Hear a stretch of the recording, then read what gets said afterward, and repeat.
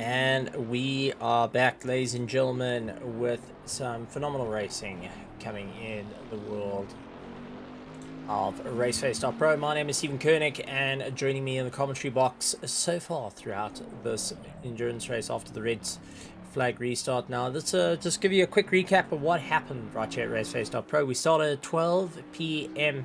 This afternoon right here in South African time.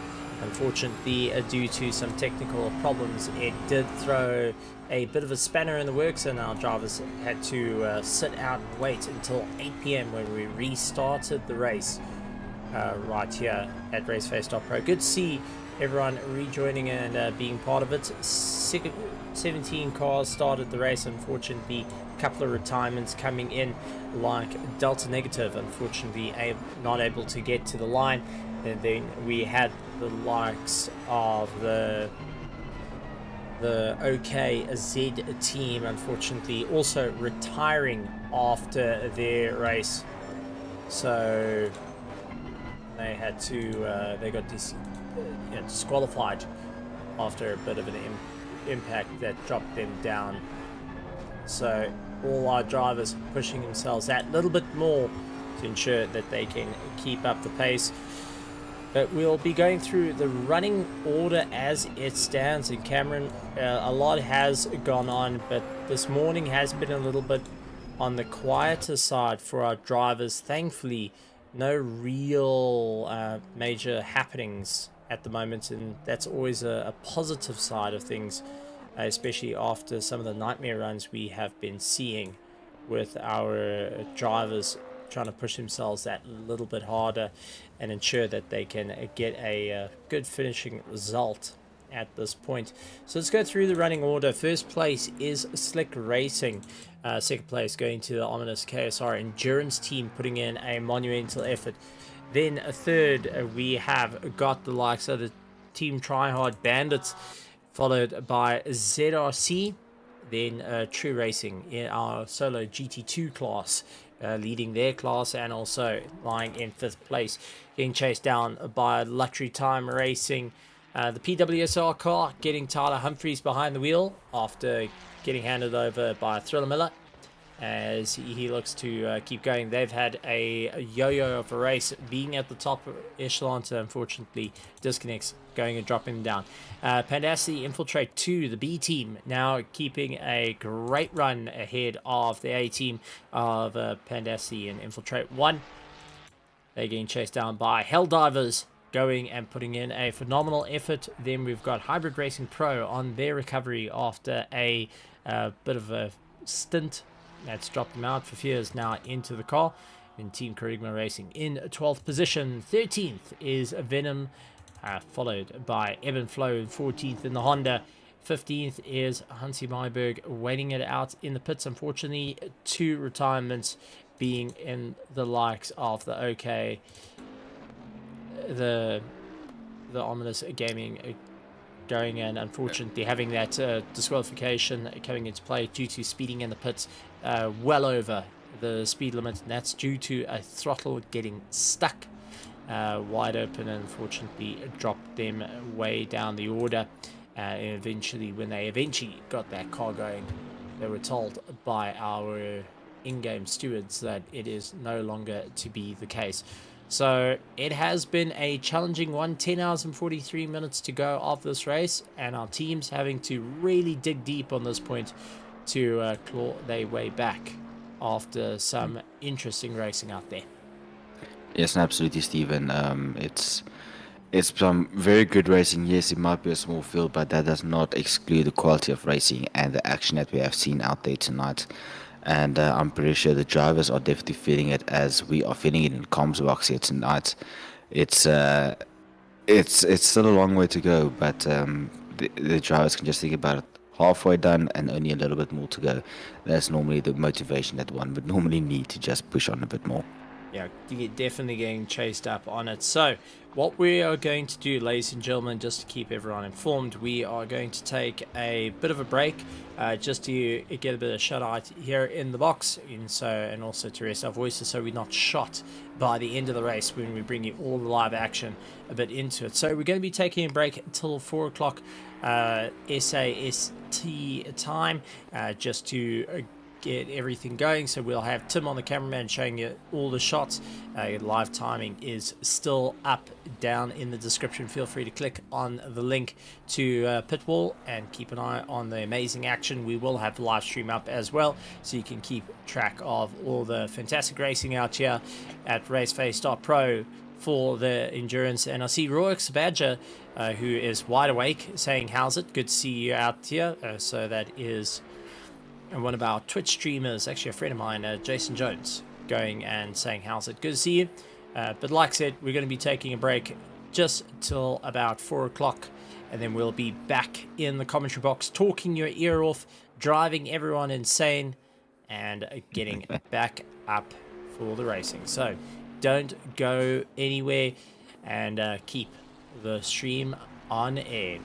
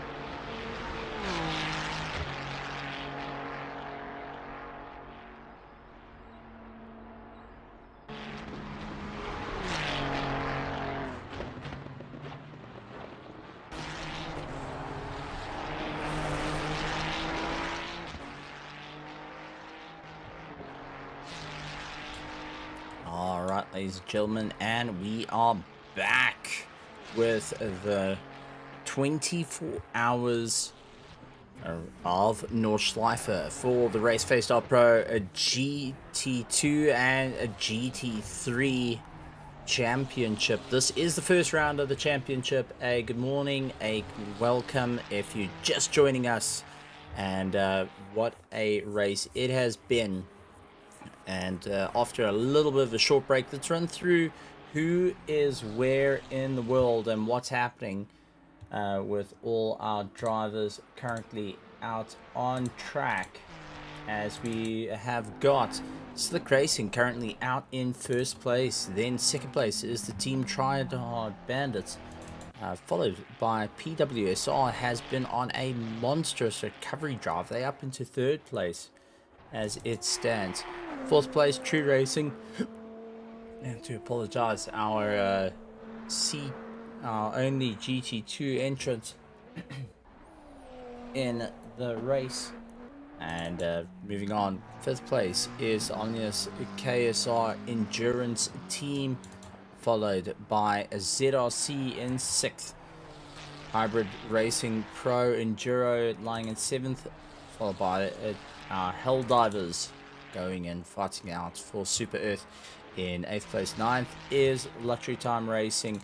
Moving on to 10th, it's the Pandacity Infiltrate 2 team, the B class of the Pandacity team, followed by Team Kerygma Racing in 11th. 12th place at the moment is the Pandacity Infiltrate 1 car, the A team for the Pandacity team. Team Ebb and Flow in 13th place. 14th is Venom Nords, and 15th place is Hansi Myberg, still waiting it out. He's still to get back in the seat. We have so far had only 2 retirements this in this race, which was the likes of our OKZ team and also Delta Negative, who unfortunately retired at the start of the race. And our OKZ unfortunately going and having a pedal, their throttle get stuck, means they stormed into the pits, and unfortunately that was that for the racing side.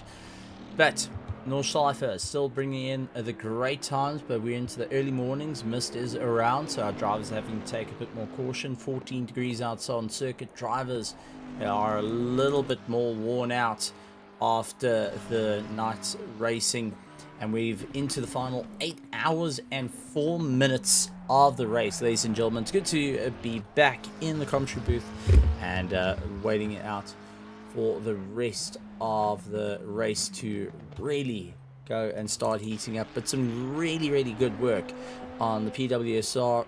Now they disconnected not once but twice, eventually handing over the car to from Kieran Patterson to Dylan Miller. Now there is a bit of damage on the car, but that is visual. That happened a bit earlier on during the break, and they're just trying to keep it up and going.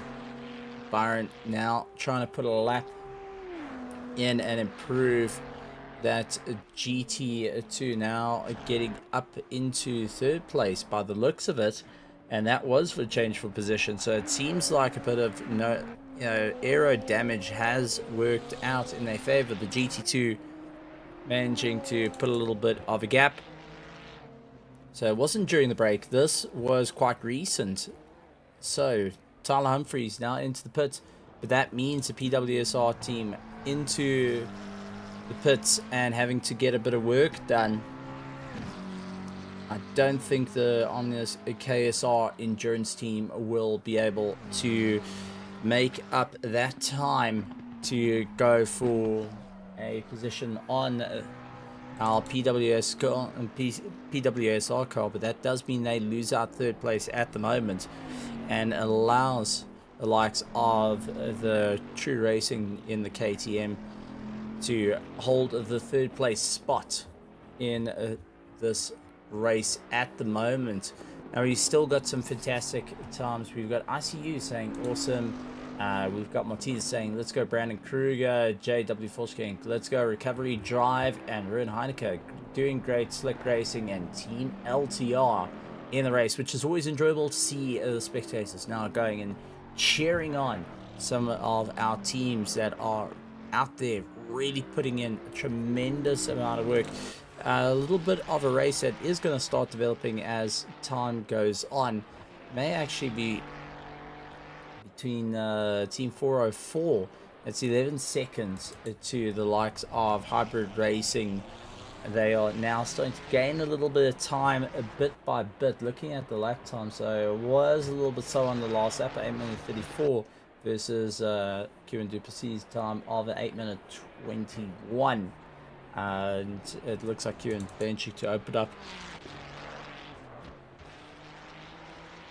a very small bit of gap as it stands. We talk about 11 seconds being small, but in a race like this, 11 seconds can make or break a race just in the pit lane alone. So our drivers just trying to battle it out and keep up the pace.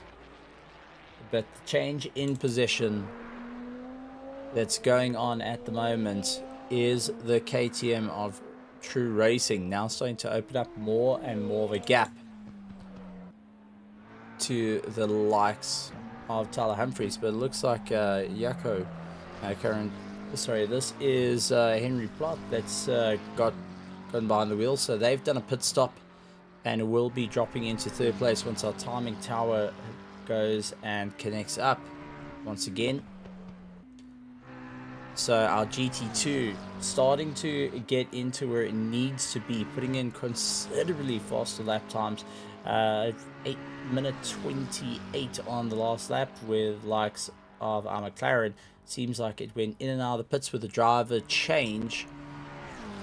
And for the first time in this race, True Racing has finally seen the top of the pile and now needs to close down on the big Bentley that has been keeping it consistent all race since the start of the second half of our race. We had our basically a 4-hour race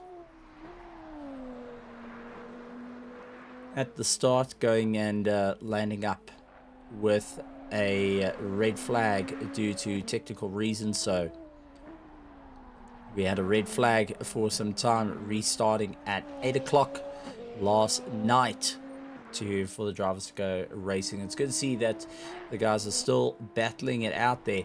And this is just a shout out to any of the drivers and team managers. If you wish to come and have a chat as well, please head to the interview room, come and have a chat to us. We want to get a bit of insight to what's happening with teams, what's happening out there, or do send me a voice note as well. We could just use that to play on air for everyone to hear. If you are not a big fan of getting up on the stage and getting interviewed, or if you're feeling a little bit too tired. To all our spectators, I'd like to say a big welcome to you guys. I can see a couple of you still sticking around, being a part of the show, and just want to say good morning. A big shout out to you guys. Who are you supporting? Who do you think is going to be able to take the trophy at the end of this race after the 24? Would love to hear from all of you on who was able to really call the victory back after a long race. Drivers having to push themselves really to the top of the pile. Kieran Patterson taking over the PWSR car from Tyler Humphries, now trying to gain a little bit of time, going and really pushing the car out, trying to make up a bit of time that was lost while they got a bit of repair work onto the vehicle. And down into fourth, they're on the same lap as the obvious KSR endurance team. Mac Van Hoover behind the wheel, trying to gain a little bit of time. Michael Schultz of ZRC currently on lap 55. So the only car that is currently on the highest lap, and that is lap 56, is Slick Racing, who is really nailing down those lap times, hoping to gain a bit of time.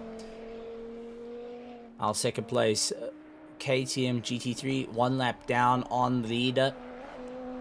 Also having a world of differences playing into effect, but it does look like they finally getting on top of the car and starting to just nail those lap times back in to get running.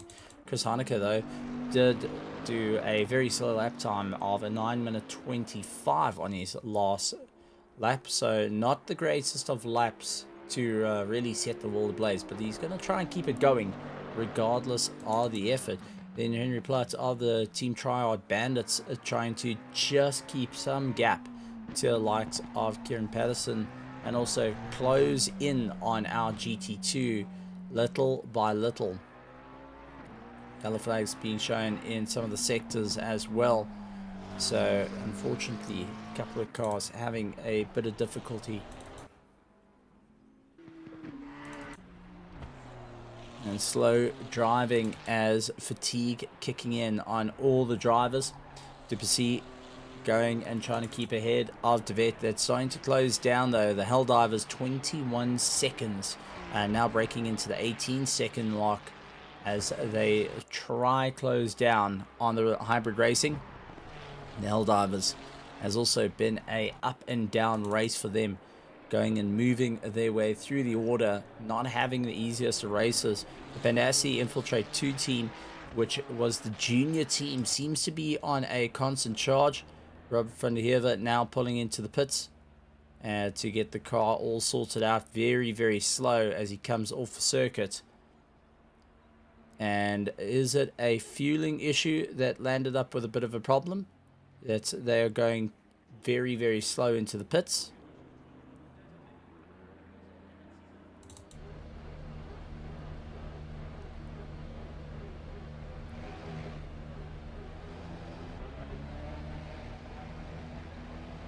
Trying to get an extra lap in, maybe cuts it a little too close as they come into the pits. So that car maybe used up a little bit too much fuel, and right down to every last liter to gain a little bit of time on it. And they managed to limp it back. Slick Racing though, out in front, still with a commanding lead over the rest of the field. Will have to keep his foot on the gas, being a lap ahead of this car. Our GT2 that is still on the new circuit, so it's still at the bottom half. They just started the lap 56, where Slick Racing will be coming on to the back section of our old circuit as we pull up our track map to just give you an idea of where they're sitting. Car number 37, the Triangle at the top of the charts, is having, or at the top of the circuit. So the Triangle is what we're looking at, constantly making a move all the way down now onto the final back section of the circuit, where car 85, second place, is still on the new circuit. You can already see that there's more than half the track, the distance between the two of them, and that is really not playing into the favor of our GT2 that needs to get a real hurry up and go. I see that there is 365 that has got a bit of a problem. Sorry, 369, and that's Rob van der Heever that's actually come to a stop on track. That is Luxury Time Racing that has come to a stop on the circuit, and something has gone on with that car. So they're trying to kick it out and get it going once again. So let's try and go back 30 seconds. Even then, well before this is 30 seconds back, they got the car stuck and just not looking to get the car going, stuck in gear with no throttle, and it looks like not being able to get going. driver frustrated behind the wheel there, and may be out of the race. They also did get a drive-through penalty as well, so it looks like a bit of an issue, and they may need a tow back to pits, dropping down the order. And yeah, that car is going to need a tow. It is stuck on the track. No throttle, no engine sound, no pull. That is them currently waiting to try and get that car fired up, but they will have to get it towed back one way or another. Someone has to get that car towed back. Unfortunately, that is going to land up with a bit of a problem as Michael Schultz going off into the wall. Braking a little bit too late, fatigue kicking in. Remember, he's done a bit more of a 24-hour race with Ruin Cilliers as well, as they were previously in a race well before the start of this one. Unfortunately, that got canned, and was actually, to their unfortune, to our fortune, they went and signed up and became part of this race. But now the drivers will be keeping a very close eye on the race at hand. Rob van der Heever, though, who is stuck on track. No, it looks like they managed to get the car going. So whatever was the problem with the car, they're able to get that car fired up and now seems to be back onto race pace. So Rob van der Heever now needs to make up some time. He's got a drive-through penalty that's been issued, and will have to serve that in 3 laps. Roger Claassen trying to make up some time and close down on the Pandacity and Infiltrate 2 team, which is out at front. Jean-Ray Buerta going in 12th place, doing a fantastic job for the Porsche, hoping that they can make a little bit more of a climb as it stands. Ludwig Zitzman of Ebb and Flow, the Honda, still sticking it out. Dean Paris of Venom Nords, this being the team's very first endurance race, and it's always fantastic to have drivers coming in, and what a first endurance race it has been for them, needing to really dig deep and see what they can do in a very, very difficult race. I mean, if this is going to be your first time in an endurance race, picking a Nordschleife 24 as it is not going to be the easiest thing in the world, and the drivers will have to sit there with a big smile that they've gotten this far, so far being in 14th position. Not a bad run at all. Our GT2 still stomping around and giving it everything they got to try and make up that bit of time.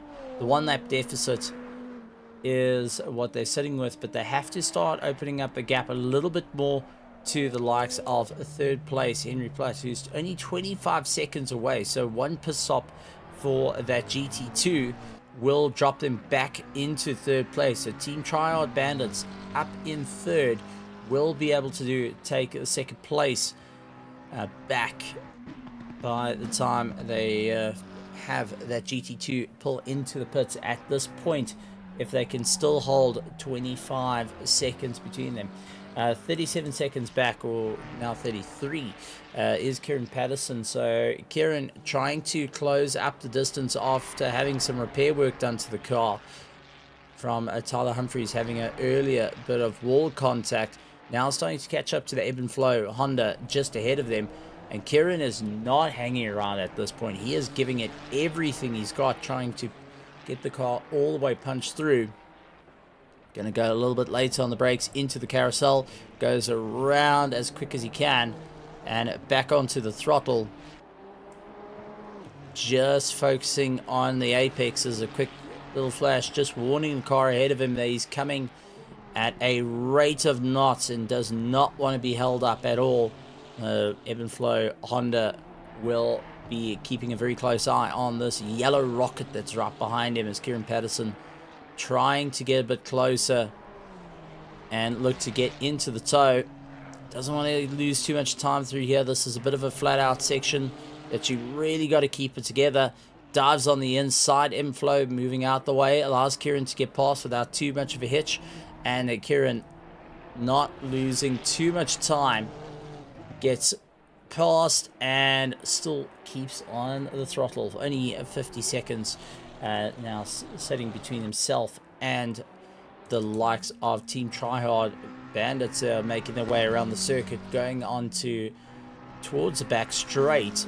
This is incredibly long straight at the back end of the circuit, where it's all about getting just high speed to get it all sorted out. Kieran running out a little bit wide, just walking the car to the fringes, is not hanging around,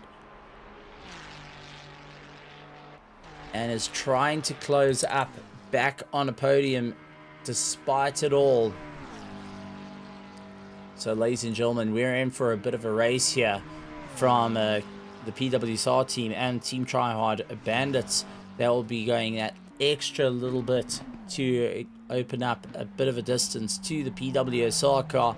But we do expect the number 10 car, Rob van der Heever, that will be serving that drive-through penalty, and he will have to do it within within 3 laps of getting the penalty. Now he's still got to make it all the way around the circuit, then do a drive-through,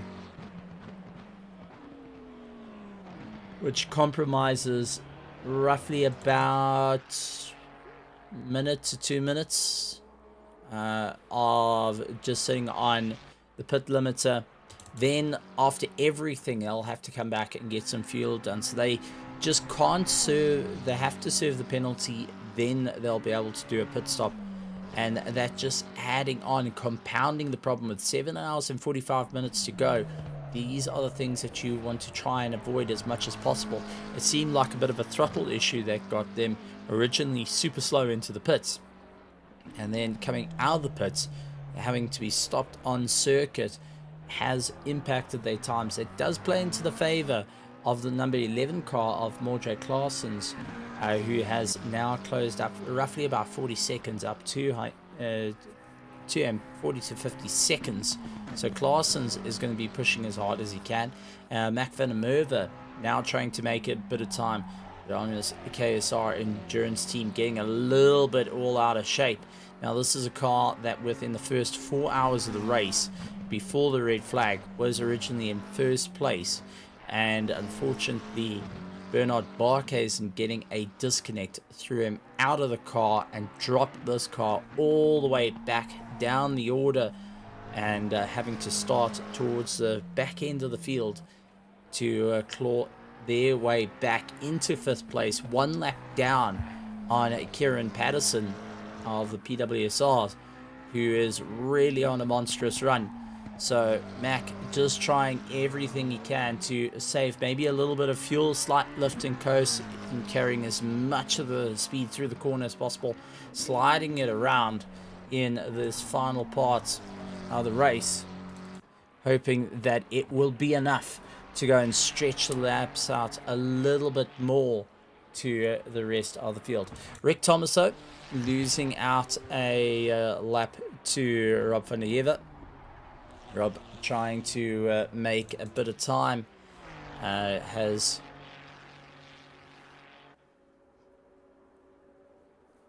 gone onto the back straight, so he is really making a phenomenal time to try and close up. Will he serve the drive-through penalty now, or will he try go a little bit longer? He's got 3 laps to serve the penalty. Whether you do it now, whether you do it in the next 3 laps, depending on how the driver feels, to just get it out the way and get going once again. This is going to affect their pit stop strategies. This is going to affect what they are planning at the end of the race. Gently through down into 2nd gear, start accelerating. Will he be pulling in the pits? And does so. Slowing the car down well before hitting the pit limiter, so pit entry won't be a problem.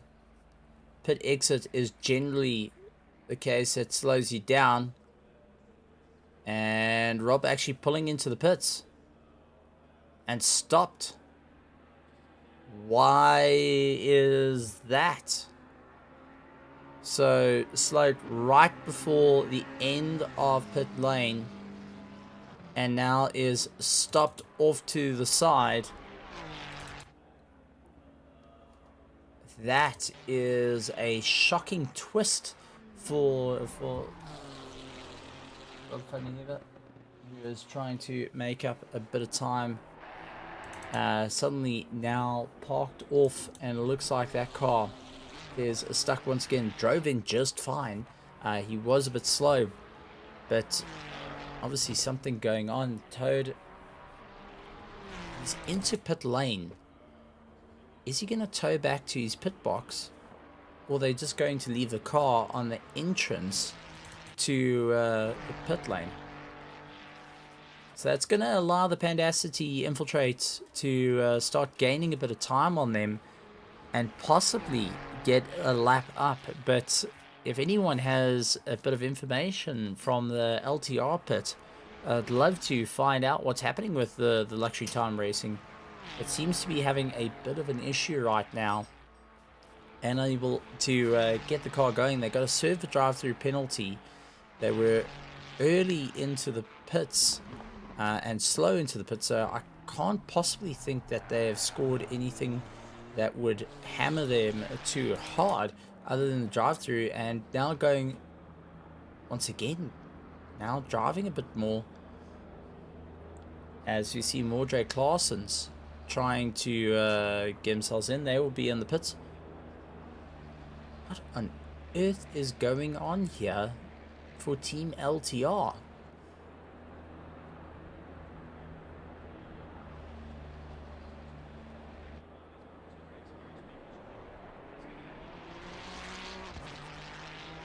They served the drive-through penalty, but yeah, bit of a change up there. Slick Racing currently out in front. Then we have got our GT2 in second place. Henry Platt of Team Tryhard Bandits currently in third place. Kieran Patterson of PWSR in fourth. Fifth is Mac van der Merwe with the likes of Kieran Duplessis of Hybrid Racing Pro Enduro. And it does look like we have lost Michael Schultz from our ZRC team that may have dropped out. Yes, it looks like the ZRC team has unfortunately dropped out for whatever rhyme or reason. LC Jabir saying technical problems on the LTR side that's bringing them through. So big thank you and a good morning to LC Jabir. Good to have you. And thank you very much for the information, giving us a bit of insight into that car, because it's been bizarre. That's most certainly the only word I can say for it. It's been rather bizarre that we've had the car stopping, going, and it seems like they have been battling with the throttle on that car. It was very slow into pit entry and then suddenly getting caught out. But another twist being thrown in, and Michael Schultz from Team ZRC has had a disconnect. Now they have been a late addition to the race, and it looks like the race has taken its toll on the drivers as time's gone on. It has played into the favor of a couple of cars. Rob van Heerden now into the pits, trying to just get the pit stop done. Towed back and hoping to try and get that car sorted out. And it looks like they may have in turn run into their own problem. So Rob van Heerden going and landing up with a bit of a problem. So this is changing things up again. Tyler Humphreys going and saying very much a yo-yo race from PWSR and Angry Racing. Well, Tyler, it would be fantastic to have a chat with you. That you have been in the car, you have been with new drivers, so if you really want, head over to the commentary booth, go to the interview waiting, and it'll be awesome to have a chat with you. and just get your insight into the race, how it's been for you, how's the challenges it's been around the circuit, and especially in the night drive. Our GT2 of True Racing now into the pits. That is going to allow Team Tryhard Bandits to start opening up and retake that second place spot. And then you have got the PWSR car trying to get as much pace as possible, hoping that it's going to be enough of a charge all the way through to the sharp end of the field.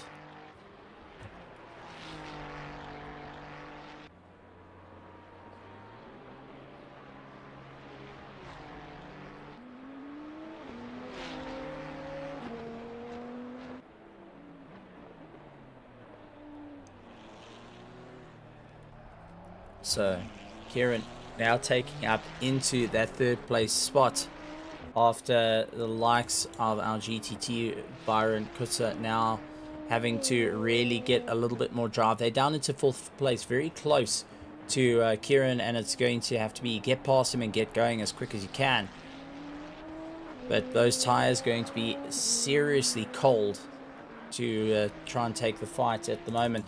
Henry Platt in a second place is starting to open up the gap, but not too far away from the PWSR car.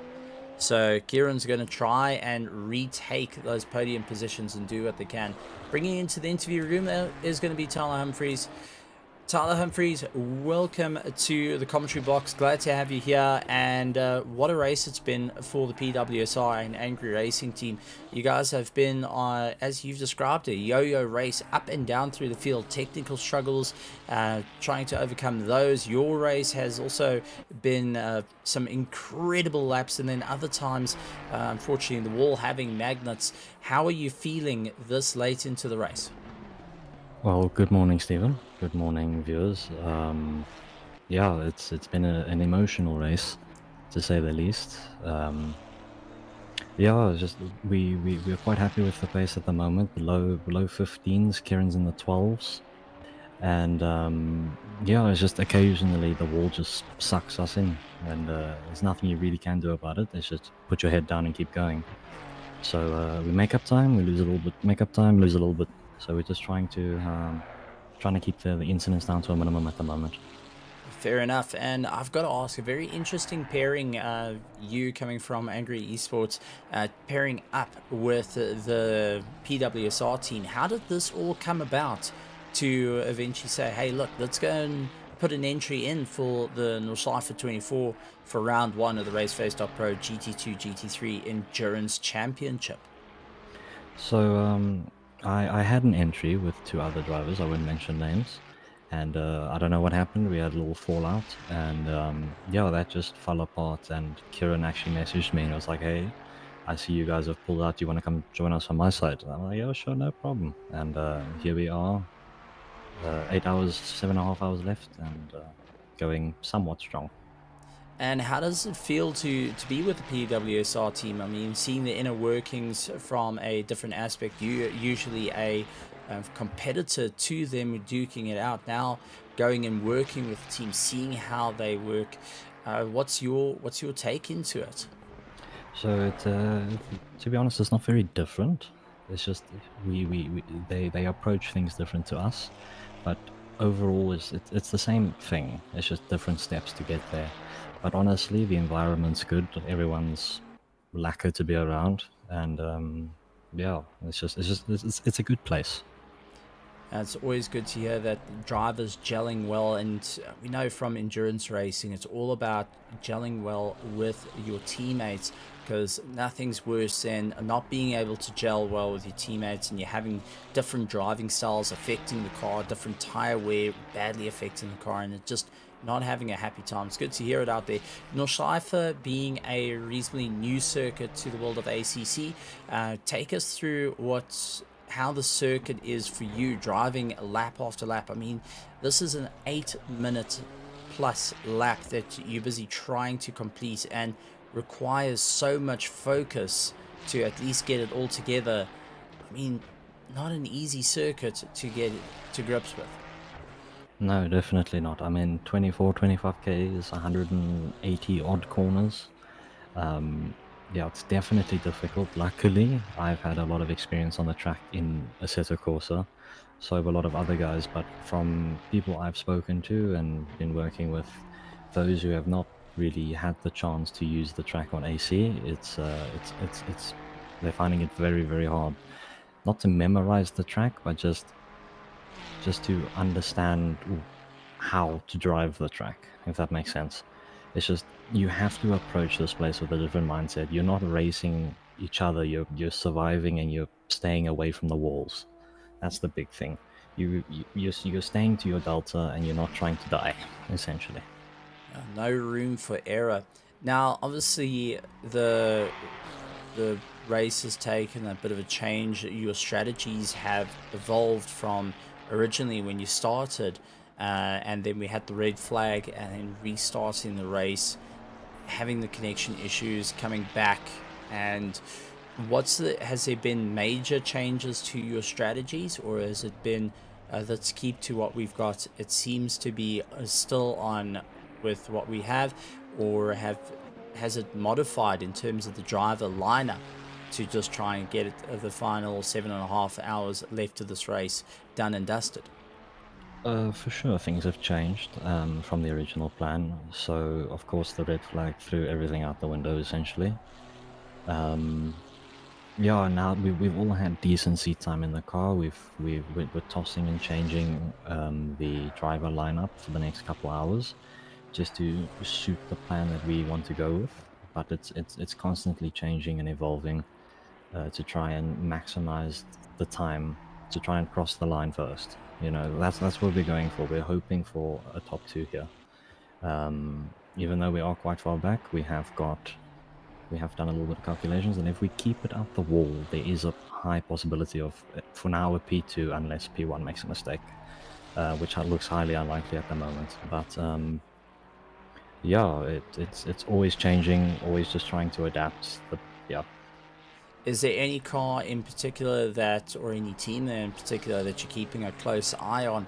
I know that the Omnius KSR team was also quite a contender at the start of the race, with Barkhuizen behind the wheel, and also having Kieran and Barkhuizen with a bit of a history in their side-by-side racing. Have they been a car to worry about? Has it been the GT2 that is out on circuit of true racing being one that you're keeping an eye out for?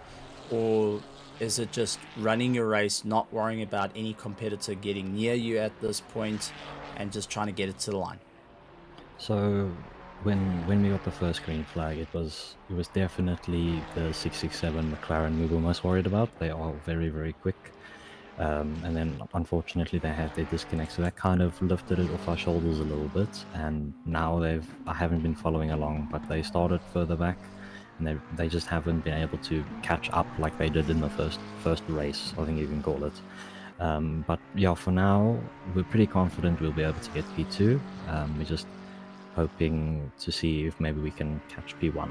We are right now 2 minutes. Well, it's like 2.5 minutes away, well, up the road from them. So they are 2.5 minutes from lapping us. Currently about 15 seconds a lap faster than them with Kieran in the car. So it will be very, very, very close. Some awesome times being put in. I mean, the best lap time was at 8:12 that was set by you guys. Kieran mentioned on his previous lap, before he crosses the line now, was at 8:13. He did at 8:14 this time, where our first place car doing at 8:28. So having those monster lap times starting to chip away at the armor that's ahead. Is there anyone that you want to give a shout out to all our spectators, to all the drivers, to all the teams that are out there and just trying to keep themselves circulating at this point? Anything from your side as Angry Racing and PWSR that you want to give a shout out to before I let you go to go and keep Kieran some company? Yeah, for sure. The boys at PWSR. I mean, I have not done any laps around here in the Ferrari up until just over 48 hours ago.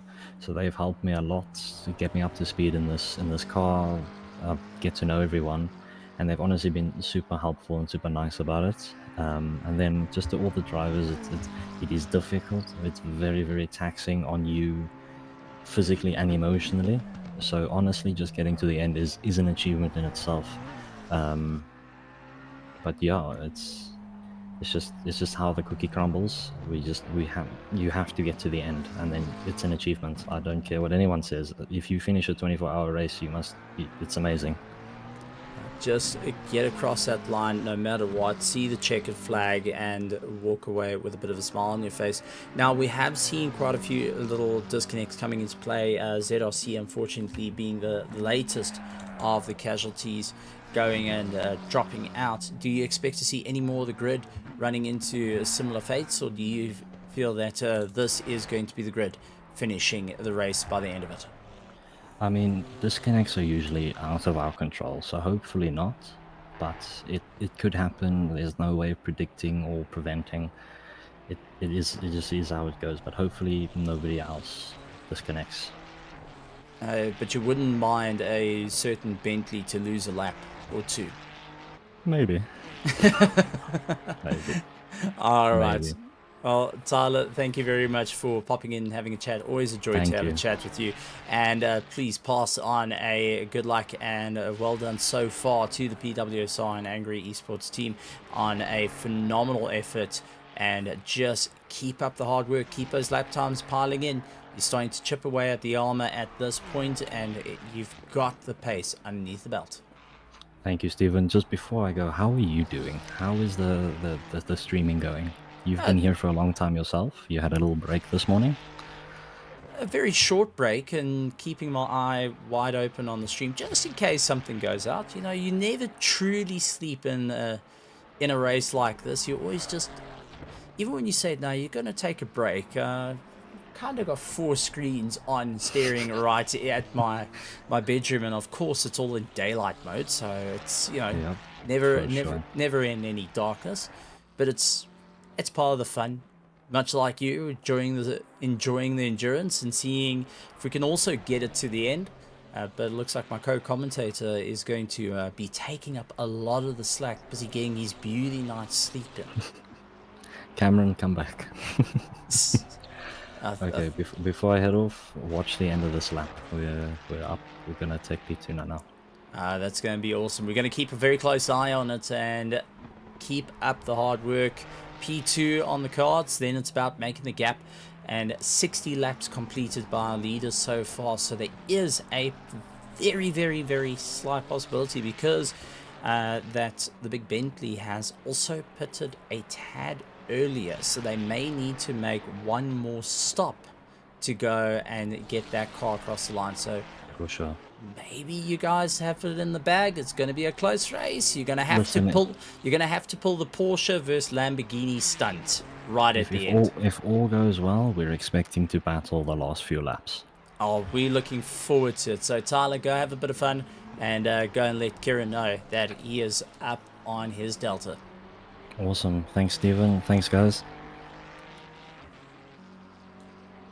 Always interesting to have a chat to Tyler Humphreys from the Angry Esports team, joining up with the PWSR and being an invite driver, getting to see how the inner workings, they're catching up to the team Tryhard Bandits, and taking a look at the field. We got LC Jabir saying, well done, Slick Racing, keep it up, guys. Lovely to see that. And LC Jabir, good to have you around. Welcome to the morning chat right here at RaceFace.Pro. I feel like I should have the radio station. Ladies and gentlemen, boys and girls, hope you got your cup of coffee. Let's go and put on some grand music, kicking it off with a little bit of Boney M to try and get you all warmed up before moving on to a little bit more of our exciting music. Shingos, you see, I can't quite do that same radio voice. I'm a little bit too excited in the mornings, and I definitely can't pull off the jokes that Wackhead Simpson used to do in the early mornings at 94.7. Then we got Arma going and saying, morning, morning, morning. Good to have you here. I'm glad to have you joining in. Good morning. Hopefully you got your cup of coffee, or even in my case, a hot chocolate to keep it going. Also, GB is saying, glad to see 14 teams still running in this race. Yes, we've just had our most recent retirement, unfortunately, due to a problem, and that was the ZRC team that was lying up in the order, unfortunately dropping out. And now we do have a invite, Liam Swanburn coming in. Liam, welcome to the commentary box. Glad to have you here. Good morning. And first things first, have you got your hot chocolate with mini marshmallows in it ready to go and watch the race, and also for you to soon be back in the car? No.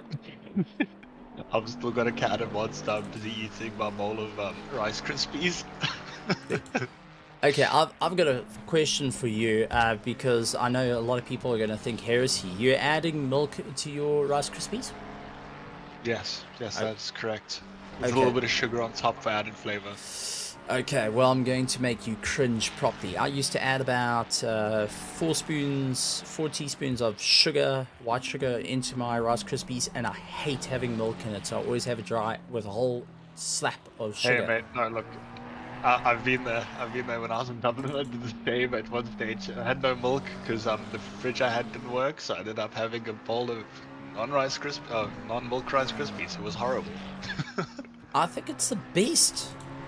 You know you hit the bottom of the barrel when you start having the corn flakes with a bit of sugar and no milk on that one. That's mate, for certain. that's when you know you've hit the bottom of the barrel. Absolutely.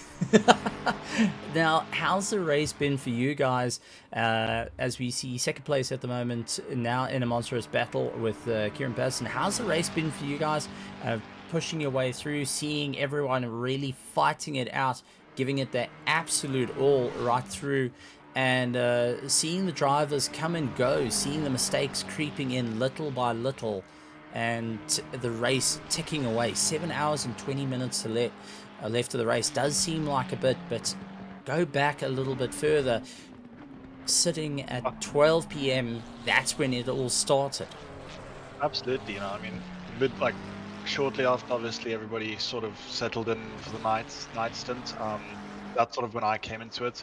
The beginning of the stint was a bit of a, shall I say, harsh reminder that this is the green hell, and it is going to make you wish some days that you had chosen a different hobby. You know, but at the end of the day, no, it's I settled in quite nicely, myself and Dean, the two drivers. Oh, there's my car, yes. So myself and Dean, we sort of settled into a nice groove. It wasn't the greatest pace. I mean, I'll be honest, we were sitting at about a 8-minute 40, 8-minute 50. But the issue is, it's just in the dark, it's so hard to actually navigate your way around this track consistently. Yeah, definitely. You're relying on the headlights, and that's pretty much it. And the corners come up at a rate of knots, being very blind to it. You enjoying the daylights a little bit more now? I think so, yeah. Jean's just gone into the car now. Master's just gone into the car, and I think he may have had 1 or 2 moments. I'm not too sure. I was downstairs just recovering a little bit from my stints. Obviously, I haven't slept yet. I'm sort of just making sure everybody else is staying awake and whatnot. The other guys have all gone for their naps. Hoping to go for mine shortly, but we'll see how that goes. Well, I've got to say, you've been the only one in the team that has really mustered up the energy to come and have a chat with us here. Everyone else has been rather afraid, and they have to hide themselves behind a helmet just to avoid it. So it's lovely to have you here. But a bit of positive news, negative for one set of team, but a positive on your side. It does look like our GT2 that was out on the circuit has unfortunately retired. So retired, yes. So that means you're up a position once again. So from worrying about 14th position or 13th position, you're up into 12th. You're up into 12th now, and time's still ticking away. There's still a good opportunity to score a few more positions in the debut endurance race outing for the team. Absolutely. I mean, Moss is an absolute monster behind the wheel of this car. A lot more competent than I'd say myself. I've done a good job to keep sort of like damage limitation, but I think with Moss behind the wheel, I wouldn't be surprised if we catch at least the Zeitman crew. I'm hoping that's sort of our target right now, catching them, and see where we go from there. You know, J Farmer would be an absolute beauty to catch. However, he is, I believe, 3 laps up on us, so a bit of a long stretch there. But you know what, we're going to give it our all. Well, that's it. You'll never know unless you try. And I also see we've got V Kixie going and also putting a bit of support out for myself back in the car, and just going and supporting the Venom team that's out doing a phenomenal job. What's your take on the race so far? Your experience being around the Green Hell, going in an endurance race with the team, building up a bit more to the friendship, getting to know, instead of just being a bunch of friends, it starts becoming a little bit more of a family that's in this little car, and also having the car as your little home. Absolutely. I mean, before tonight, really, I mean, myself, Moss, and Dean had spoken a little bit. Obviously, myself and Shane are quite good friends. However, one of our mutual friends hooked myself and Moss up, and we sort of started chatting. We're like, okay, you're looking for a team, we're looking for a team, why don't we team up? So before tonight, really, we didn't have much contact. Obviously, we had like the bare minimum with sign-ups and whatnot, and like a small chat. But other than that, there was no contact. Where we are now, where it's like we're a functioning team. You know, there's great communication between a lot of us. The intel is spot on throughout. You know, constantly giving calls, just saying like, okay, look, this is how far car behind you is. You are not racing him. This is a sort of pace. You know, expect him at this corner. So no, it's a great experience. Sort of building that friendship and that team bond, I'd say. It's incredible. And is this a track that come next year when you return to it here at the RaceFace.Pro Endurance or GT2, GT3? You're going to come in swinging hard? Is a Ferrari going to be returning, or maybe a different car? We'll see, honestly. I mean, I think in a year's a long time, you know. I know they say it's gone before you know it, but at the end of the day, if we're practicing these tracks consistently, and especially Nords, I think in a year's time, all of us will have a pretty solid pace, hopefully. I think in a year's time, everyone will have a really good pace, and it'll sort of start to equalize out, at least for some of the more advanced drivers. Obviously, right now, we're seeing massive splits between the drivers, where Patterson's setting, you know, those ridiculous times he was setting, where his race pace, or that team's race pace was on par with other teams' fastest laps and ahead of that, you know. So I think in a year's time, it'll start to equalize out a bit more. Not as much as you see on another track, but I definitely think there is opportunity for closer racing. Well, you still got quite a bit going into it. The Monza endurance race coming up a little bit later in the year. Looking forward to seeing what the Venom team can do. Maybe go and put a bit of venom and slowly get the other drivers to succumb to the venom, and really have a bit of fun out there. Oh, thank you so much for joining us this morning. I'm going to let you enjoy your bowl of Rice Krispies, and I hope the team gives you a little bit of reprieve so you can get a snooze or two before you jumping behind the wheel. When are we expecting you to jump in the wheel? Behind the wheel. I'll be doing the next stint, so I'm planning on doing the next stint. I think everybody else is still sleeping, so I'll let Moss finish up here, and then I will hop behind the wheel and try and get a move on. Hopefully, a clean set of laps. I've got to see how track temp and whatnot is doing. At the moment, it is 15 degrees, so it's starting to come up nice and gently. But Liam, thank you so much, brilliant. And we look forward to having a chat to you after your stint. And I look forward to having a chat to you at the end of this absolutely stellar race. Absolutely, Stephen. I appreciate your time, mate. Have a good one. Cheerio. Liam Swinburne coming in. It's absolutely fantastic to have a chat to the drivers as they battle their way through. So we're hearing a couple of things throughout the race. I mean, at the moment, we've got Kieran Patterson trying to make up time. Their overall goal is they want to get a minimum of a top 2 and go for the first place after everything. And we heard from Tyler Humphreys on that respect. Now we got Henry Platt, who is currently 13 seconds away from Kieran Patterson. They did try and put up a bit of a fight, going for some defensive maneuvers. Unfortunately, the long straight really taking it out. The Team Tryhard Bandits really banding together to try, hopefully get a little bit more of pace behind them.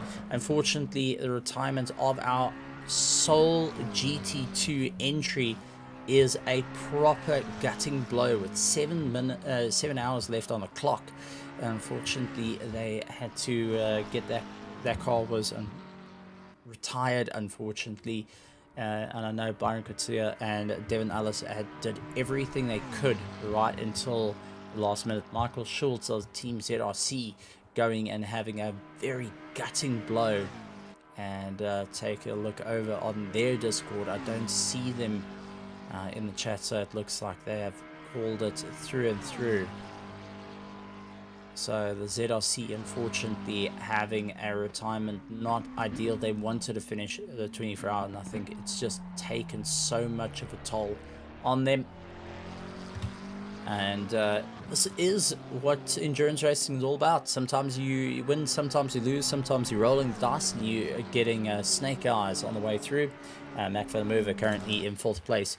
Then we have got the Hybrid Racing Pro in 5th, making up a bit of time. And lying currently in 6th place is our Helldivers, doing a phenomenal job on gaining a bit of time. They actually were at the back of the field. They were 15th at one point, now up into 6th place, trying to close up the distance for Super Earth. Pandassi Infiltrate 2, the B team, the junior team, going and putting in a phenomenal run, running in 7th place at the moment, 3 laps behind our leading pack, and currently 1 lap behind the likes of Conrad Fosking. So he's really trying to gain a little bit of time. And on a lap 58, they're getting chased down by Mordred Claassen. This is the pro team, or the A team as I like to call it. Mordred Claassen's hoping to make a bit of time up as they charge their way through. The Team Kerygma Racing, Ultimate Boertner, in the first start of the race before the red flag, unfortunately having some really rough runs going and dropping down. Looks like Genre Boertner, though, behind the wheel, seems a little bit more connected with the car. And the Team Kerygma Racing, slowly but surely, starting to chip away and close up the gap to the Pandacity team ahead of them. That 433 Ferrari, the sole Porsche, looking to make a bit of an impact in a field that is mostly dominated by Ferrari. Second to that would be the McLaren, and then you had the odd car such as the Porsche, the BMW, the Honda, and the Bentley that are still out on track. Jason Farmer in the car, going and making up a bit of time. Rob van der Heever having some technical problems, as we heard from LC Jabir, but it looks like they've managed to switch him out, get Jason Farmer in behind the wheel. Jason Farmer is going to hopefully start opening up a little bit more of a gap and try and close on to the back of the Team Kerygma Racing. After everything that's gone on, it's going to be a big fight. Still within the top 10 though, not an easy feat to do here at the Green Hell. And our Ebb and Flow Honda going and making their way through. Christian Zietman in the car as it stands, hoping to gain a little bit more time. Now, Ebb and Flow team, a bit of an interesting one. I was taking a look at their entry list. Now, I just want to double check and make sure. Yes, it is a 2-man team. So it's Christian Zietman and Ludwig Zietman. So that is the family team of 2 drivers that are fighting it out. And they're part of only 3 teams that had entered 2 drivers. The second of the 3 teams that have been with 2 drivers is currently our leaders. Mark Cambry and Chris Haneke have been the only 2 drivers in the Bentley. So they are trying to carve their way through. Second to that was the Cyber-D Motorsports, also True Racing, also known as the True Racing, our GT2 entrant in the KTM Crossbow. Unfortunately, it looks like they have retired. They were also the only 2-man team in the car that unfortunately dropping out of the mix. So the race is starting to take more and more of a toll on all the drivers and cars at this point, ladies and gentlemen. They will be having the cars not only running with brake fade, where we were talking about having to change your brakes. That's when you're going into a corner, suddenly you're having to move your brake marker back 5 meters, 10 meters, because the brakes are wearing out. Not as good as when you started with the circuit. And also the chassis flex now coming into play, where the characteristics of the car's handling starts developing. It starts becoming a little bit more oversteery, a bit more stiff. You're not able to dive into corners as much as you want, because now mechanically sound, as much as you're pushing it with the car, it's not as mechanically sound as when you first originally got it off the truck and got it here at the track to get it racing. So the sights and sounds of the green hell now starting to hear the bell toll for a lot of these drivers who have to really dig deep if they want to make up their time. And our Team Tryout Bandits trying everything they can to catch up to Kieran Batterson, but unfortunately a 20-second gap, as it seems to be stretching out longer and longer at this point for our race. And the Bandits now concentrating on their efforts to hold a third place, as they will be keeping an eye on this car over here. This is on this KSR, our OG KSR team, now in 4th place, closing up the distance. We heard from Tyler Humphries a little bit earlier that they were originally concerned of the pace of this car, but with the team running into a bit of a difficult time going and losing out that little bit of drive, now we'll be focusing on how they're going to keep going. So not going and having too much of a concern, the PWSR team saying we're not worried about them anymore, we've got our race. The Omnis team will be looking to get themselves going. They do have their sister team, unfortunately, had to retire the car due to a disqualification, as we see a bit of sideways action from Mac van der Merwe, sliding the car around, counter steering on the way through. The rears are not going to be too happy with that one, but the sister team will be going and supporting them from the sidelines. Yes, they landed up with that DQ due to speeding in the pits, and that was because the throttle got stuck, and unfortunately it was an unsafe pit entry. We'll be going and cheering on and giving us a bit of information, supplying a bit of information, saying, right, this is where you are, this is where we're going, this is what the score is so far. We're into the final runs of the race, and the drivers having to just work out those little strategies. Who's going to be able to get the final runs, who's going to be able to get a little bit more. This is when you're going back to the calculators and looking back at your times. And we did get a slight insight of what the cars may do. Now, when I say slight, the information could be inaccurate, a bit of a dummy move pulled ahead of us, and that information was given by one of the drivers a little bit earlier on in the race. I'm not going to mention who exactly they were. I think people would guess it was one of our drivers, unfortunately, that is not currently in the race. They had to run into a little bit of problems with 8 minute 30 as a general lap time for a lot of these drivers, and putting in their fuel per lap with the tank capacity. We're expecting to see roughly 11 pit stops in these 15 hours that originally started. And with the final stint for most of these cars, it will be a splash and dash. And when I mean a splash and dash, I'm talking about 5 liters if you were giving it everything that you got to get it that little bit more. So drivers will have to bear that in mind. We're expecting to also see 106 laps total if they're keeping to an 8 minute 30 lap time. Any faster than that, we might see a little bit more over. But that splash and dash on the 11th pit stop may be the one to keep an eye out for. So just a bit of a nugget chucked out to all the teams out there.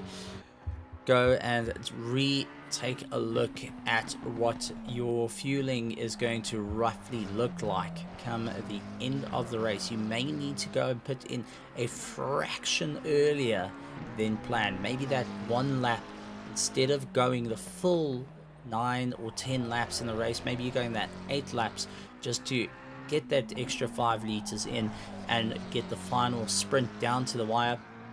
Just maybe a thought to everyone out there. So very, very interesting bit of news coming in from our different teams that are in this race. At the moment though, all eyes currently on the Slick Racing Bentley, looking to conquer their way up through the hill. It does look like the Luxury Time Racing Ferrari starting to make up a bit of time right behind him, and trying to really get going. Jason Farmer lying in 10th place, now in tow. The two teams getting supported quite a bit of Slick Racing and Luxury Time Racing. But let's see how this is going to be a proper run for him. He's looking to try and get past. Will it be enough though? I think he's not going to have the easiest time. Chris is going to be focusing on his race, not worrying about the rearview mirrors. Moss running at 8:25 flat, keeping it pretty consistent, about 20 seconds a lap faster than the Honda. So yes, that is one thing we can talk about, is that Moss is currently 20 seconds ahead, quicker than Christian Zietman in the ebb and flow, and they've been a 2-driver duo, where the likes of Venom Racing has been a 4-driver duo, 4-driver car, trying to gain a bit of time. At the moment, 1 lap down on them, so they've got a little bit of work ahead of them in this race, and strategy will come in. So yes, you may be running 825s, but keep in mind, what is that going to do to the fuel? Start looking at it, because you may need to try and undercut this very car if you wish to get into 11th position, because there's only a lap splitting the two together. So not going to be an easy time out there. It does look like our first place car, Chris Haneke, now into the pits. Kieran Patterson will be trying to make up a bit of time. He's on the other end of the circuit, so we're going to bring up the trap back just a bit. And the number 24 car, as you see on track, is at the bottom end of the circuit, where our leading car, the Triangle, has just pulled into the pits, the number 37 car. So Kieran's trying to really knock down the walls of giants right now, as the Bentley, being extremely consistent in its pace and also extremely consistent throughout the race, not running into any major problems, will be focusing on a charge. Kieran has to put in a 8-minute 15, 8-minute 13s consistently if he wishes to get anywhere close to that big Bentley come the end of the race, after 6 hours and 59 minutes. And you can be sure that not only Tyler Humphries is too busy sitting, going and working out what needs to be done. Alan Patterson will also be sitting and looking out.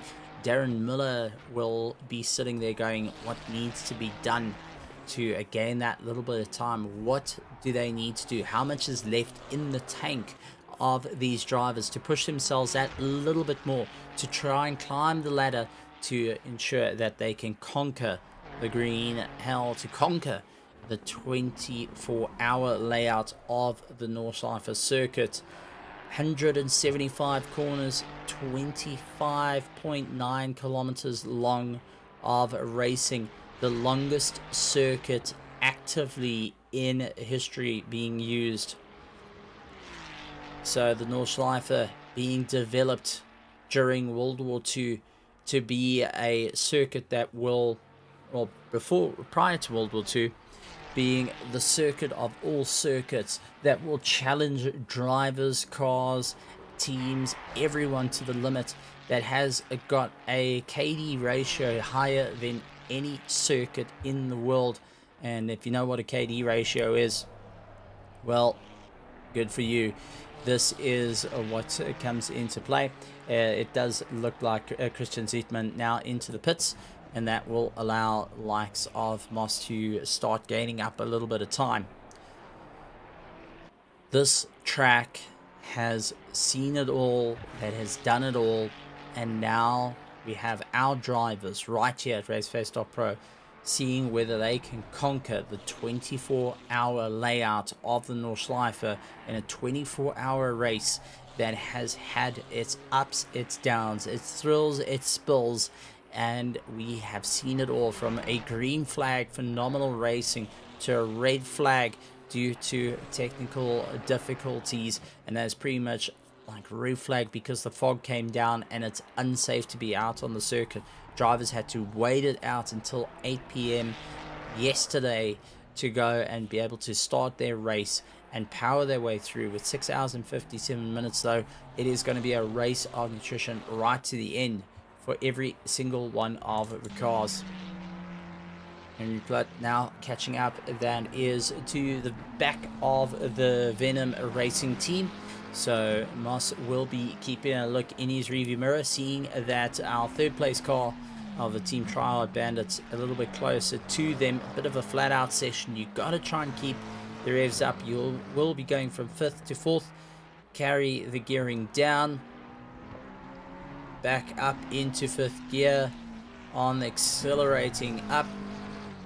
Just got to be a little bit more patient with the car. Slowly turn the car in, down into 3rd, back up to 4th, high 4th, through the left-hander, down into 3rd if you're not feeling too comfortable with it, and monumental charge down the hill. This is where you want to keep it flat as long as you can before you go over the small bump. It gets a little bit of a lift, a little bit unsettled, and they start making their way towards the back straight. This is the final section where it's all about keeping your foot on the throttle as long and as fast as possible, as you don't want to lose out too much time. Down the gears into 3rd, running out a little bit wide there, so Henry pushing himself a little bit too hard in through the 2nd carousel, out. Keeps on the gas, trying and going as late as ever to get the car out towards the sharp end of the field and on to our back straight, where it's going to be a monumental charge on their side to keep on with the gas. Not going to be an easy time for them, as all our drivers will need to really dig deep on this one if they wish to keep up the climb.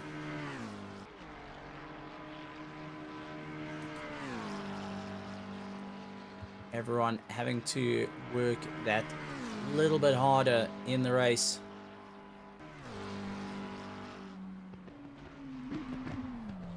And Henry down the gears to get himself towards the end of the circuit.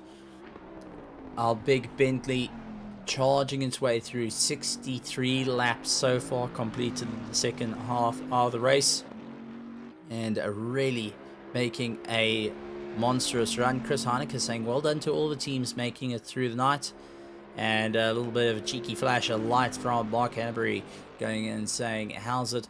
Well, Chris, if you feel like having a chat, please do head over to the interview room out in the RaceFace.Pro Discord. It will be always a joy to have a chat to you. Been a while since I actually had a chat to you, and get your insight of the race so far, because it has been a developing situation, and being a 2-man team for this endurance race, the 24 hours of Nordschleife for round 1 of the RaceFace GT2 GT3 Endurance Championship, one of the very few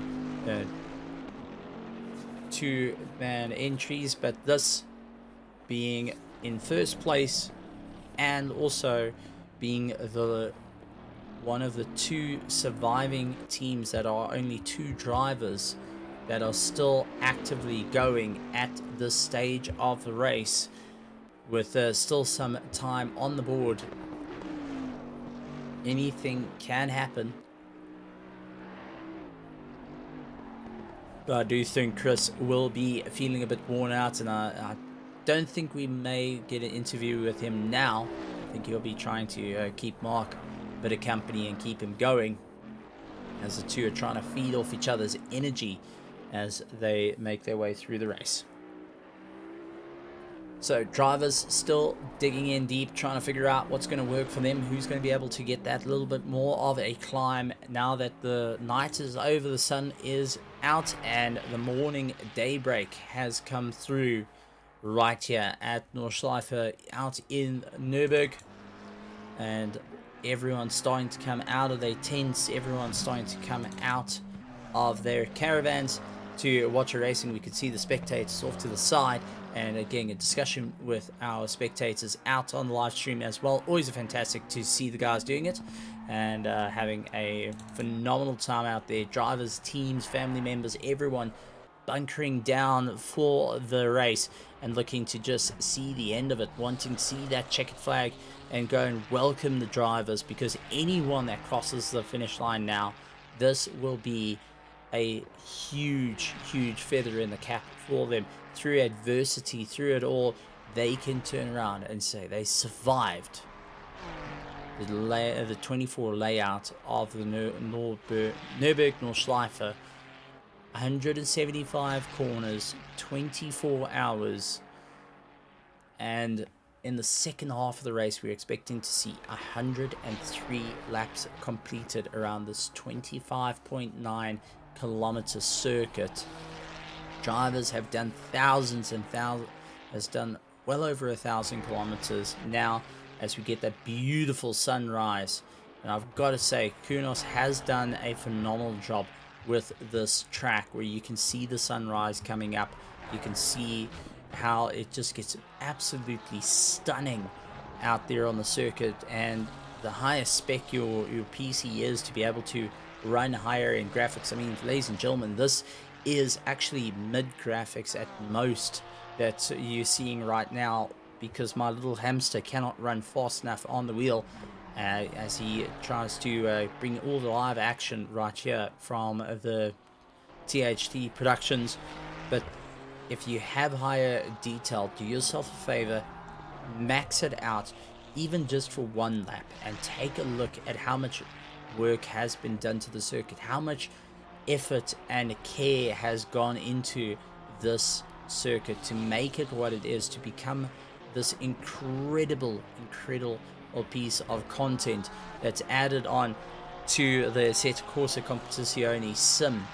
And I've got to say, for being a sim that is now looking to change, when it's come out and we've had the announcement of Assetto Corsa Evo to come later this year as pretty much the Assetto Corsa Competizione 2, we're now going to see the final runnings of the sim, and what a way to give a great send-off through it all by adding this wonderful piece of content out for the drivers, for enthusiasts to really chomp in, sink their teeth into it and say, look, this is what we wanted. This is how we want to see a race coming the way through. This is the track that we wanted to really have in the game. That has been a phenomenal time. Armor Scene been racing through the whole night, maxed out. It looks lovely. You know, that is a definitely, I love to hear that. I really do. Anita Bertha saying, how's it? Doing all okay. Hopefully you're also doing well, going and having a cup of coffee for the early mornings. It is currently 20 minutes past 5 right here in South Africa. 21 minutes past on my computer, and looking at the sim game on sim, it's 22 minutes past 5, so it is still quite early in the morning. Family is still fast asleep and having to put up with my voice early in the morning, so that's one way to give yourself nightmares, and they had to deal with me late at night as well, so not really ideal situations for them, having to listen to my voice all night. I think I would have wiped myself out, would have taken me out to ensure that nothing carries on. You can actually get a good night's sleep. But it does look like my co-commentator is getting a beauty bit of sleep at the moment as he gets himself going and looking to join us back in the box a little bit later after having a long drive of me visiting his parents. He then got back before a race in the Ukraine Autosport TCR representing South Africa. Came second in Heat 2 and in the top 10 in the Heat 1. Then immediately as we finished, we got into this and had a proper fun. Forgot I'm on the wife's phone. Been up all night. Genre here. Oh, good to see you, Genre. And going and stealing the wife's phone. Tisk, buddy. That is not how you meant to do it. You know, why are you going and stealing the wife's phone? Are you concerned about something? Getting a little bit ratted out on live stream, just want to say. But good to have you here, being awake up. What happened to the GT2? Well, that is a very good question. Byron Kutzer and was behind the wheel for the first little bit, and with 7 hours and 12 minutes to go, it looks like it had a disconnect and is out of the race. The GT2 is currently out of the race as we jump on board with the Slick Racing and looking off the rear wing of that big Bentley. So unfortunately, the GT2 seems to be out the race, and it is just a gutting blow, especially so close towards the end. Maybe, just maybe, they can get that car back on the grid. They will be laps down, but if they can get that car reconnected just to see the end of the race, 6 hours and 46 minutes to go. I know it is a bit of a gut punch for a lot of these drivers when there is a disconnect. But my call out to every single team is, no matter what, if you drop out of it, you need to get back in. Get your car back in. At least see the checkered flag. You've gotten this far. You've gone through all the adversity to get it. And we have got Spurs saying, my phone died during my 3 hour and 30 minute stint. Not an easy time there. Congratulations. 3 hours 30 minutes is definitely one that's very few drivers can be able to pull out, especially a circuit like this. And phenomenal running on your part. Fair amount of time behind the wheel, and also trying to remember all 175 corners. And after 3 hours and 30 minutes, I think my brain would have been absolutely gone and cross-eyed. I would have crossed all the wires and landed up making an absolute mess of things. So well done on your phenomenal stint there. And if you feel that you want to come and have a chat, feel free to head into our interview room, and we'll bring you in for a bit of a chat, get a bit of insight on your race, and also then you get to go and support the team. Go and shout out to them and say, hey, look, this is what our race is, this is what we're doing, who we're supporting. Also going and flashing his lights, so he's heard that he's on live stream. Our Venom Racing team really keeping it all together. Been having a bit of a chat to Liam throughout the evening, and it's good to have a chat to them, being their debut outing as a endurance team, hoping to really snatch up a few positions. Oh, and that's when you've been watching the live stream a little bit too much and not concentrating on the circuit. Be careful not to do that. You're going to get in trouble, buddy. Don't break the car just as yet. You have a chance to catch up to the Honda of Christian Zitzman, the Ebb and Flow Honda that is ahead of you guys. You have an opportunity. Don't muck it up right now.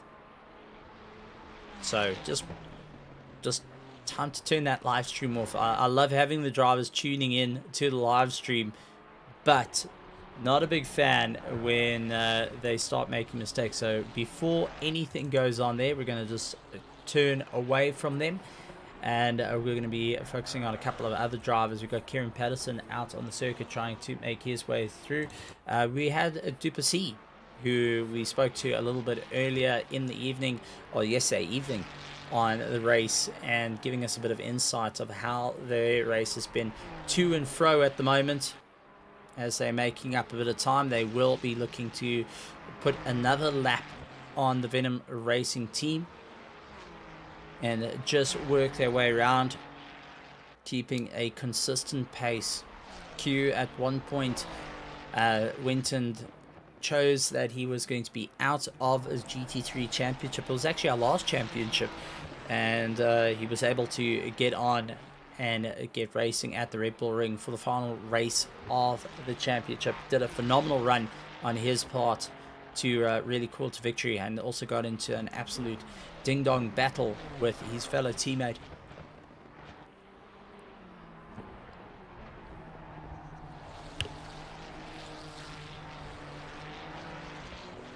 Oh, nothing's worse than having a sneeze running away from you. That is for certain. Man, oh man. Oh, I feel like I have been robbed blind by having a sneeze taken away from me. So Duplessis now making his way through the circuit. The hybrid racing trying to push themselves a little bit more to gain a bit of time. A little bit too deep into the corner, late braking, not helping out. You can see the Venom Ferrari just ahead of them, maintaining a good bit of pace, and will be giving him a little bit of a slipstream if they can get a bit closer at this point. But the sun starting to come up, and it also did see a bit of a yellow car starting to make up ground. Was that Kieran Patterson that is now closing up on them? Quite possibly so. Kieran Patterson just out of frame when we go to likes of Duplessis, but our second place car still putting in some good lap times. Last lap time though was a bit on the rubbish side, I will say.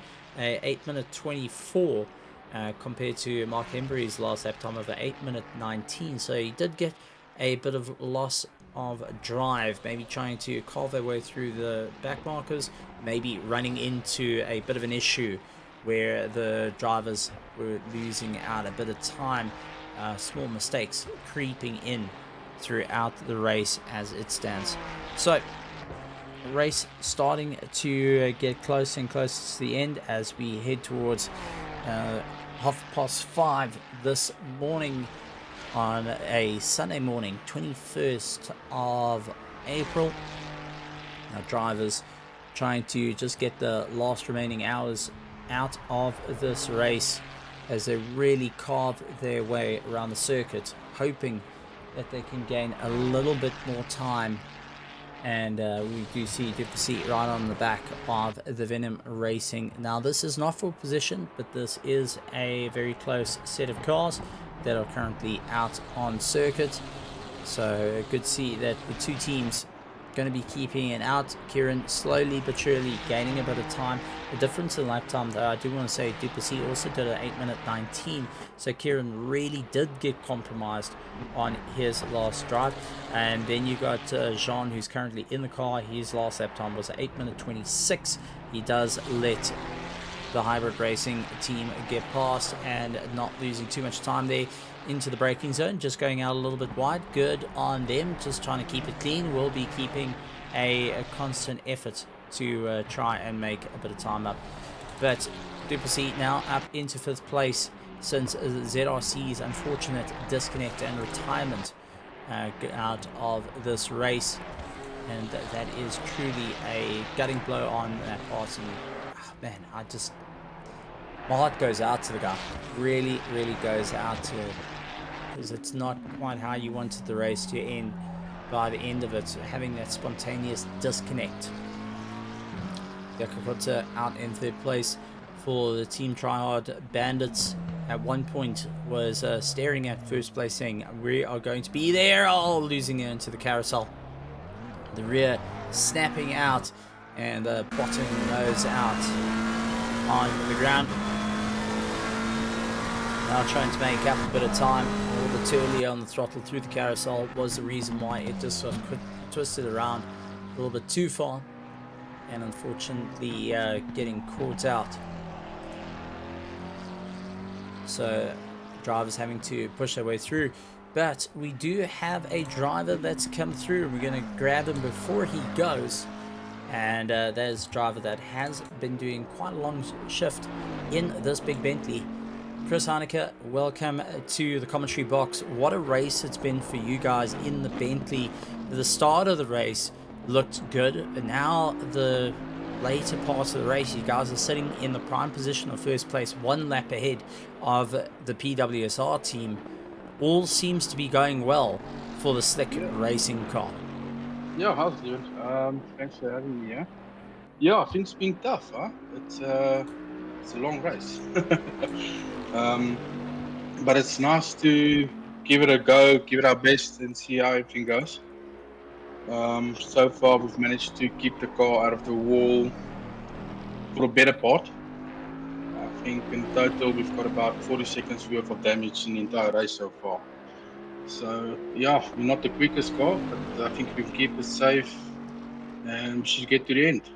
Well, I've got to ask a good question with the Bentley. Why the Bentley? Why was this the car pick over looking at the field that's mostly Ferraris that are out there that seems to be the stronger of the cars? Yeah, that's exactly that. Because everyone picks Ferrari, then I won't pick it. Simple reason just for that. If I see people go for favorites, then I will choose something else. And both Mark and myself know the Bentley. We've driven a lot before. And for the long endurance races, it's a solid car. It might not be the quickest, but it's manageable. I think it's a low risk compared to the other cars. And I've got to ask your experience with the track so far. I mean, going from a day into a night and now into the daylight once again around the Nordschleife being the first official race that RaceFace has had in a long distance. We've had the mini enduro, which is about 2 hours long, but this is the first actual long distance of the 24-hour layout. What's your thoughts on the race? No, it's amazing. Huh? It's a great drive. The thing is, you have to learn every single corner. You got to know what gear you're in, because that's where the mistake happens. You don't recognize a corner, or you don't know where you are on the track. And the thing is, here you have to commit to every single corner. And if you misjudge it, then you're going to end up in a wall. But it's a great challenge. We love it. Huh? Mark has been flipping amazing. His pace is on there. So yeah, we're just hoping we can keep the PWSR guys behind us. Well, at the moment, you guys are doing a phenomenal job with that. But I also want to bring up, you are one of 2 cars that are still actually going. You're one of 3 entries that were a 2-man team. How are you feeling after that? I mean, there's not much time of rest between yourself and Mark. Now that you're getting into later parts of the races, the stints, are you making the stints a little bit longer to try and just get a little bit more rest and have a quick cat nap before getting back in the car, or how are you guys feeling? That's the thing. Take a quick cat nap here and there. I mean, we're not extending the stints really. We're keeping it to our standard strategy. But yeah, we're just taking half a nap here and there where we can, just to get a bit refreshed. Yeah, but it's nice. It's tough. Look, I must say, yeah, it's getting tight. Just being 2 drivers can get tough. But yeah, it's exciting. It's a good challenge. Well, any team that finishes will be a smile on the cap, and as a person that's done a 2-man 24-hour, I take my hat off to you. This is a circuit that doing 2-man teams is going to be a frightening challenge for majority of the teams in the world. I think very few will even be able to even get to the point of this. But leading out, and I see Dylan Hall from Sarko going and saying good morning, and Lackerman, good to see you guys out there. What's the plan heading into the final stages of the race? Do you guys have an active strategy at the moment? Is it kind of winging it, seeing what it's all looking like? What's going on? Yeah, well, the thing is, we're just doing what we're doing. I mean, it's been working for us up until this point, so there's no need or reasons to change anything. Our strategy is just to keep it off the walls, keep it safe, keep a consistent pace going. And what will happen happens. Like I said, we're not the fastest car. A lot of other guys are faster, but what we've seen in the last 7 hours or so is that the guys make mistakes. So the thing is, we're just trying to keep the mistakes to a minimum. And then whatever happens, happens. We are outperforming ourselves at this stage in any case. So, we're just happy to be running at the front at this moment.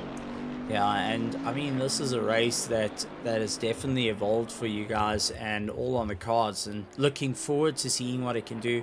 I know my fellow teammate, Jan Price, he's got a very special place in his heart for the big Bentley, and it's good to see the car now getting back used in the ACC realm of things after being a car that was essentially forcibly retired due to Kunos BOP. It's good to see it back out there. It's good to see it having a bit of fun. And out on Nordschleife is the ultimate test for it. How's the brakes feeling? Have you guys changed the brakes yet? We haven't changed it yet. We are planning to change it. We don't know exactly when yet. I think we're just gonna push it as far as we can, just to see. The research has shown that some guys can make it past 16 hours in a race on one set. So we're gonna put it to the test. See how far we can take it, and then make a decision later on. So see when the pedal hits the floor, and then after there you're going to replace the bottle caps and put some new bottle caps on it. That's it. I mean, from the info I got, the games, actually the HUD should tell you that, look, the brakes are finished now, you should change it. I hope that's working. Otherwise, we're going to find out on track if it's not working. But yeah, we have to push the limits and see. But it's fun driving the Bentleys. It's nice having it on track, having a bit of variety on the track as well for all the cars. And show the people, you can choose a Bentley. It won't let you down. Oh, that's it. Well, at the moment, Mark's putting in some good lap times. 8 minute 18 was his last lap, but if he can keep up that consistent pace and not get caught up in any trouble, you guys should be able to grab onto the first place trophy more than happily. But it is going to be a fight towards the end with the PWSR car. It will be very, very close, so you may need to get shoulders out on that one. But I'm going to leave you to get a little bit of a cat nap before you back in the car. When can we expect you jumping back into the car? Mark will do a double stint, and then I will get back in the car again and also do a double stint after that until we finish the race, basically. But it looks like with PWSR, with the Ferraris, they can get an extra lap or two in before they have to refuel or pit. So I'm thinking they're going to be able to pull back one pit stop over us. Well, so you'll see that gap definitely will get closer. Well, rough calculations from the start of the second half of the race, if you're using roughly about 12.5 liters of fuel, you may be able to get away with 11 pit stops with a 5 liters at the end needed for a splash and dash, so maybe an earlier pit stop just for an undercut. I would recommend going back to the calculator and just double checking how much you got to do it, because maybe getting an earlier pit stop now may save you a pit stop later in the race. Just chucking a bit of a stone in the shoe. That's it. Yeah, no, we'll definitely get a calculator to some testing to see where we are. Where we possibly can end up. That's it. It's going to be an exciting race to the end. Looking forward to it. Thank you very much, Chris, and always a joy to have a chat to you. It's been such a long time since I've been having it's been a while, man. Nice chatting to you. Yeah, awesome. Thanks for the event, and good luck to all the teams to get it to the end. Thank you very much, Chris Heineke, in the Slick Racing Big Bentley that's out on the circuit. Good morning to everybody if you're just waking up to the live stream and joining us here for the RaceFace.Pro endurance for our GT2 and GT3. This is round 1, and we're kicking round 1 off with a 24-hour race right here at the Nordschleife circuit. We have gotten back in racing at full steam at this point, and we are looking to really put in the effort. Lots of eyes going to the sharp end of the field, trying to work out a little calculation, seeing where they will be able to get a little bit closer. And this is going to be a proper one. Tyler Humphrey saying Niles says the brakes should hold 16 hours. You see, Tyler, the word should is the operative one there. You should be able to have your toast at a perfect crisp. You should be able to have a warm cup of coffee. You should be able to keep your feet warm at night. You should be able to have breaks after 16 hours. Doesn't necessarily means that it happens. That's the one thing. Anything can happen in the world of motorsports. I mean, you take a look at it, Tyler, you know from your racing that what should happen sometimes doesn't. I mean, even Dylan Hall, you should be able to hit the curb a little bit harder in a go-kart and it should be okay, but the rear bent axle says different. Anything happens in the world of racing, whether it be in sim or whether it be out in IRL. Conrad Fulskink of the Helldivers doing a phenomenal job to get themselves going, and it's always good to see you guys paying homage to other enjoyment games that they really like having, and always good to see the drivers going and making their way around the circuit as quick as it can. We got 12 drivers still going and giving them everything they can. Tell Humphrey saying, I'll let you know if the brakes hold. Well, I look forward to hearing whether the brakes are holding or whether it may be a bit of a brake change that does add about a minute to your pit stop. So gotta be a little bit cautious. If brakes are starting to fade, maybe the driver needs to just start using the gears to slow down instead of using the brakes. Try and lean off him a little bit. But on a circuit like this, the last thing you want to do is hook up, go and have your rear diff lock up, and unfortunately go and spin you out. So you've got to be very, very cautious. The lap times are starting to come down as daylight breaks. Brake markers are starting to become more and more visible for the drivers, but also fatigue is kicking in as we jump on with Mordred Carson's already taking a bit too much curb, having the Ferrari bounce around underneath him. He was able to pull it back into check, but that 8th place was a little bit of a frightening moment for him as he's trying to break away from Graham Mole, who is also closing up the distance. Graham Mole hoping to get a little bit closer, currently 36 seconds behind, and to gain 40 seconds behind the Team Kerigma Racing, hoping that maybe they can just get that fraction more into the race, that they can get a little bit deeper into it and ensure that they hold that 9th position over Jason Farmer in the LTR car in the top 10. So let's go through the running order as it stands. It is Slick Racing out in first place. Second is BWSR, followed by Team Tryhard Bandits in third place. Fourth is currently on this in KSR Endurance team, really stepping up their pace and giving it everything they got. Hybrid Racing Pro in 5th place, and then we have got our Helldivers in 6th position. Ron van Wyk of the Pandassi and Infiltrate 2. The B team currently showing off what they can do, lying in 7th place, with the A team of the Pandassi and Infiltrate car in 8th place.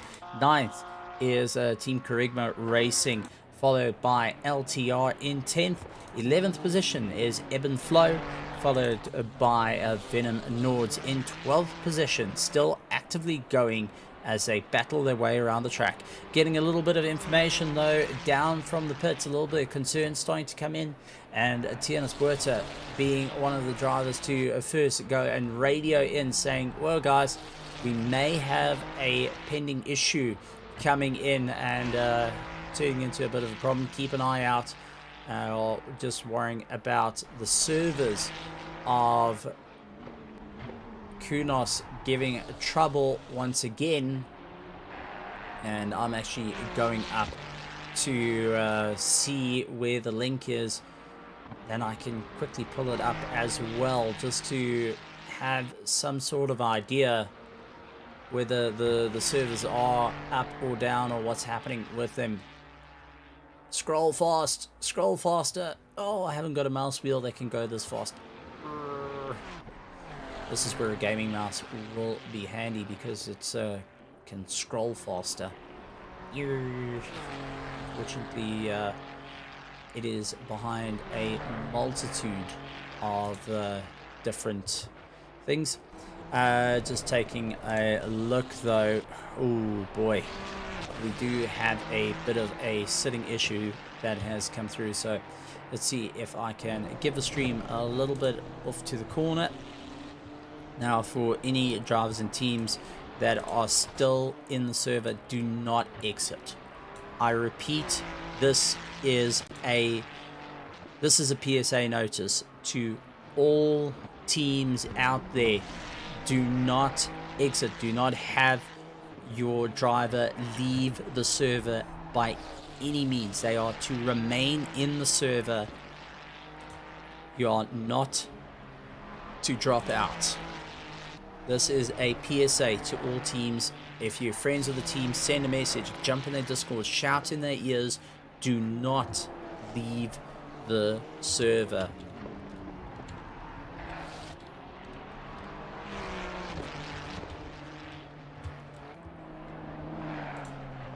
This is a bit of a scary situation, I know, for many of the drivers and teams as it stands, so close to the end, and it looks like we are having everything thrown at us.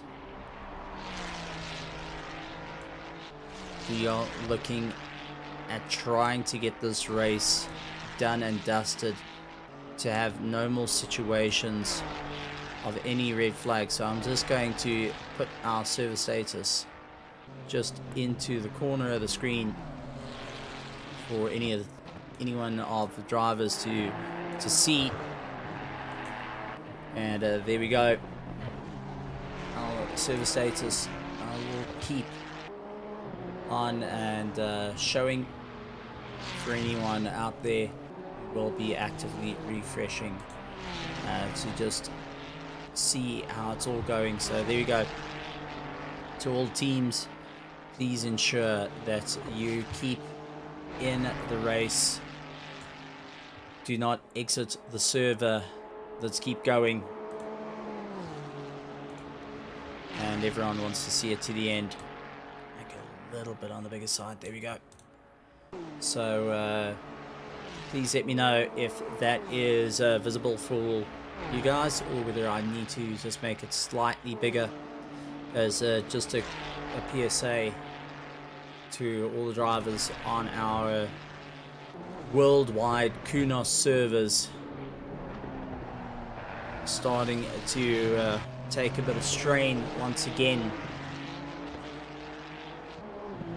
as they make their way around.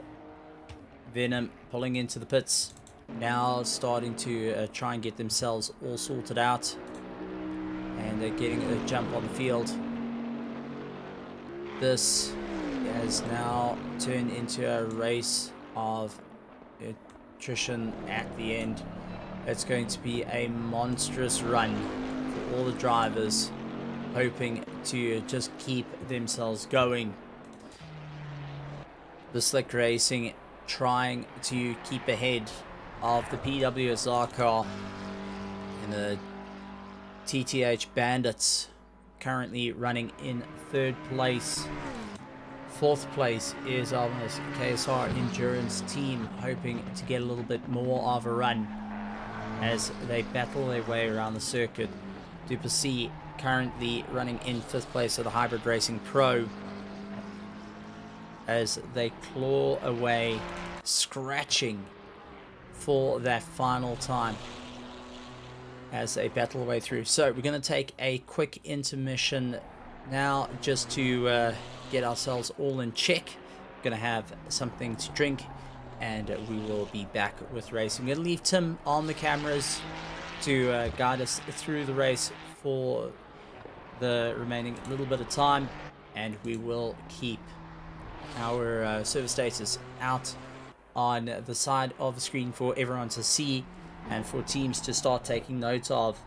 So once again, PSA announcement to all teams: do not leave the server. Have none of you drivers leave the server. Drive-through penalty for Jean Moss at the moment, so he's getting a drive-through penalty handed out for getting a little bit too early on the button. So PSA announcement out to all drivers and teams right here from the RaceFace.Pro team production side.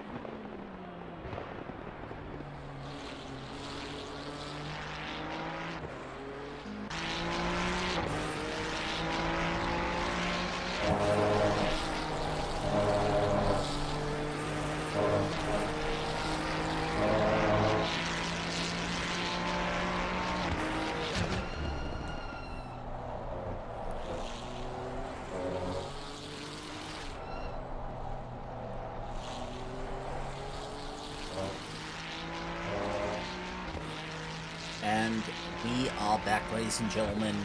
It does look like my co-commentator is still out of action, still getting some of his beauty rest. But the race now evolving a little bit more, as many would get to see, as Tim gives us some fantastic chase cams of all the cars going around. We saw the PWSR car on the new circuit, and now we follow Ryan van Wyk, and one of our newer drivers for the Pandacity team, going and making his way around the circuit. We also saw the likes of Hansi Myberg, unfortunately, disconnecting off the server. We do know that the servers are giving trouble once again, and I repeat, and I cannot stress this enough, do not exit the server. Do not have any of your drivers exit the server. You need to ensure that you keep everyone in as much as possible.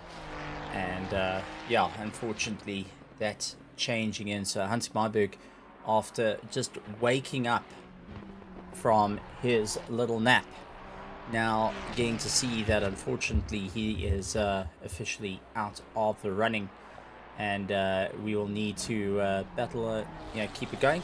But Honor, if you feel like you want to have a chat for a bit, you're more than welcome to come and have a chat, a little bit of an interview.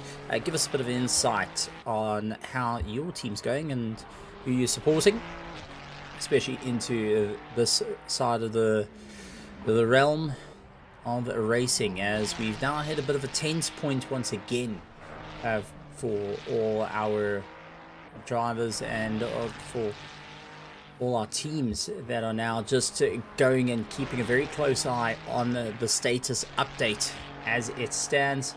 But we got Hansi Meiberg jumping into the commentary box. Hansi, welcome to the commentary box. Good morning. Happy Sunday. Morning. Not quite what you wanted to see when you woke up from your nap.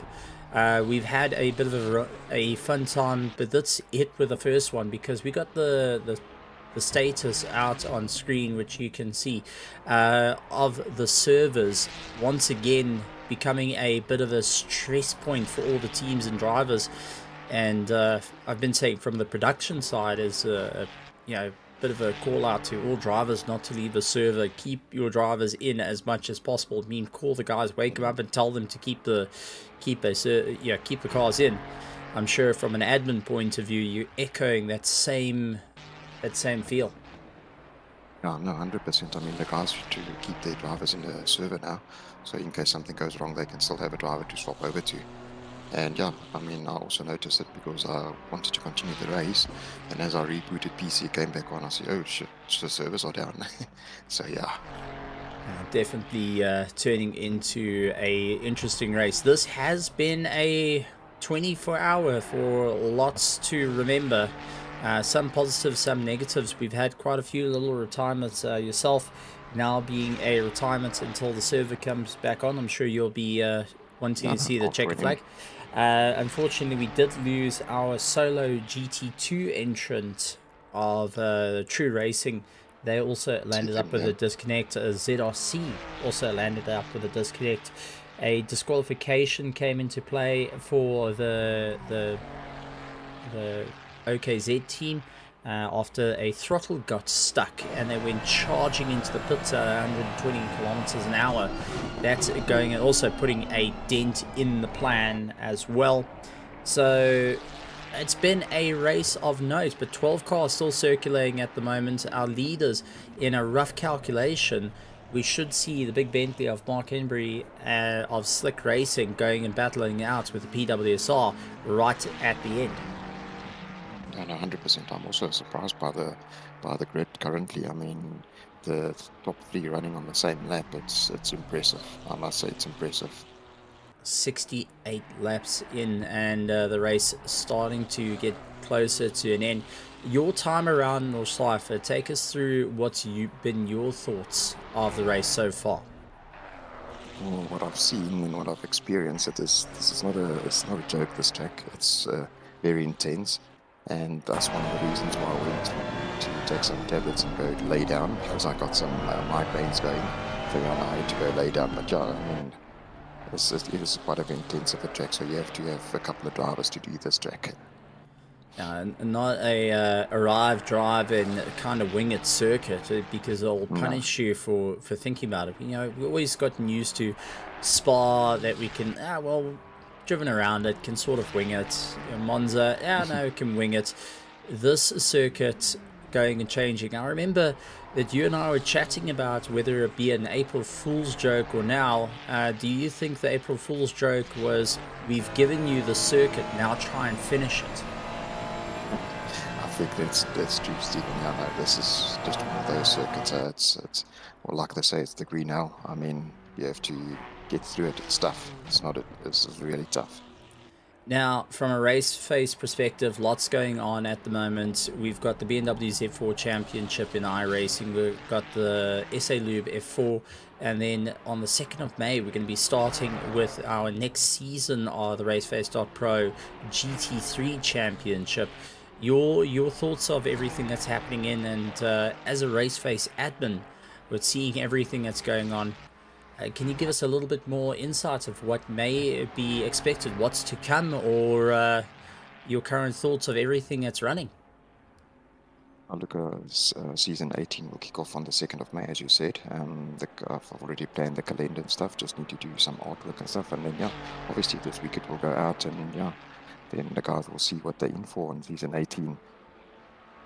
A bit of a dramatic season 17 that got everyone standing on their feet, including yourself, of seeing everything that's going on. But SA Lube also being a partner, joining up with RaceFace.Pro and being a part of the racing scene, that I'm sure has also been quite a smile for you, going and seeing a new sponsor jumping on board and being part of the bigger picture here in RaceFace.Pro. Yeah, no, for sure. I mean, they are going to join us for Season 18 again, and they're also part of our iRacing division as well. So yeah, no, that's a plus bonus for us. So yeah, I mean, we're proud to have them on board. And from your side, anything you would like to say to all our spectators, our drivers, our teams that are still circulating at the moment, and also watching this back in the future, going and saying, well, let's take a look at how my race went from an outside perspective? Yeah, no, I mean, hats off to the guys that's still here for what we went through in the start. And so, yeah, hats off to them, and thanks for all the spectators that were hanging around and still watching the race. Absolutely incredible stuff. Hansi, thank you so much for joining in the commentary box. You're more than welcome to stick around and have a cup of coffee. The kettle's on the left-hand side over there where I'm pointing, and the cubs are on the right-hand side where I'm pointing over there. But we're going to bring in a couple of people to come and have a chat with us, and Liam Swinburne is one of them. Liam, welcome to the commentary box. Oh, shit, okay. There we go. How's it? Hello. Hello, going and pulling you in randomly, and I think I caught you mid-conversation, so I'm going to bring Dylan in to come and have a chat. We've also got Dylan Hall from Sarko now. Great to have you guys once again. Liam, it's been a interesting time here in the world of Assetto Corsa Competizione now with the server update of it's Yes, down. I saw that. Is there Luckily, is there a bit all of our nerves? drivers are connected. Nah, there's no nerves. Everyone's still connected, even though they're napping. Okay. Well, that's at least a positive one. But so far, now heading into the daylight, everyone's starting to resurface after the race, and well, after the night has come through. Sleeping. Everyone's still sleeping. Yeah, so Shoot myself in Moss. so you're keeping Moss going at this point. How's Pretty he? bad, yes. How's he feeling in the car after all this time? And now he's feeling really solid. He said to me now he's not letting me race until he catches and unlaps himself from the Honda and then caps him again. So I've said to him, sweet, I'll do my own thing then. All right, so just going and saying, well, you do your thing, I'm going to do mine. We've also got Dylan Hall. I'll join you. I know you're quite lonely, so. Oh, I don't mind. I always love having a chat. It's all, if I can go and bend someone's ear, that means I'm doing a good job.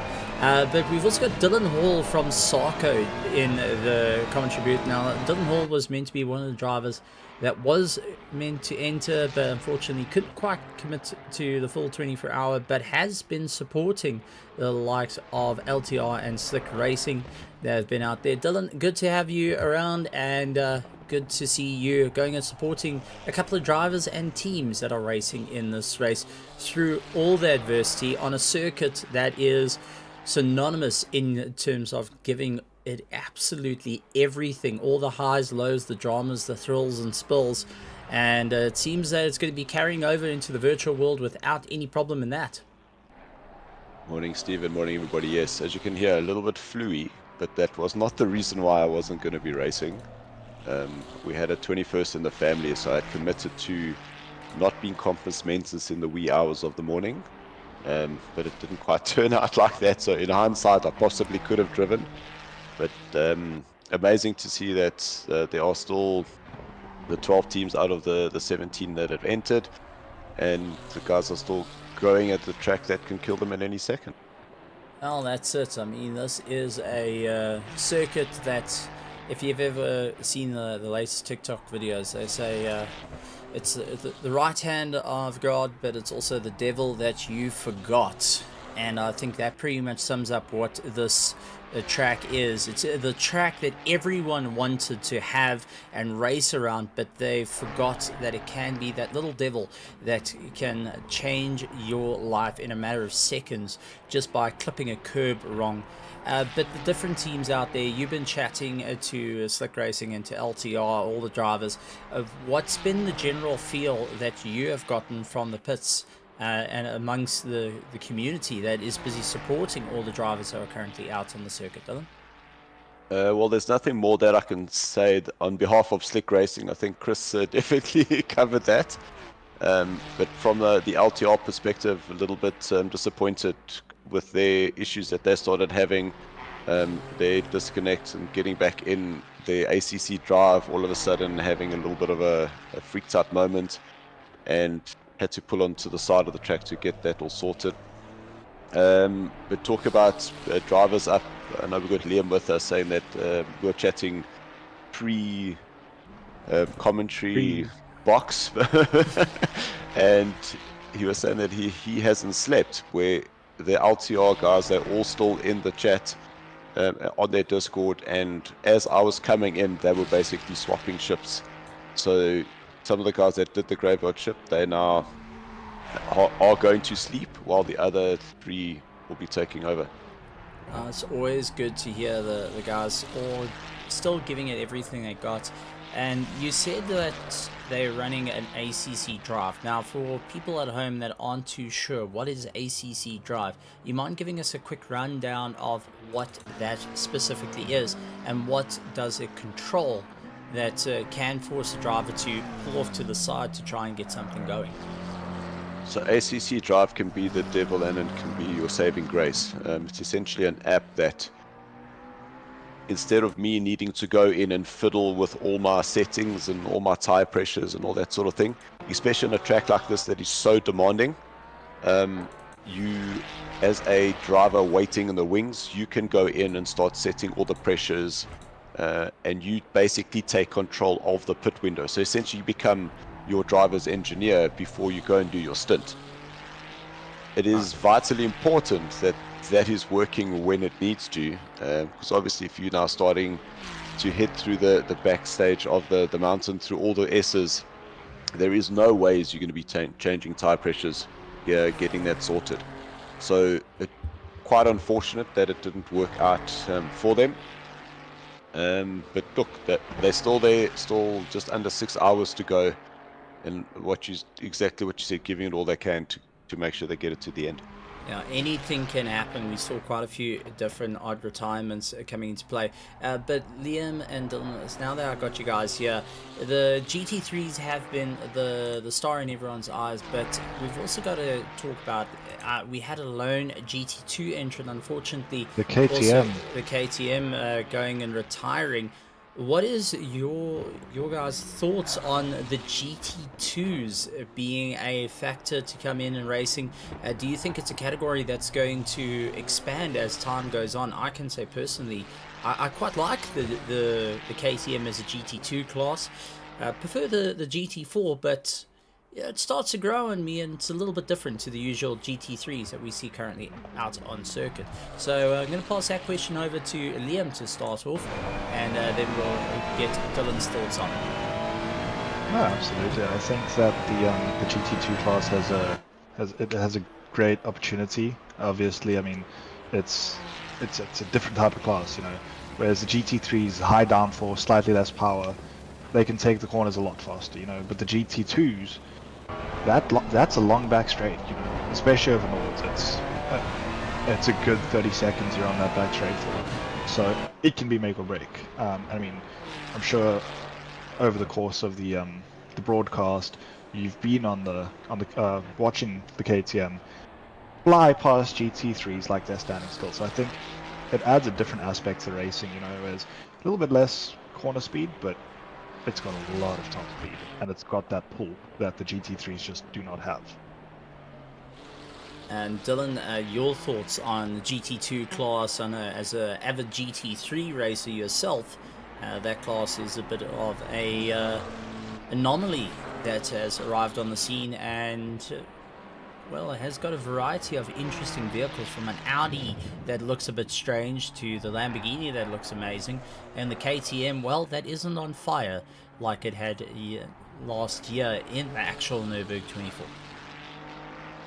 So, Stephen, the reality that we know and we understand is that people, they love to drive cars that they're familiar with. And because ACC is so good at getting the GT3s together, we spent a lot of time there. The fact that there is another car, I think is really, really awesome. Because remember, as much as we want to be the professionals in a certain car, certain class, variety is the spice of life, right? And having come from our background on project cars, where we had these varieties of cars and we were changing championships from month to month, the drivers like that. They want to be experiencing different types of cars. And the reality that we now have the GT2, I personally don't think it's hit the have to go and do a GT2 championship just yet. Now that we've got the Nordschleife track, is that people are spending time in the GT3s on the track. They want to maximize the experience now in the GT3. While there's been a few guys that have said, hey, let's do some sort of GT2 racing, there hasn't been enough to say, okay, yes, we'll do it.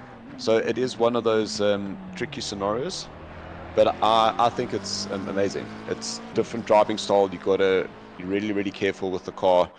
As Liam said, it's a lot faster, but way sketchier to handle in the corners. It's going to be one of those interesting ones, and hopefully it's a class that grows in time. But we do know that this is a bit of a song that's been released by Kunos as the Nordschleife DLC came out. We also at the same time got the notice of the Assetto Corsa Evo that's coming out. What's your guys' thoughts onto that? Is the final song, if I would think this DLC was to all the racing enthusiasts, being a circuit that is mainly for enthusiasts to go and have a bit of fun. It's not a track that everyone will be clamoring to get onto the race for, and everyone's sitting there, why do you want to spend 24 hours around 175 corners, 5.9 kilometers long? Why do you want to do a thing like that? But for a racing enthusiast, for petrol heads, this is the pinnacle of it. What's your guys' take on the Swung Song from Kunos? Yeah, you have this one. Go for it. I'll go after you. All right. I don't know too much about AC Evo. I'll be honest. I haven't been up to date with that sort of stuff at the moment. Busy with other things. However, I think, you know what, Nords is very much a petrol head track. It's not something that someone will be like, yes, let me quickly do a quick lap around Nordschleife. You know, there's nothing quick about it. It's not there's 5 minutes of quali left, let me just hop on. You know, that's not how Nords works. I think as a last song, it's as a petrol head, I think it's a brilliant idea, and I'm absolutely all for it.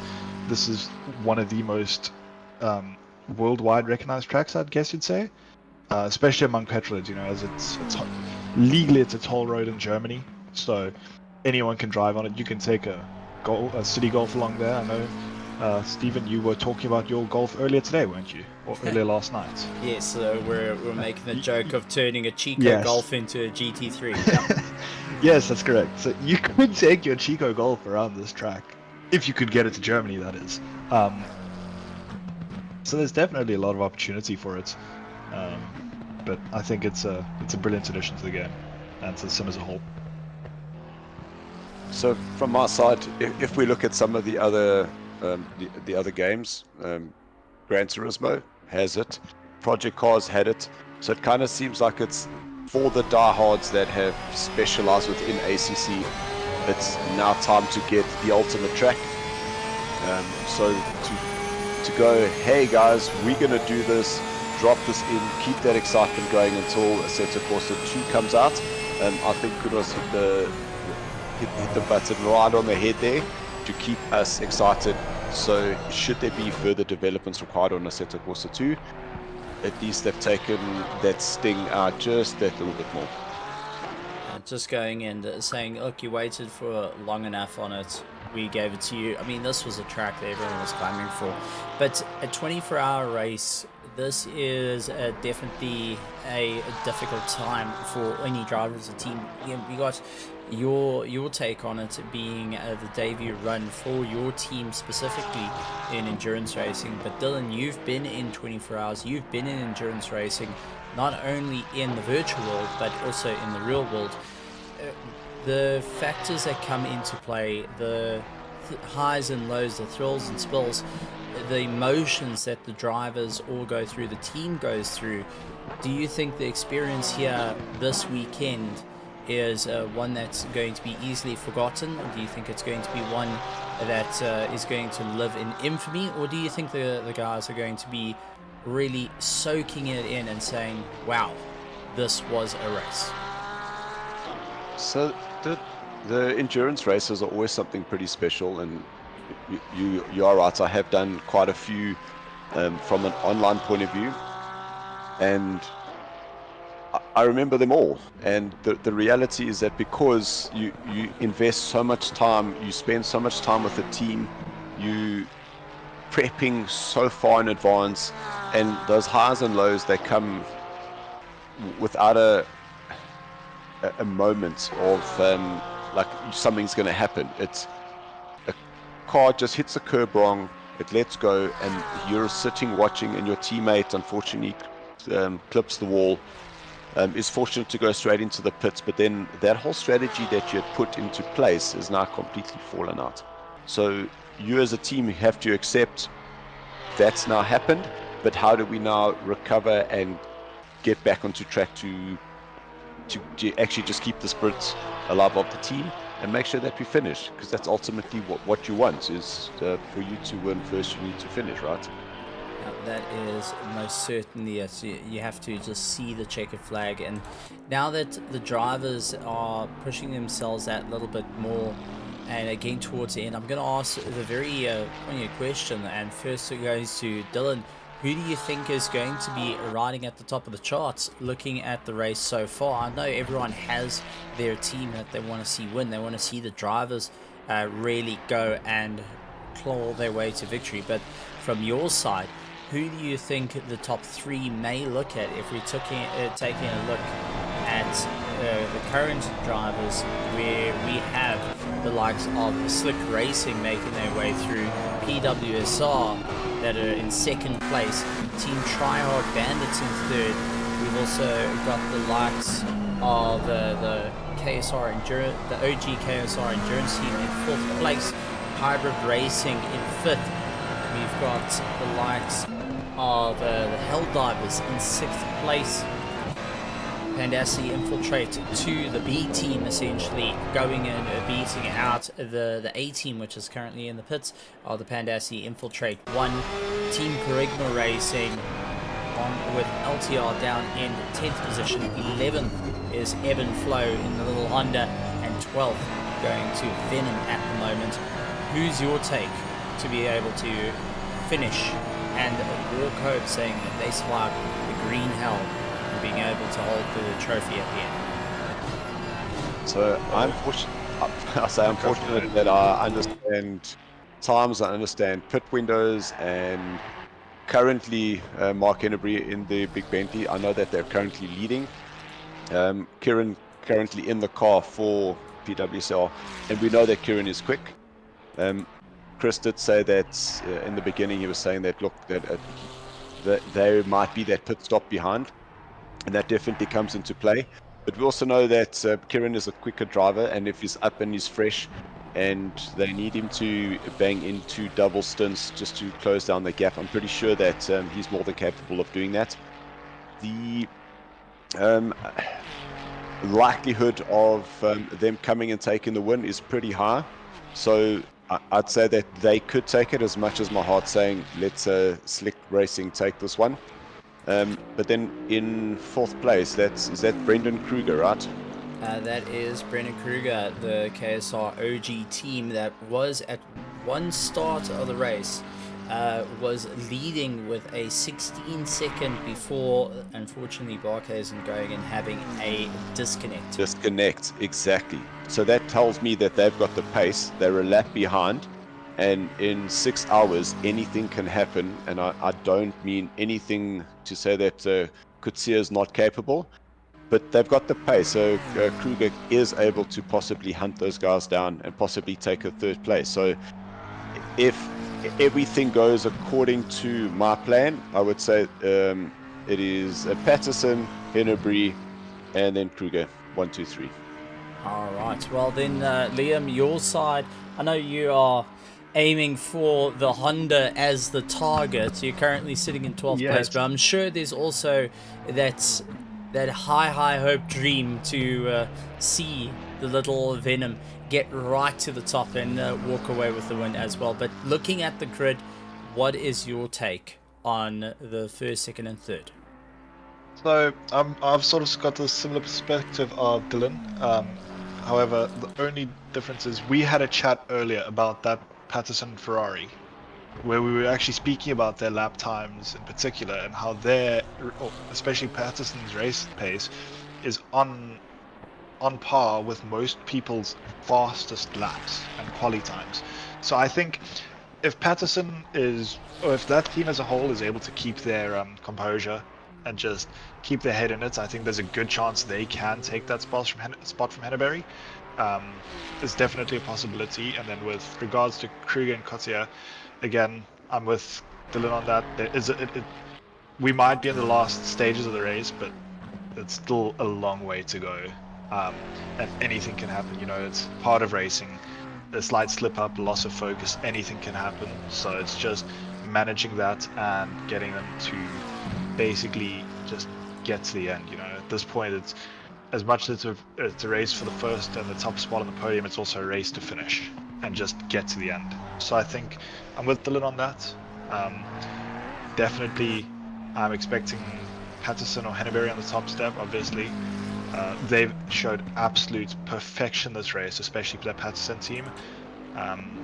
They've done some brilliant work throughout the race. I mean, even myself and the Venom guys, we were chatting about it earlier, about 6 or 7 hours into the race, and we were saying he doesn't make mistakes because lap after lap it was consistent 117 or 817, 817, 817, 819. So the consistency is there from the PWSR team. But the Slick team is a lap up currently. Is it a lap up? They are currently just slightly a lap up. They're within. Currently on the same lap. Yeah, they just come across the line, so that the bottom end of the section where the PWSR is still at the top of the Nordschleife circuit. So there's a decent. I'd say we agree. There's a pretty decent gap there, you know, and that car, as long as they can keep that car in check and keep it consistent, I think they've got a good chance of being able to at least fight for the top spot. Both of those teams can fight for it, you know. Just a matter of time and seeing where it goes. And with the sun coming up and out and starting to be an absolute throw-in for the drivers as they start to climb up, the sun rays going through the windshield into the eyes of the drivers, it makes these corners that were once blind in the dark now blind in the day. Blind. Yes, that was going to be my next point exactly, is with the light rays constantly moving, the track looks different every single lap, whereas at least in the dark you can't see the track, you know. You're not worrying about the brake markers because they disappeared. Now you're starting to worry about the brake markers that were originally there a lap ago. Yeah, exactly. And now it's just a reflection, pretty much. So it'll be interesting to see what happens, I think. So Stephen, I've just seen a message coming up on the chat there from Tinus Buerta, and he says he just wants to throw in that Kuhn is only 67 seconds behind Kruger. Well, that changes everything, doesn't it? That does throw a spanner in the works. So hybrid racing also now coming as a factor to really change things up, and the team that has been a bit of a yo-yo at this point, up and down through the field, has an opportunity to throw their hat into the ring. So, thoughts on this one, guys? It's going to be a bit of a tough one, but I do think Hybrid Racing may actually go and throw the cat amongst the pigeons, running a little bit wide once again. It looks like Q is just throwing that Ferrari around and just asking for it to just hang on that little bit further, and the team getting in full support behind it as well. So Stephen, I realized that I am watching the live stream on YouTube. So that car that went wide and touched the wall, who was that? That's already happened. That's old news, mate. I know. I'm like, oh bugger. That was one. That was one of the other Ferraris. So I'll try and find out which one of them that is went a little bit wide.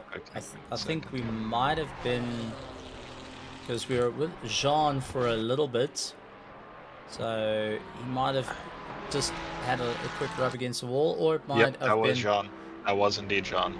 Okay, so Jean. Oh, was it Kieran Patterson? Sorry, he was the one who ran wide. Okay. Touch with the wall. So Kieran getting a little bit of a rub race. Yep, just looking at a little scuffs on the side. Nothing too bad, just enough to change the color scheme and start rubbing off some stickers. You know what? Like I always say, the wall looked low and he needed to give it a hug at the end of the day, right?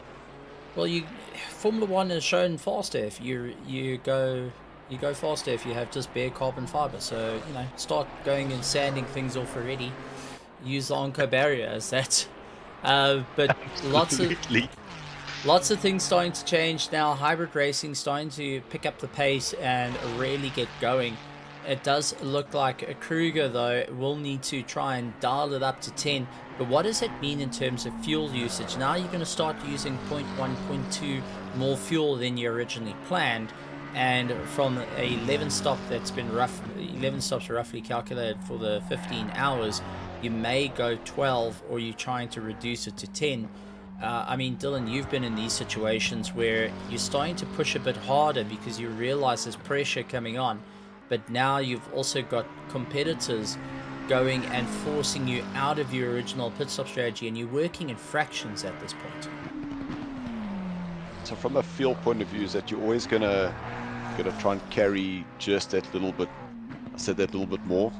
And it's only if you're really trying to feel safe. But if you're starting to push more, remember you're driving the car almost at its limits anyway. And once you start getting into that rhythm feeling, and it's all natural, you're using the gears to slow the car down anyway. From using more fuel, it's highly likely than you needing to use less. Fair enough. So you're thinking that the pit stop strategy is not going to be too much of a concern for the drivers at this point with 5 hours and 37 minutes to go? Because remember, you're playing with a 12-liter difference here. So if I'm pushing and using an extra liter every lap, that's then one less lap that I'm going to do. But if you all of a sudden run that car with an extra, you got 13 liters, I've got to do 12 laps before I'm in that situation that I can't put in. But within if you take 12 liters and you're running 100 liters in the tank, is that some of the cars can only take the Ferrari can only take 120 liters. So if you put it all the way up, I technically can do 10 laps, but now I'm going to play with that window of going 11 or 10 laps.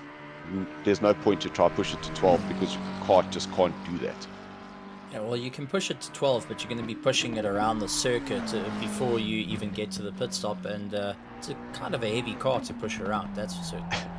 And that's the thing, it's not worth the risk, because you've got to be driving so much slower to try and gain up that time lost in the pits. That's definitely not worth it.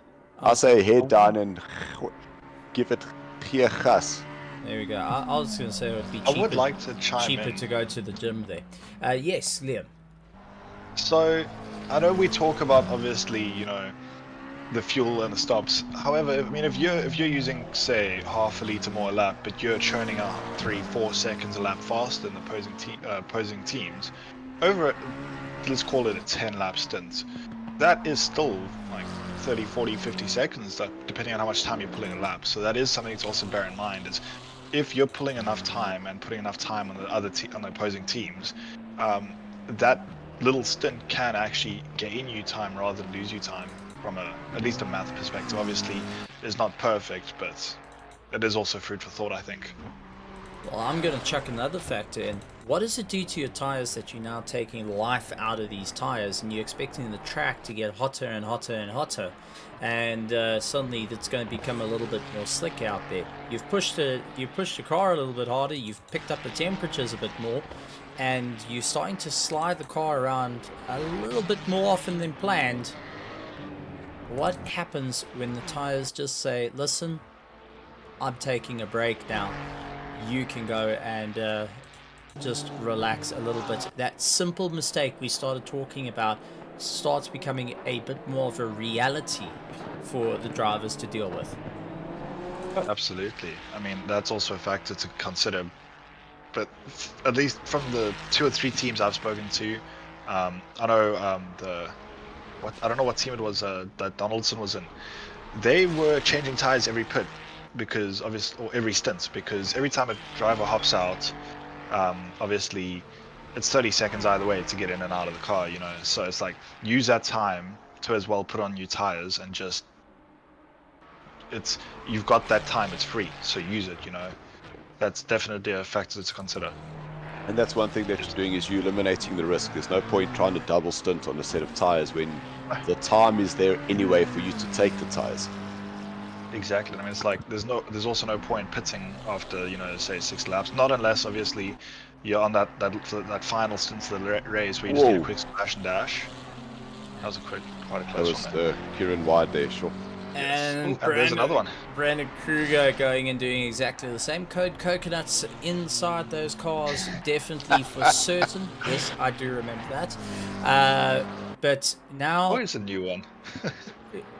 Kieran Patterson is pushing harder and harder to break away and really gain a little bit of time here. Brandon Kruger is hoping to keep within at least earshot of him to try and close up to the TTRH Bandits that is currently riding in 3rd place.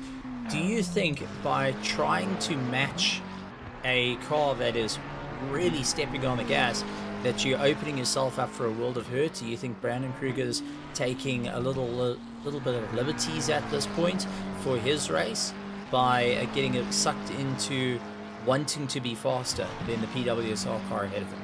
And I'm going to pass that to Dylan. You see that. So when you're by yourself, you kind of get into your own little rhythm, and you could start losing some time. But to have a car in front of you is always a wonderful thing, especially when you've been driving on the track for the last 2 stints, maybe 4 hours, and you've been all by yourself. It does bring back that racing feeling again. What I am seeing is that Brandon is definitely catching Kieran here, and by Brandon pushing harder, taking more risks, that might not necessarily be the way you want to go. But to be racing somebody, it is easier to follow somebody around here, because then you're taking out the thinking. All you're doing is just get into that following rhythm and just get pulled along for the ride. But if he is definitely catching him, but I think that once Brandon gets ahead, he might be able to just pull away a bit, and maybe that inspires Kieran to come back. But it is always awesome to have a car in front of you that you're able to chase down and re-benchmark yourself. Now this is going to be a very, very interesting time for them, but every time you clip the curb, you can also lose pressure in the tires as well. And the last thing you want to do is be hammering the car, as we see the PWSR car pulling into the pits as they're going and getting their pit stops done. And Kruger now left stone alone again on the track after just finding a friend. Oh man, I can just hear the song All By Myself being played in the background there. But we've got to talk about the Team Tryhard Bandits. A bit of support coming in saying well done to Joko Kutzer and Henry Platt. You're doing a great job. And they have been. 3rd place at the moment, and originally was a little bit further down through the order, but just as fate has had it. They've thrown themselves up. But Liam, I know that you're going to be getting into the car soon because it looks like your teammate has just gotten ahead of the little Honda. Oh, really? Oh, well, now this is a turn of events. However, I believe one of the other gentlemen, yes, the other gentlemen are in the car. So I'll see what happens. I know Shane is definitely feeling a little bit more refreshed than I am, so I'm happy to stick around. I'm sure he wouldn't mind getting some driving in before work either. So you're just gonna start setting up the thumbtacks on the corners, just to ensure Pretty that. much. Okay, all right. Oh, as we did see. So Tim cutting across, we did see Christian going a little bit wide. No damage to the car though, but definitely not having an easy time out. The sun catching into the braking zone, and little Honda having a bit of a rough time out there. The ebb and flow, trying to get used to the circuit, and it is a 2-driver team that's currently in the car that's having to try and figure out how they're going to keep going. Stephen, I actually think that they were listening to the stream where that was message from stay away from the inside curb, there's thumbtack, so you try to go a little bit wide, too late. Fair enough, okay. You know what, I mean, I've been watching obviously, while trying to give intel and whatnot. Intel, it sounds like I'm playing a bloody shooter game. But you know what I mean. While trying to just give some info to Mars, obviously, I spent quite a decent amount of time with the Ebb and Flow team and on board with them, watching them from the pit wall. And I think there is a bit of fatigue starting to affect them, possibly just due to some of it's like simple mistakes. I did notice it. I think it's just one of those things. Obviously, all of us are going to have them, you know, but might be a moment to just take a breath, reset for them, and just hammer down, you know, head down, focus up. So you are supporting your rivals at this point. Shall we? You know what? I am supporting all the teams here today. I think it's a brilliant thing. You don't come to this race as at least in my opinion in the car community. You know, as much as you guys are competing, you're also supporting each other. You know, so I think it's great what they're doing. Except I do think they just need to take a deep breath, reset, and just focus up. I've got to say, Dylan, we've got such a PC person in the commentary booth here. I feel bad because generally, I know you and I have the same type of thing when we see our competitors kind of dropping wheel for dirt. It's like, oh no, shucks, so terrible. Feel bad for you. Now we're getting a genuinely nice person going and saying we support all the teams. See, so when we're behind you, we don't support you. It's only when we're in front of you. Yo, Darren. So like before, I was like, oh come on, just a little tap here, man. If you'd be so kind, that wall looks kind of lonely after all, you know. Now that we're past, I'm like, shut up, bye. You know, have a good race. Okay. Well, Stephen. Yes. You never want to wish any misfortune on anybody, but if it happens in racing, because you never know what's going to happen, you take it with open arms. That's all I'm saying. Absolutely. Oh, you bent your axle. That's such a bad... Oh, man. But I will be the guy that will say, oh, you bent your axle. That's so unfortunate. But don't worry, I've got one. Here you go. Okay, fair enough. Did I assume you give him another bent one? No, I'm not that guy. I thought it'd be the guy, you know, oh, shucks, such a blow. Here's a can of Coke. Sit down, take a breather. By the way, I'm going to go and try win the race. Thanks.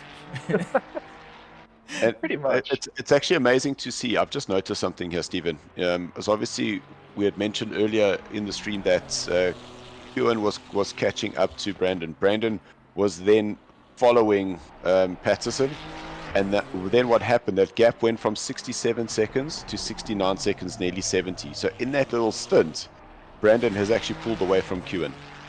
He's done a fantastic job there, but we're also starting to see a little bit of a battle form in 9th and 8th place. Team Kerygma Racing 17 seconds behind the Pandacity Infiltrate 1.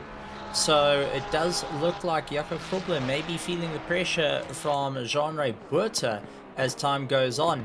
Jaco Krobler has had some rough racing this past week, so he's even said that the confidence is not entirely behind him, And then you've got Jean-Ray Buerta, who we all know as a driver that can keep really consistent in this little Porsche and try and make his way through. So we may see a bit of a change up for position in 9th and 8th place in the final 5 hours and 25 minutes to go. But the race is still on for a lot of these drivers throughout the field, and anything can happen to any of the cars out there. Maybe just that one mistake of spinning off into the dirt or outbraking yourself, or even just not getting those 1 or 2 laps that you wanted on your absolute lap time. But then we also got the LTR car starting to make a little bit of headway out of 10th place and closing up on Team Kerygma Racing as well. So maybe LTR moving up into 9th place, maybe even being a challenge for 8th place after everything that's gone on through the race, of having to actually park it on the side of the circuit to try and sort out a software issue to eventually get back out and racing. Dylan, I know this is one of the teams that you are supporting that is now having an opportunity to get a little bit more of a climb and has a shot, currently lying 40 seconds behind the Team Kerygma Porsche in 9th place. And yes, so LTR are very close to my heart. Is between myself and Fliffensel, who was the OG of LTR, was looking for drivers to come and join, where he actually asked me if I could stream on behalf of the team, trying to grow the team and do something with it. But realized that, hold on, but I can still throw a car around the track, so would I rather not come and drive with him? And that's kind of where that happened. And the Sarko PC World was developed with them as having Sarko as their home community. So LTR are very, very close to my heart, and while I say that I do drive with them, I support them through and through as well. At the same time, fierce competitors out on the circuit, but seeing that they're getting a little bit closer, now that we've got 10th starting to gain a little bit of time, we've got Team Kerygma Racing now 13 seconds so they have closed up quite a bit to the likes of the Pandacity, Infiltrate, Jaco Krobler starting to feel those effects and tapering off quite badly at this point. Now 13 seconds turning to 12, turning to 10. It doesn't look like they're getting the same drive needed to break away from the Team Kerygma Racing. So this is a bit of a worrying factor. Now, Liam, you currently been in the situation where you on looking at your driver and saying, look, we got to focus on the race at hand and see who can manage to gain a little bit of time. But it also must be a concerning factor where you don't have quite as much control, and you're seeing a car starting to make up not just 1 or 2, not just half a second. They're making up a second to a second and a half every third or fourth corner. No, absolutely. I mean, when you see time like that start dipping away, you start to consider your options. Obviously, you can't. It's not ideal to just pull a driver out mid-stint. So you've kind of got to make the decision of what's the best course of action to take. Do we just protect the position? Do we try and hammer down and risk a bit more, or do we just? There's a lot to consider, I think, with it. I know when we start tapering off, if the performance starts dropping too much, we just hope and pray, and we give out inputs where we can, and if we see a mistake, we just point out and be like, okay, this is what's happening, let's see if we can work on that in the next lap. It's for us, I think it's definitely about the fact that it's just trying to get us through and trying to sort of run away. I mean, as much as you said earlier, obviously it's nice to have that pace car in front of you. It's not fun to have that pace car behind you either, where they're pushing you along. So it's definitely a point of what do we do now? Do we box, get some fresh air and get a fresher driver in, or do we try and push a little bit harder? Now, Dylan, you've been in the situation as well many times before where you're busy biting your nails and saying, listen, you want to tell the guy, listen, you got to really get the hammer down here, because now it's down to 8.8 seconds. And you're into the final stages of the race. This is crucial hours left in the race. and suddenly you have a howling Porsche coming at this Ferrari, and you're sitting in the sideline, and there we go! Yaku into the wall. Yaku into the wall. That is damage. That is a car not going well, and unfortunately, oh man, that is an unfortunate moment. Oh, that is a gutting blow, and for the team, they're going to be getting it across. And this is watching the relative. I think this is what happened, is either the team kept counting down how close this car is getting, or you're watching a relative and you psych yourself out because it seems like he's going wide through every corner, so the damage coming into play here. And suddenly, now you've got the Team Kerygma Racing on for a charge to retake a position and move up into 8th place. And unfortunately, the Pandacity infiltrate one car. Doesn't look like it has anything left in it to get going for a fight. That steering is all over the place. So back to the point where I said you don't want that pace car pushing you along. That's sort of what I was talking about, because obviously, you know, the pressure builds up. You're at a point in the race now where you don't want to concede a position, because as much as there is a lot of time left, you're still in the final sort of stints now. It's like you've got 1, maybe 2 stints depending on how many people are in your car, if that. So it's very much a point of just, you don't want that happening in that moment, you know. And I've got another one to chuck in here. LTR suddenly becoming a little bit more of a viable threat, because if that Pandacity won, oh no, that is the little Honda of the Zitzman into the wall. Oh, no. And is stopped and towed back to pits. That is really unfortunate to see. We've been having a really good race with that is today, that isn't much for the steering. They've been in the wall for a long time just trying to get the car around. And then obviously just the lack of yeah, that's not a great moment right there. That's probably at that point that was the last straw that broke the camel's back. I think so there. That's where the coconuts turned into grapefruits, wines, and whatever else you can think of at that moment, and has put the car into the I pits. believe is where you leave a racing stripe in your pits. So Stephen, I just wanted to touch on that. When you start seeing your driver just go back, it's just about the conversation that the spotter is having with him, is to say, just keep it matter of fact. You don't want to question what's going wrong. You just want to say, listen, you're half a second off that delta. Then when you start seeing that the driver starts pushing and going a little bit too hard, it's pushing too hard, take it easy. Because you can get through that period where you are starting to overdrive, you are making those little mistakes, you're tensing up. And once you tense up, your reaction gets worse and you don't drive the car, you're not trying to force the car. So it is just about having that understanding that these guys are trying to help me. Just watch the curb, watch the line, tire pressures, and keep it matter of fact, and then you're taking out the emotion and just allowing the driver to just fix his own thoughts while he's driving. Well, Jaco Krobler in the pits, and that means that LTR will be moving up into 9th position after spending some time at the back of the field, and I'm sure that's going to be a bit of a small moment of finally a bit of a break coming in. And after everything that's going on, there's a bit of hope on the horizon, there's a bit of sunshine at the end of a very dark tunnel. And Liam, from your side, the worry of having the little Honda onto the back of you, that suddenly disappeared. So I'm sure both of you are feeling a little bit more hopeful of the future of that. I think we're feeling a little bit more sort of relaxed about that. However, it's not going to stop the push.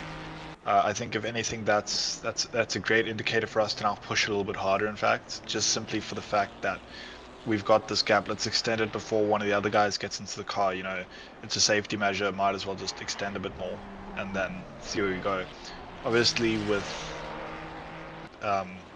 what happened to Jaco Krobler, that's a perfect example of, we were speaking about earlier, the fatigue that everyone will start feeling. So it's just keeping it steady now, but also trying to get some time on. Oh if we no. can gain some time on the other teams. And he's given himself a 30-second stop go. Oh no. If you want to talk about a race going bad to worse, this is the way to do it. And if there was a clutch pedal attached to his rig, I think it's now There taking. won't be one anymore. It's now a footrest. It's just a very flat footrest. That's for certain. Absolutely. And I think that's sort of where also a mental game starts being played with the driver. Is, obviously coming off the back of one light mistake, it's not a great feeling to have that come in as well.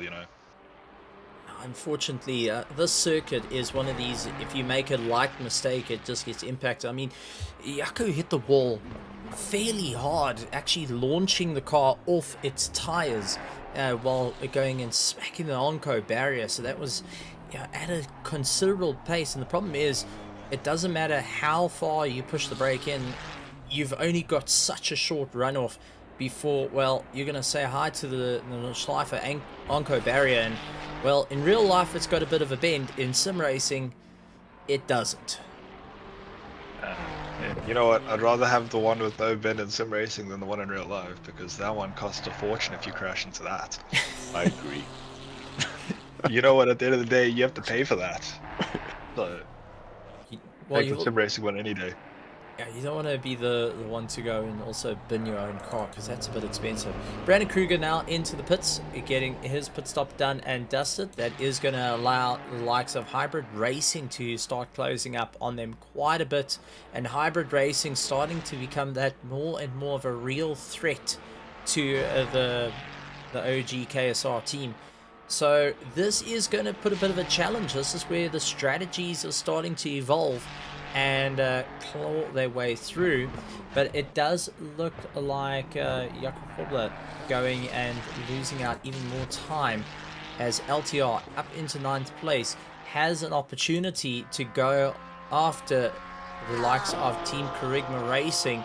So 8th place is on the cards here, 80 seconds to make up a bit of time, and I'm sure this is where a bit of a smile comes in of, come on guys, just wring the neck out of the car, catch up to that Kerygma Racing Porsche that seems to be not having the best of endurance races, not as reliable as we've seen it, but this circuit has really put all the drivers and teams to a test. The LTR has an opportunity here. Dylan, I'm sure you're busy tapping your foot, busy trying to work out the math and seeing, is 8th place a possibility with both teams having so much of a history with one another in endurance racing out here at RaceFace.Pro. So I know that Rob, he was one of the fortunate ones that went away and had a little bit of a sleep before his stint. The only thing that I'm wary of is when Rob got in the car, he was 57 seconds behind Buerta, which has now opened up to 80 seconds. So he is losing just a little bit of time, but it could just be the start of the stint. Buerta coming to the end, Rob just trying to find his rhythm, and we'll definitely hope that Rob is able to take the race to them.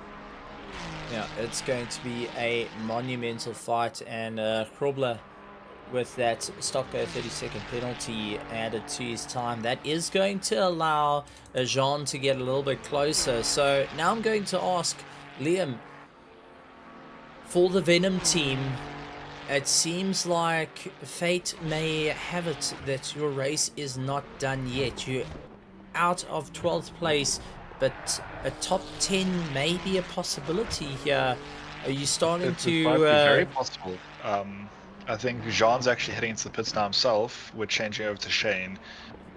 Just for that, let Jean have a little bit of a rest, obviously.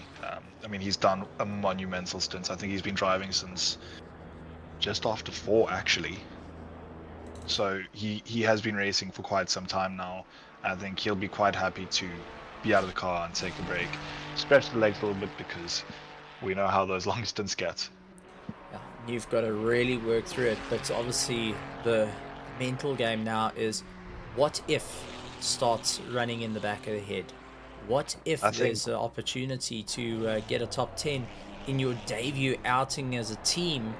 in this endurance?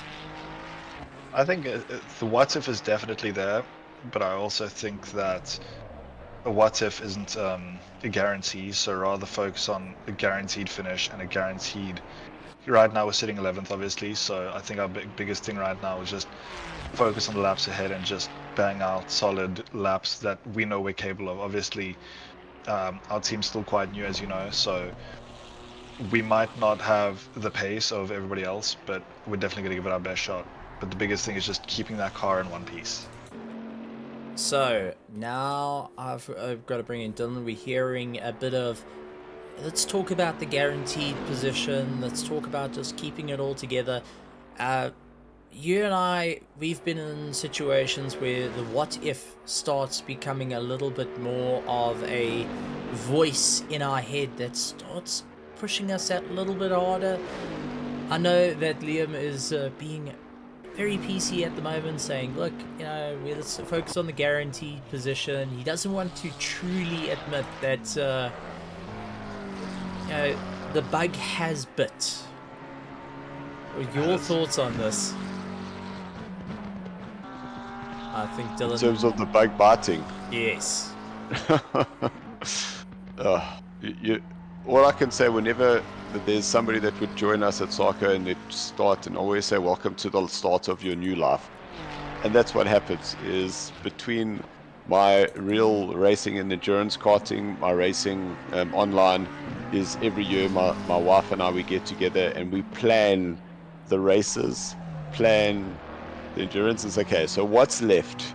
Who are we going to see this weekend? Let's put it in.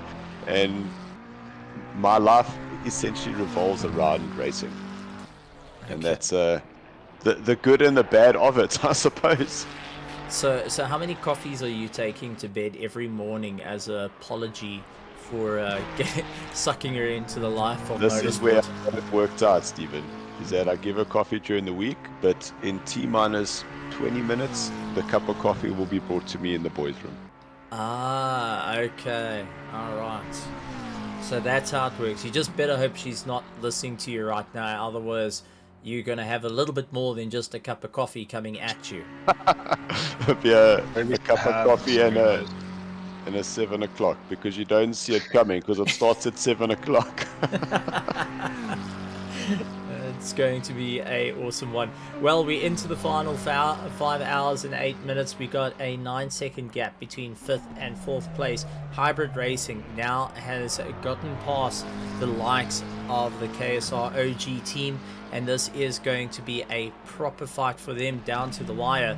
But we also have reports, as you can see currently on screen, that is the server status at the moment, which means if you're not in the server at the moment, it is a difficult one that you cannot get into it. So it means if you're the only driver that is in the server, you're having to push yourself that little bit more. An extended driver stint is going to make life a little bit more interesting.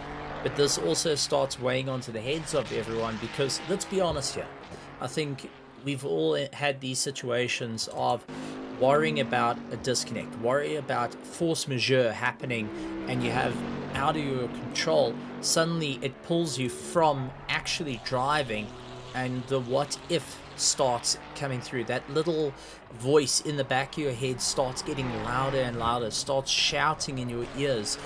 I mean, Dylan, this is not what you want to be hearing as a driver, that well, Kunos' servers worldwide are now having a bit of a problem.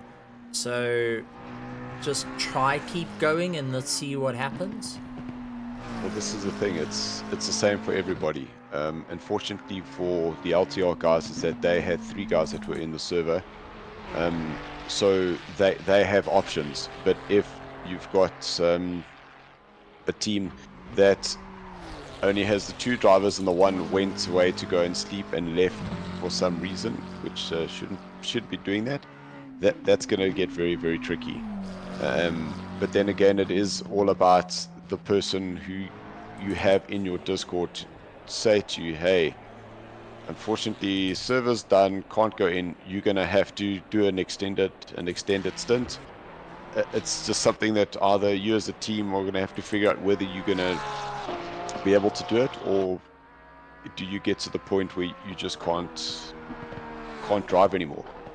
I have had my own scenario where that was the case, where myself and my teammate, he was in, then we had a I had a disconnect, couldn't get back into the server.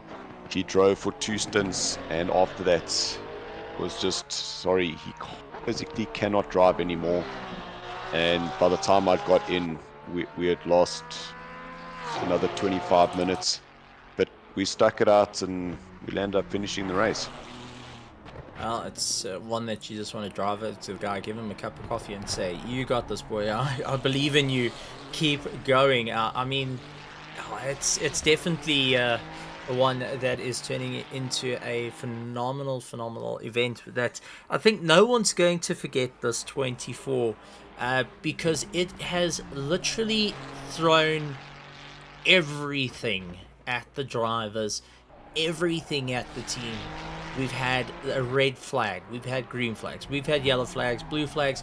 We've also had the drivers going off into the walls, going and inspecting half of Nürburgring, others trying to recreate the Gran Turismo movie, others looking to try and get a win. I mean, these are all exciting times, but also go and force you into a bit of a situation that really changes things up. But now a top 10 in play for the new Venom team to go after the Pandacity Infiltrate 1. The stop-go 30-second penalty hovering over Jaco Krobler's head at the moment, and the team now hoping that they've got all their drivers in, as you brought up, them to have those options in case they need to put in a quicker driver just to try and open up a little bit of a gap coming into it. I see that we got JW Forskenk who's busy saying that the Hell Divers are back in having a bit of fun. They're looking to really push it. We've got Jean saying the challenges of endurance is he's and now finally out of the car, listening to his teammate Liam and yourself, Ethan Hall, going and talking about the race as it's all unfolding in front of us. But this has turned into a bit of a wild ride. This has become a roller coaster right the way through. But let's take a look at our grid at the moment, as we got Slick Racing still currently out in first place, but on the same lap as the PWSR car. Darren Miller, now behind the wheel, has to try and make up the time that Kieran has been on an absolute flyer with.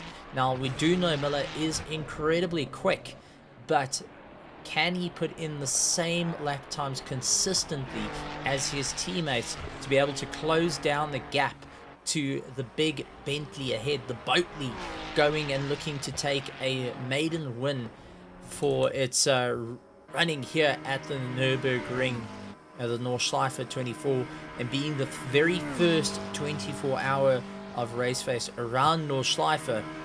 It's never to be repeated. You want to be the team to win the very first. Well, that's it. You want to be the very first winner of the Nordschleife 24 at RaceFace.Pro, and to get it done in a Bentley, well, that's just the sticker on top of it. You know, you want to be that car.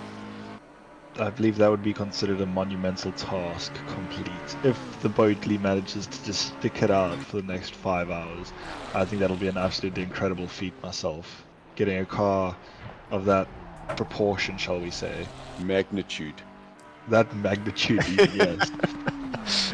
You don't measure the Bentley in meters, you measure it in hectares type of thing. You know, it's a big car. It's by no means a small car, and on such a tight track, it definitely plays a role. So I'm definitely impressed with what the Bentley team is doing at the moment.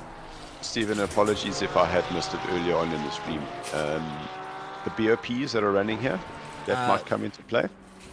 I think there is the LFM BOP. I believe that is, yes. Yeah, there is the LFM BOP that is currently in play, and that's what's brought the cars a little bit closer. But the Ferrari is still one of the stronger of the vehicles out on track, and that's been the pick for everyone. As we see Shane trying to catch up to one of the Porsches up ahead. That's the Team Kerygma Racing, a Porsche of Jean-Ray Buerta. So he's managed to catch up a little bit to Jean-Ray Boite, a bit laps down, but just getting to eye out the competition and saying, possibility, you may be in my sights a little bit later. Just keep going on, little Porsche. I'm looking forward to having a bit of bacon in the future. Thank you, Hansi. It's just confirmed on the chat. Yes. So there we go. I do want to say though, I did tell the pit crew to clean the Ferrari. I don't know why they haven't. They've had ample time with some of our stops. It's just got a can of Mr. Min, a rag, and that's where you go. Just be careful you don't put it on the stickers because it goes and wipes out, it fades the stickers over time. Yeah, it'll be fine. You'll see next race will have an even newer, better, bigger livery. I always thought you just add more duct tape. No, that's afterwards. You start after the race. you start with the Mr. Min to try and cover up that you're putting duct tape on and cable ties. You know, just to make sure. It's always giving that. Well, look, it's not as bad as you think it is. You know, when you start going. There's a bit of scratch. Yeah. Rob just gone into the pits. Okay. So. That seems very early. Slowly trucking along. I can't tell. I can never tell whether that Ferrari's damaged or that's just the paint job on the rear. No, it looks like it's had a little bit of a ding. How's it? It's gone venturing off. So Dylan, I'm gonna ask if you wouldn't mind getting a bit of information from the LTR pits. Maybe go and have a chat to the drivers, find out what's happening out there, as we do see another one of the Ferraris going into the dirt. That's a V&M Ferrari. I can tell that front end anyway. All right, so Shane going and diving out of the way on that one. Jakob Probler in the pits, serving a 30-second stop go, and also looking to undercut on the run. But Shane in the car, having a bit of fun out there. Liam, give us a bit of history on Shane. You said you were friends with him, getting to chat a little bit more in the race. Where does his sim racing start? Did it all start in ACC, or was it a little bit before then? Quite interesting, right? So about a month ago, myself, Shane, and Donaldson actually because we play obviously other video games. We play Rainbow Six Siege is a big one we play, and that's how I met Shane. We're sitting there one day, and I said to Shane, "Hey, do you want to buy a steering wheel with me?" And that's sort of what started this whole thing, you know. It was, let's buy a steering wheel and play AC. And that's sort of where this all stemmed from. It was just a spur of the moment, like, hey, I've got money, I've just been paid, I want a steering wheel. And, well, now we're here, less than a month later. We're only just gonna spend a little bit. It's not gonna be bad. I mean, what's the worst can happen? Down the road, spend a good couple of grand looking at load cell pedals, direct drives. It was only a little bit. No, we started off humble. We both got the Logitech G923 on our desk. Okay, started out. However, I'm already looking at the cockpit, and a Mazda R9 and a Formula wheel and load cell pedals. And suddenly the bank balance starts ticking away. And suddenly my commission this month is going to be going towards that. You start trying to figure out how you're going to explain this to the missus, how you explain this to the family. Mate, I'm so single it's not even funny. I've got plenty saved up. Well, not really. I spend all of it. But I'm getting paid on Friday, so we'll see. Decisions will be made. Getting paid on Friday. I don't need you. This is where the SpongeBob meme was a little bit more. The episode has a little bit more. Hits home. I don't need it. I don't need it. I need it. And then screaming in your head, I need it. Exactly. That is the perfect representation of me at this current moment, trying to figure out whether I get a cockpit first or just get all of it at once and wait for like the 2-week shipping difference. It's playing on my mind. Okay. Start cycling through a little bit there. Triple screens, ultra wide, all of it. Oh no! I'm quite blessed. I bought myself a ultra wide for Christmas, so I've already got one of those. Okay, so got an ultra wide, but you know, if you got a sim racing cockpit, then you need to have a screen for your cockpit because you can't use the same This is screen true. that's on the desk. And then if you're gonna get a screen, you might as well go for the Odyssey G9 because or the Samsung Odyssey G9, I think it is, the super wide, super curved. Yeah, because big boy. you have The to. 147. Yes. Yeah, you have to start thinking about, you got to be safer on the circuit, have more visibility, and You know, I can't see my right window. I need more field of view. You know, so it's definitely somebody that's playing into our quite, minds. you can't see that mirror so well, so it needs to stretch out a little bit. And then, you know, sure, but it's got to run at 1440. 240 hertz, but then Samsung, then Samsung's just brought out the new 59-inch. It's also gives you a little bit more, and it's got a little bit of a higher refresh rate. You got to have that. But then the graphics card's going to battle a little bit, and that's also. Oh no, my gonna graphics card's fine. Yeah, but there's always another one. You know. No. I'm not buying another one. The what if that 4090 may be that extra half a second in a race. See, I bought myself. I thought my 1080 Ti was dying not too long ago, and it just so happens that the 4080 Super had released 2 days prior. That's very fortunate. And obviously, being in the UK, I managed to get one at MSRP. Jeez, like, very nice. So I was like, I will take one of those. But there is a 50 series coming out soon. Don't remind me, please, Stephen. I'm begging you right now. When that comes out, I will not be getting it because I will still be recovering from the financial burden that is sim racing. Yeah, but it may be that half a second. I mean, Dylan, you've had that before where... I'm not doing this because then it's out on the stream. My wife can go back and realize how much money I've actually spent on my sim racing. I'm not entertaining that, Stephen. It's really to Dylan's wife, I have myself and Chase that I look after here. Dylan's wife, I just want to let you know the top end sim rigs are only going for like £300. There's nothing to worry about. Exact. Like, and it's not that much in the wallet. And everything's included. Yes. Exactly. Yeah. Exactly. Everything's included. The steering wheels, pedals, all that. They do send free bundles just because they feel good about you. Am I right? They appreciate customers. Yes. Returning customers. I'm considered a influencer. Yes. Yes. And, but the boxes tend to go missing because they never send it with the boxes, eh? No, exactly. They don't want me to return receive all the boxes. I seem to receive all the boxes just without price tags on them. Now they were the off-shelf ones, the ones they were just giving away. In the back store, yes. Yeah, you were the old stock.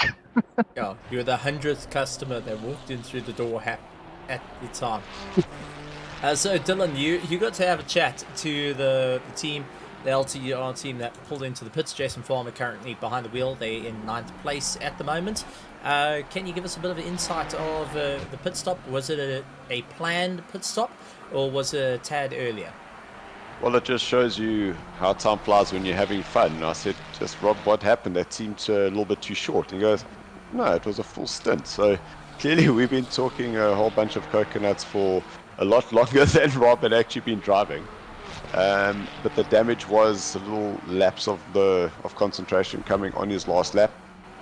He did put it sideways and just clipped the wall, but then did hand over to Jason Farmer. And they did say that they are going to be bringing that fight to P8. They want to come and hunt them down. So I am pretty excited to see how this is all going to unfold. Jason Farmer is the quickest of the team currently, so he is in the car. And he's raring to go. Okay. They did try and get Gerard Pretorius. He was supposed to be driving in the car now. but not able to get into the server, unfortunately. That's why they've had to tag Jason in. And part of the issue that they had is that their driver, or the pit HUD, for some reason on the game, wasn't coming up. They lost complete HUDs, and that's why Rob had to try and get to the side of the track to try and figure out, was going through settings, was changing things, was trying to bring it back, enable it, disable it, and eventually had to just disconnect and get everybody to re-come in to then go out again to continue. So that was part of their issue, which is a new one that I haven't heard. So I've got to put a little bit of flea in the ear, because Jason Farmer's on lap 73, so is Jakob Krobler. You did mention that they're coming in to take the fight to P8, which is the Team Kerygma Racing, which just also happens to be on the same lap as the Pandacity Infiltrate 2, which is the junior team. So maybe with 4 hours 50 minutes, Jason Farmer can get his John Doe a little bit closer. Maybe a P7 is on the cards. Have they looked a bit further up the road? Do you know? I think it's just, let's set one milestone to the next milestone to the next one. Okay, all right, fair enough. You've got to only cut the fields down one by one. You can't do all of it at once. That's how you eat the elephant, Stephen. Well, Bite by bite. I do want to point out that the farmer is actually quicker than the rest of his drivers, and that says something. Because as a farmer, you've got to be patient. You've got to wait. You've got to watch the grass grow. And Jason Farmer is just, instead of watching the grass grow, he's letting all the teammates be the ones to watch the grass grow. I believe in this case we could consider him a speedrun farmer. Well, there is actually and I'm being genuine here. There is actually a competition that's recognized in the world of esports that is for Farming Simulator. That is just as popular as going into the world of CSGO. Go look it up. There is esports Farming Simulator. So for anyone that wants to go and give a... Liam, don't. Because now you're going to be doing racing and farm simulation. Oh wait, let me add to that then for you, right? I'm going to add to this, right? Euro Truck and American Truck Simulator. Oh, it's massive. Exactly.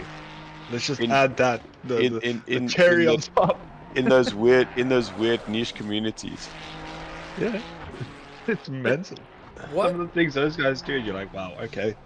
But how would you put that into a competition? Is it like who can parallel park faster? Would it be who can load the trailer the How's your fastest? alley docking?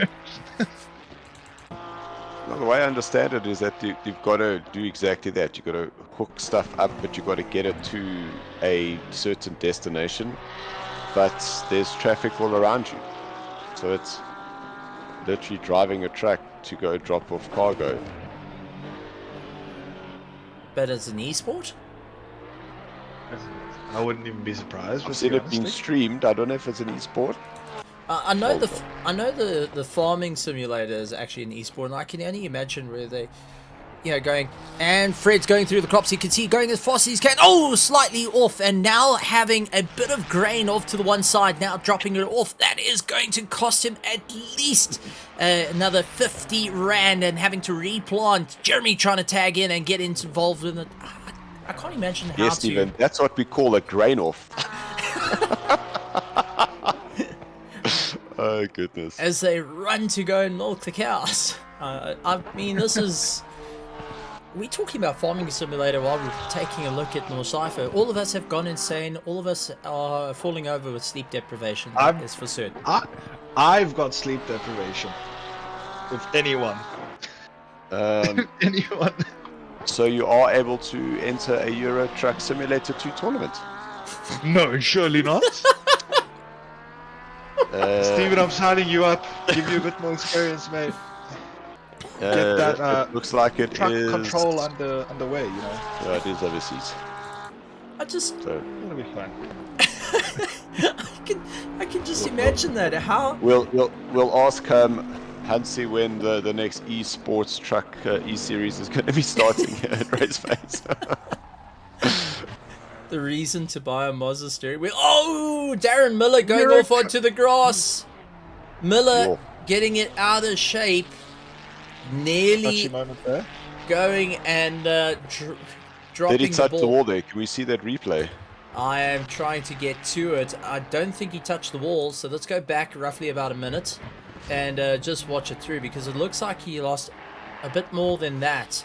It was going in a good couple of corners. The car not looking steady in the turn in, getting onto the old Nordschleife, very close to the wall, into which would be turn 1 of the Nordschleife circuit, running out to the fringes of the track, trying to see what works. Middle of the circuit, bit of an odd line to take, seemingly trying to find the limits, but also that the car is jockeying around quite a bit as he makes his way around. Let's go to Tim in the heli. Clipped the curb. He did skate There the was wall. contact. Okay, sure. That was a bit unfortunate one.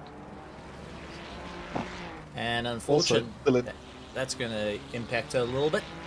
So, Stephen, with our commentary you had on the farming, is that we completely confused Rick Thomas there. He said he wasn't looking at the stream, and all of a sudden he heard this action and he was so confused.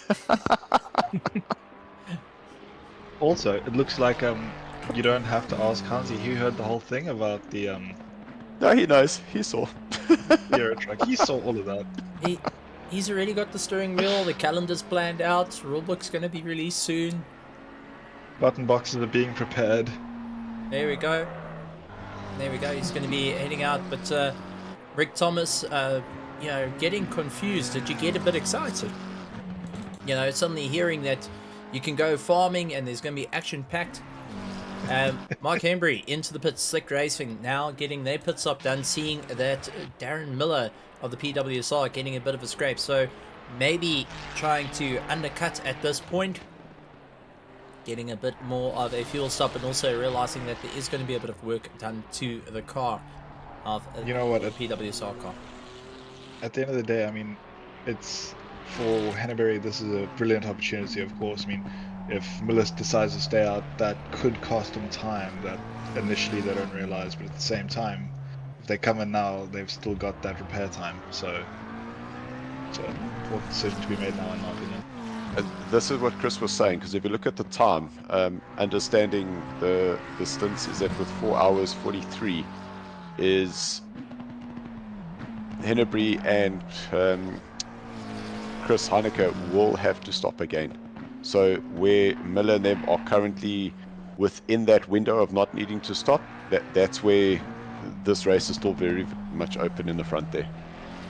Still open cards, and taking a look, we've got Donaldson going and saying morning Liam, morning Stephen, and Morning. everyone. We've also got Dylan Hall in the commentary box going and having a bit For of a the, chat. for the record, Stephen, I was 6 minutes off my prediction. My wife has just bought me my coffee. Thank you, my sherry. At least you said thank you, otherwise we were all going to... happy and Yeah. in love. But please note the voice changed at that point. It was, Hey, I've got we're my all coffee, good. and then it was, thank you, don't give me a clout over Thank the you, my head. sherry. There we go. Exactly. Go. Forgive me. Please don't look at the receipts. Tiena's words are also going, with Sarko being the EU stage, I'm sure that truck drivers have their own race from the racetrack to racetrack. It would be a bit interesting to see a bit of truck racing coming in. Nords to some of the other European tracks. How fast can you go? Autobahn hasn't got a speed limit. What would be faster, the MAN truck, Mercedes, Volvo? I believe it's the Mercedes actually is the top speed in Euro Truck Simulator. Don't ask me how I know. We now want to know how you know this. Yeah, that was kind of an arbitrary one to check out there. And by saying, don't ask me, that's just opened the entire door to it. Yeah, Liam, when's your stint again? I'm Liam, not we sure, know. but I might be driving the truck home after this. I may or may not have dabbled in Euros. Oh no, mate! I'll tell you how much dabbling I've done. Give me 1 second here. This is In going. anything over 1,000 hours is a problem. Jean-Ray hangs on to there. Sure. I think that was 1,000 No. hours of a You know slide. what? That's for certain. Only 60 hours. It'll be fine. Okay, so that's you're right. That's a dabble. That is it. It's just touching, like it's like sticking your toe in the pool to see if it's cold or not. Exactly. He only just got it on Thursday. In fact, I've had it. I'll tell you, last played 26th of Jan 2022. So it's been a minute. Okay, fair enough. Although I have got a steering wheel now, so it might be a different experience.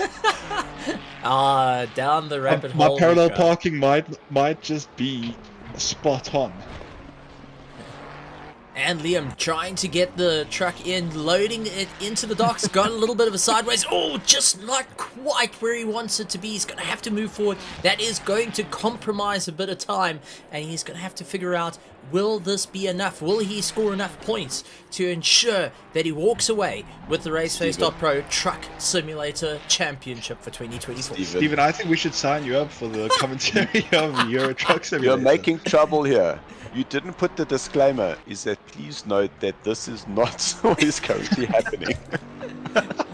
No, but I think if you manage to get the car in the wall, Liam will definitely be the only person loading the car as getting a little bit out of shape. Tim just catching a little... together. Tim catching a slight view. I think he got a little bit of a tank slapper. Let's see... Little lift to the throttle. All looking okay there. It looks like Rob van der Heever is going to be the first person to sign up for the Eurostar challenge. He's in. He's saying thanks for the entertainment, guys. So he's Alright, gonna... I'll let you know when Steven's commentating on the Euro Truck Simulator stuff. So I just want to point out That car's not looking good. What's happening there? Yeah, It's going very slowly. Liam, that's looking a little bit out of shape. I'm not sure if you want to go and have a chat to your drivers and find out what exactly is going on, because fringes to fringes.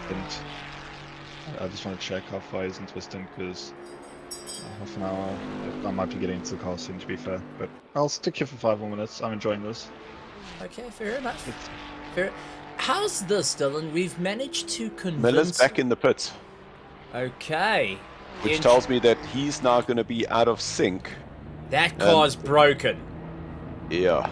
That He's car... going to be out of sync with Mark Hennebrey and Chris Heineke, which means they're going to be on a very similar pit strategy. So from here on in, it's a race to the end. But that also allows Team Tryhard Bandits to get a little bit closer to him as well. This is going... This is going to change things up, because I'm coming around for us. I'm no mechanic, but that Ferrari doesn't look quite straight at the moment.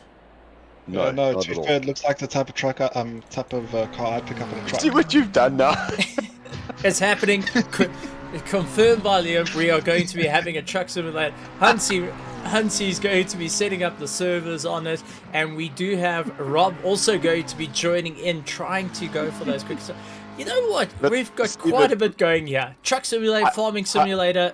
We're just having all the Hansi's mentioned automated. something that has just tickled me properly. He's like, imagine the pit stop on the truck simulator. Moses got a quick release, so you could just like grab and got to climb out quickly, grab the quick release, and pull the thing off. Guys, it's a tire Yeah, change. guys. Are we doing full 24 wheels, or are we just doing the fronts? How much toner do you want versus oversteer? How are you gonna? What's the pressures gonna look like? How much? No, What's our the left, weight please, load? just the left. I want just the inside left. The outside left is fine, thanks. Yeah. Jeez, no.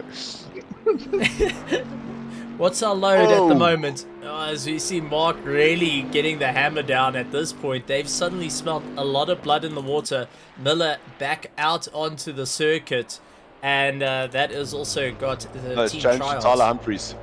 So Tyler Humphries is in the car. Yeah. All right. I think I have to pop off. Thank you for the commentary. I will join you, Stephen, after my stint. And we'll see you for the farming simulator or the truck simulator. We'll see. Okay. I was thinking maybe some submarine simulator as well. I'll leave you with that. Cheers, guys. Cheers, Liam. 4 nautical miles, turn left. Well, that's pretty much what Mark Henry is busy saying at the moment. Going and fighting it out for the slick racing. But the Boatley showing off what it can do. Tierra Sports is saying, can use my GT wheel. Imagine if you're using a Formula wheel with a truck sim. That would be rather interesting. Not sure how it would work. It'd probably not be the best idea. But at least you got that built-in screen on a built-in display just to see exactly what your tire pressures are going to. Well, I think on the top right, that corner! Yo, Tyler, that was very, very close there. Sure.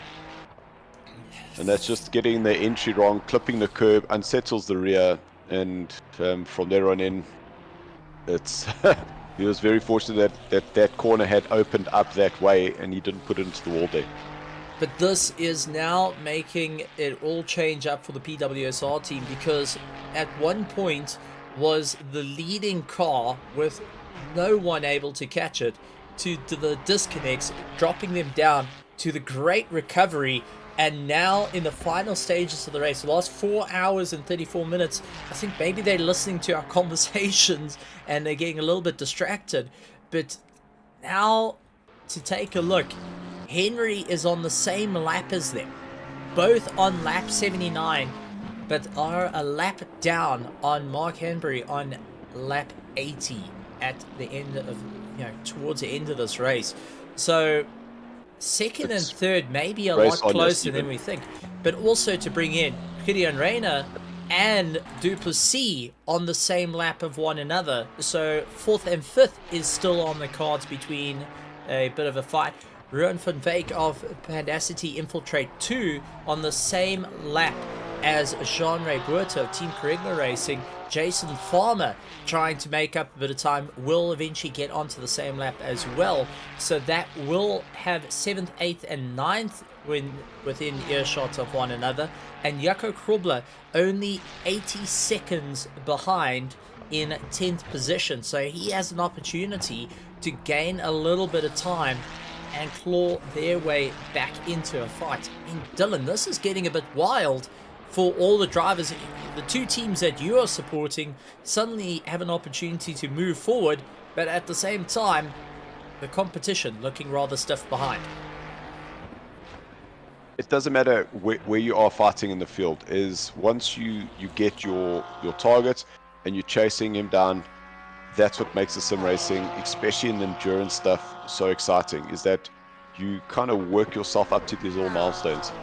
And what we're finding, look, I'm going to say that at the end of last year, it just seemed to be the whole of the sim racing thing just got a little bit crazy. People were just taking really crazy risks, driving just not with their brains, and too much of this red mist. But the standard of the racing definitely over the last, I'd say, 3 or 4 weeks has definitely changed. It's definitely got better. But you're finding yourself with these little pockets of these challenges and these little mini races that happened within it. And I absolutely love it. Well, we have got Jaco Kutzer now 108 seconds away from Tyler Humphries. Liam, no need to say sorry at all. I absolutely loved it. I think everyone had a good chuckle for the morning. What a great way to start your Sunday morning before we watch the Formula One and have a bit of a giggle as we see Max Verstappen run into the lead. Maybe, just maybe, it doesn't happen once, and we have Piastri coming to the top. Who knows? Maybe Stroll takes a win in the Formula One race. Wouldn't that be a nice chuckle? That's debatable. Well, why not? Anything I'll can agree happen. with the others, but not that driver specifically. That's highly unlikely. Anyway, moving on. So that's out of the question. Tinos wants to know if he can use his GT wheel. It looks like he's in as well. It says that Jason Farmer can keep his name, but he's taking Billy Bob Buerta. Okay, so All right, so we're starting to develop a thing here. I mean, we've got a brainchild here, Dylan. You know, sudden conversation. We've got all this interest. We're talking about the having all the different vehicles to play around with, all the different sims to really have it and have a huge amount of fun. Well, I think we've just come across a gold mine. Euro Truck Simulator, Farming Simulator, going and having a go at it. I mean, what a run. Look, I'm happy to say, Hunty, let's do it together and let's see what happens. And you kind of, in partnership with Sarko and RaceFace, brings you the craziest simulation ever. Dun, dun, dun, dun, dun. The Euro Farming League 2024. The most intense battle that you can ever have. Fighting rain, water, going and fighting out whether you can keep it on the green stuff On the or track, not. you see? No, it wouldn't even be on the track. It would be on Exactly. the green stuff. Will you have enough? What I Will was gonna your say is that- concentration be on point to be able to go and gather all the mealies in the farm? Find out Friday night. As we hoy millies. There we go. No more of The- going. the No reason more of I laugh- coconuts. We will start going in about who's going to get the grain. Challenge yourself. The funniest thing is that your brain, I could hear your brain was defaulting to say track, but then you had to unwire your brain to say off the track. Oh no, it completely. It would be the most arbitrary thing in the world, and we got Liam back to Yes, try and yes, give us I'm a back. bit of a chat. What was going on out there with your team? Tire pressures were running very high, 29s in the rears, 28.9 in the front, so it wasn't ideal. That would explain the loss of traction and the sliding from Shane. We've adjusted tire temps now because there was some serious pressure issues there with those tires. Steven, I So need you to just come right to the comment here. Because boy. Chris Heineke is saying he will say it. If he's not on track, he's in his tractor in Farming Sim. 1,700 hours and 100 hours on the Euro Truck Simulator. so You know, now I said I dabbled. This man has perfected.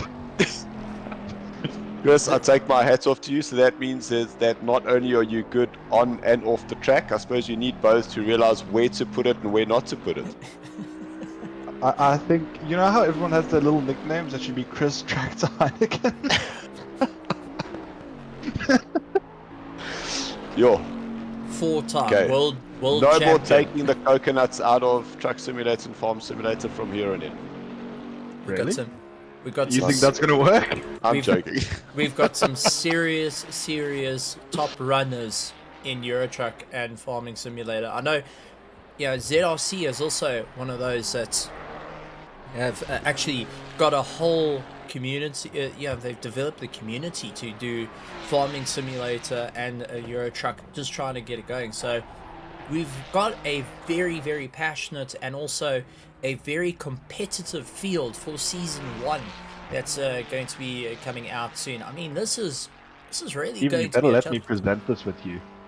I thought you were going to be going for it. You know, we can organize getting 3D printed trophies of just this mealy corn No, with a stick through coaches it. don't play. Coaches don't play. Okay. Sorry guys, I'm reading the comments here. Because Lucas was saying that he's an all-rounder. And I see that I think Chris has probably deleted his comment. Because I did see it. And Chris said, well, where else do you think I'll be good driving a GT2 off the grass? But Chris, I'm a Oh, little bit goodness. concerned because I don't think this Bentley's a GT2. Well, it makes sense. It's a freaking truck. He's no longer using a normal steering wheel. He's got the truck. Henneberry's just practicing. He's got the truck. Do you know that Moses showed off that they're actually developing the indicator sticks as well to clip onto their wheelbases? Maybe Chris is going to start utilizing that along with this 400mm rim as he's going around. Henneberry at the moment is All just I trying to want get his now- turning ratio back. I just his want a air seat picture as well? of Chris's sim now, because now I'm literally picturing him driving that Bentley with a big truck steering wheel, and he's driving it through through the Nordschleife like that, with that knob on the top. I think that would even work better. with the Send us a pic, Chris. with Send us a pic. with the pedals straight down and the seat just perfectly That straight air up. seat, no, mate, that air seat that just bounces up and down over the bumps. Yeah. Whoa, that That probably looked was sideways. Yeah, that was Tyler Humphries just clipping the curb and throwing himself around and getting a little bit unsteady on the run. Tyler Humphries not having an easy Using the time. entire track. Yeah, he's not having an easy time out there, and it is compromised drivers.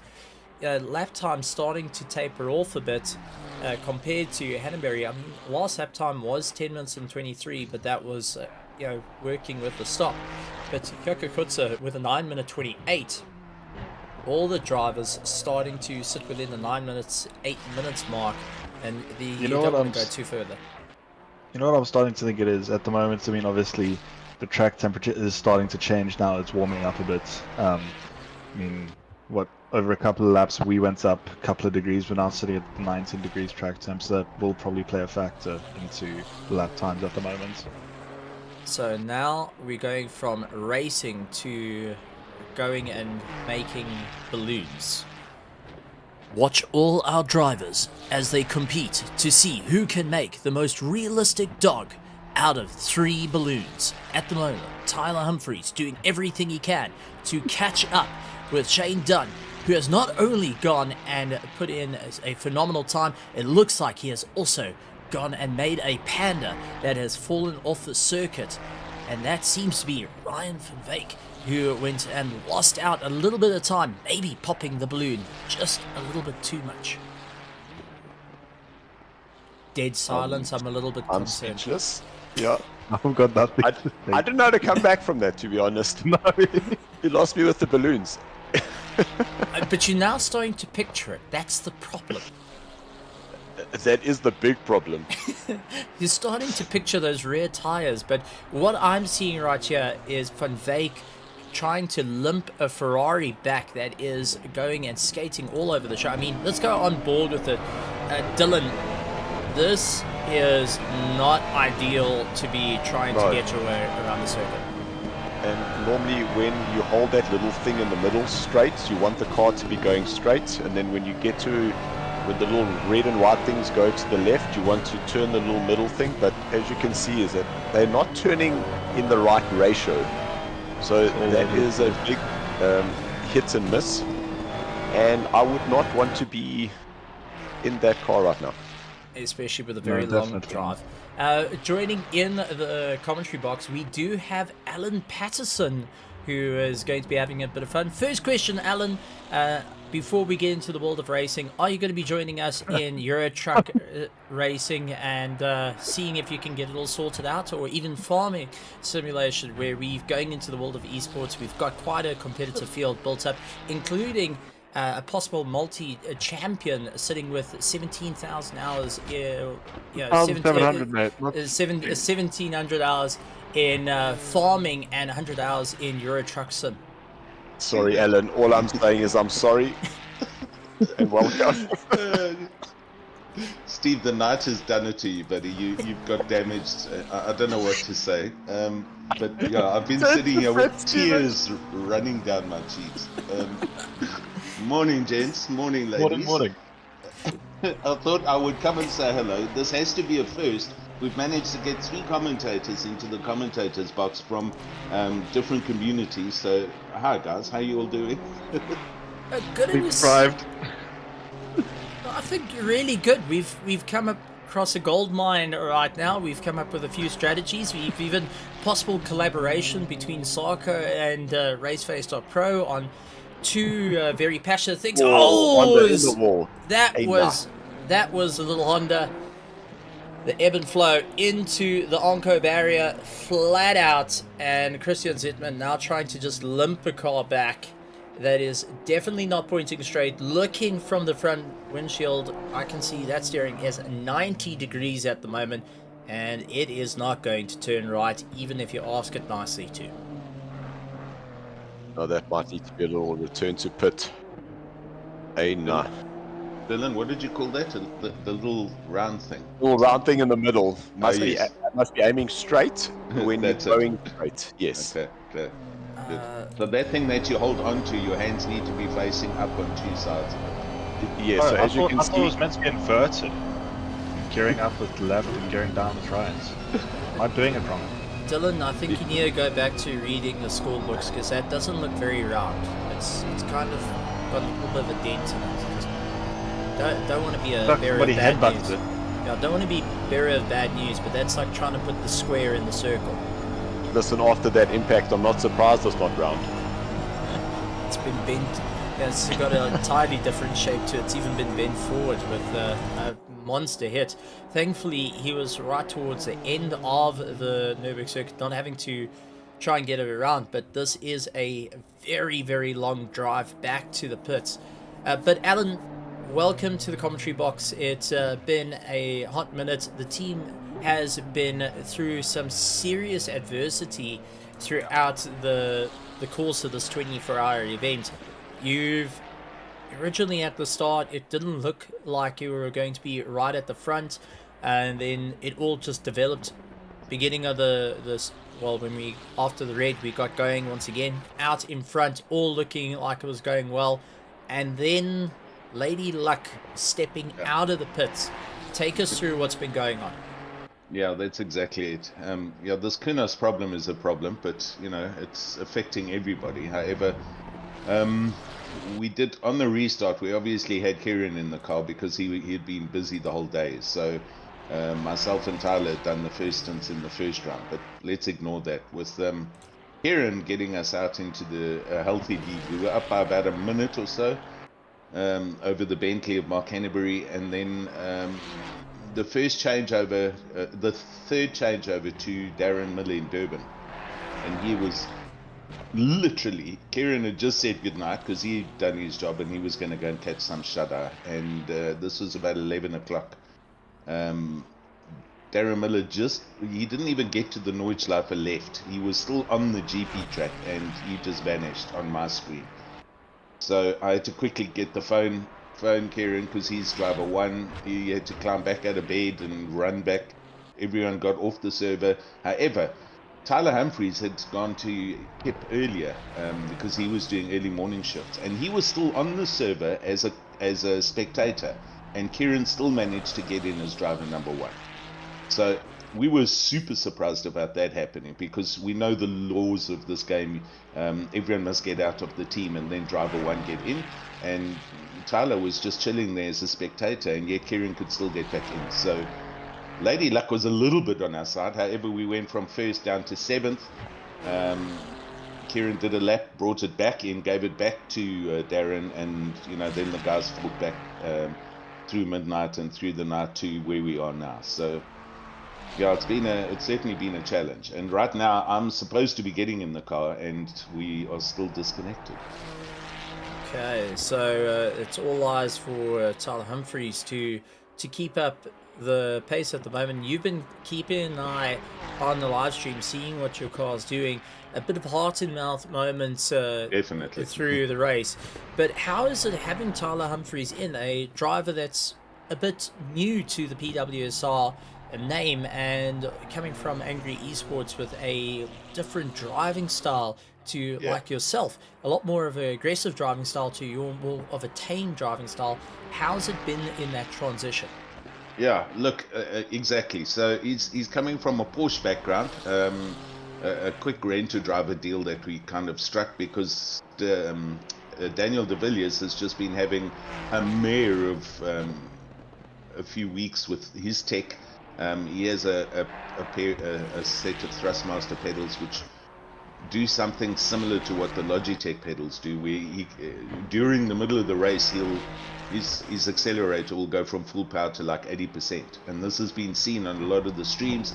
He's been kind of leading a few races, and then all of a sudden he doesn't have any top end.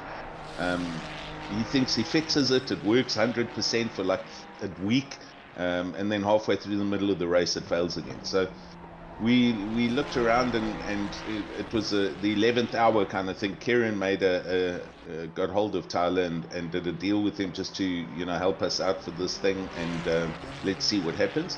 And definitely Tyler certainly got more pace than I do and Darren does. So he's capable of running low 20s, or even in 8/19s, etc., etc.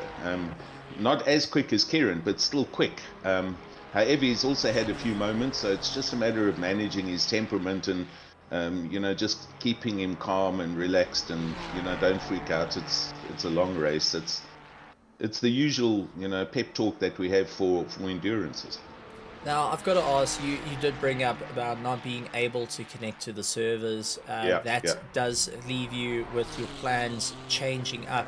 How does that affect your plans at the moment? Does that mean that Tyler and Kieran are just to try and keep legwork up throughout the race until you guys can get in, or is there a little bit of strategy coming in of, if it comes into the 11th hour, trying to get a car in? Is Tyler getting it over the curb?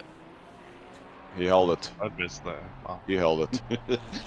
Yeah. I think Alan's foot just went through the brick wall trying to just stabilize himself. I hold my desk, and then I realize I'm kind of squeezing my desk, and then my hands hurt. So you've got this newly formed desk at the moment. Yes. It's ergomatic with your fingerprints that can securely sit in it. How does it feel to be at this new desk? It's super comfortable. The grip is amazing, I must tell you. It's strangely, I seem to grab it in exactly the same place. Oh, again! I'm sure Kieran's talking to him. Kieran's on he's on comms with him. But what we've done is we haven't left the servers. So Kieran and Darren are still on the server, spectators. I am supposed to get in if this thing comes online after him and do a stint or 2 stints, because Kieran's obviously hammered, but he's staying there in case of emergency, and we'll see. I mean, hopefully Kunos, can get rid of these little red bars that I'm looking at on your live stream, and we can get back in this thing. I'm confounded as to how the big 24-hour can run while we couldn't even connect. I don't understand that concept. I mean, surely it's one for all and all for one. The Jardiers and all of them were driving while we were twiddling our thumbs. Well, that's where it leaves you just wondering of how things can go, and lots of questions being asked around the world of guys saying, but how? What if? Yeah. What's been going on? I know even others that have just been having fun races that's been 20-minute runs. They're suddenly now having to just wait it out, and lots of frustration around the world. But fortunate enough, we're still managing to get our race going now, because with 4 hours to go, the last thing that any of us want to see is the red flag being thrown out for a second time in this race. Every single person wants to see the end of it. But Alan, your side of racing around this Nordschleife circuit, this is one of the circuits you and I have had many banters over the years in motorsport, and you said this would be one of the circuits that you would love to race on. Now finally being able to do it, to race with your son, to race with the team, and to be on a circuit that you have been asking for over many live streams. And guys can go back and just hear Alan saying, Kunos, when are we getting this? It's finally here, you're finally doing it. Yeah, and now what? So that's also been a good team chat. I mean, I'm laughing here because we've had this discussion, and it's like, I mean, everybody in this community knows this thing came online 3 weeks ago, more or less, and everybody jumped on it, and the prac servers were up and we started. And I'll tell you what, everybody in this community, and I'm sure a number of other communities, can drive the GP circuit in like 8/16s, I'm convinced, because everybody does the first round, drives onto the Nordschleife, crashes, goes back to pits, fixes, and drives out the pits. Goes around the GP track, crashes, and fixes, and starts again. And we were the same. I mean, literally, I couldn't tie 3 laps together when it eventually came out. We watched everything, we tried to learn, we flew around it with our cameras, that little trick that I've taught my friend Dylan, the F7 trick, yeah? Mm-hmm. Yeah. F7 live. Yeah. F7 live. There's one thing doing it in a replay, but doing it live is a whole nother story. So, yeah, gosh, it's the gnashing of teeth circuit, and all the practice for the 2 weeks leading up to this thing, the whole team, well, except Kieran. I mean, Kieran just does his own thing. He's a complete different. I don't know what he's made of, but it shines and it just goes like smoke. We, on the other hand, were just like a train smash behind him, and I might get 2 laps in, and then the 3rd lap I'd invalidate, and the 4th lap I'd bend it around a barrier, and it looked like a banana. So, but yet we got in the race, and I did 9 laps flat stick straight, no problem, without falling off. So, I think the pressure of trying to get a car to the end of the race changes how your mindset is. You can't just eject to pits and start again. We're in a race. We need to keep the car on the track, and you can see I'm not that quick. I mean, I think the quickest I did last night was an 8:20, and Kieran's doing 8:13s. You did get I don't know what to say. You did get into an 8:19 at one point think as so. well, and having to really push the car a little bit there. It's good to see that you're having a bit of fun out, and now with the race starting to come to a close, how many more stints would be left if, and not to give away your stuff, Yes. but roughly for all the drivers, how many stints do you think's left in the tank in these last 4 hours? Now, I did a rough workout that at the start of the race to the end, there should be about 11 pit stops, roughly, with a 5-liter splash and dash. Exactly. If you tying it all nicely, but when you've got all the quick guys in, and also not counting for fuel saving, not counting for getting mixed up in a bit of traffic, roughly how many stints can we expect left of these cars till they eventually see the checkered flag? Stephen, I just wanted to add something there. Just remember, is that whole strategy would have changed once again because of the red flag. So whatever was left, it's recalculate off that new start. So that I worked 12 it out hours of the 50 off the start of the 15. That was cool. that was the 11, because I had a piece of paper here. It is so far now under my plate that has Boston Bread on it. That's pretty much how my planning went on that one.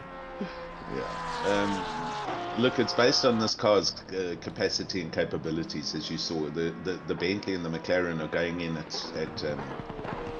7 laps or 8 laps, and we're managing to squeeze another lap out. So it's running full tanks all the way, and the driver stints were essentially per tank of fuel. So we're at 4 hours and 10 minutes. That's going to be at least still three stints. So if my sums are correct. About 3 stints. Yeah, and a splash and dash as you added. So all of it is on the cards and everything to play for, and Totally. the big Bentley just slightly out of arm's reach at the moment, but there is an opportunity where you guys are going to be going door to door at the end of the race. What's the overall plan if it gets into that situation where suddenly you've got your drivers going head to head with Slick Racing, and PWSR's got to really get their elbows out around this very difficult circuit? It might actually be a 1-lap sprint to see who gets a checker flag at the end. Is that the discussion that's happening in the pits? It is. I mean, look, Mark's done an exceptional job. I enjoy Mark. I've chatted to him in DMs. Chris, we know well. We're also good mates.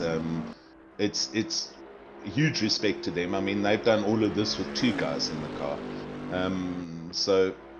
But the Bentley has got so much oomph. I mean, I was watching early on in the evening with some of the other team Ferraris coming onto the Dottinger Her and well in the draft, and they didn't get to the Bentley. But Mark also driving a little bit more intelligent, where I had a good session with him. He was in a draft with me until we got just over the hill and before the final little chicane section, and he backed out of it because I was slightly ahead and held it. So the car's got a huge amount of speed, so it's going to have to be a very tactical race. We'll have to see what Chris's nerves like. I know I've got one session, possibly 2 sessions still to drive. I'm not sure yet. We'll know when we get there. I can't give you any more than that. We're in the unknown until this silly Kunos red light goes away and it goes green on the bottom of this game.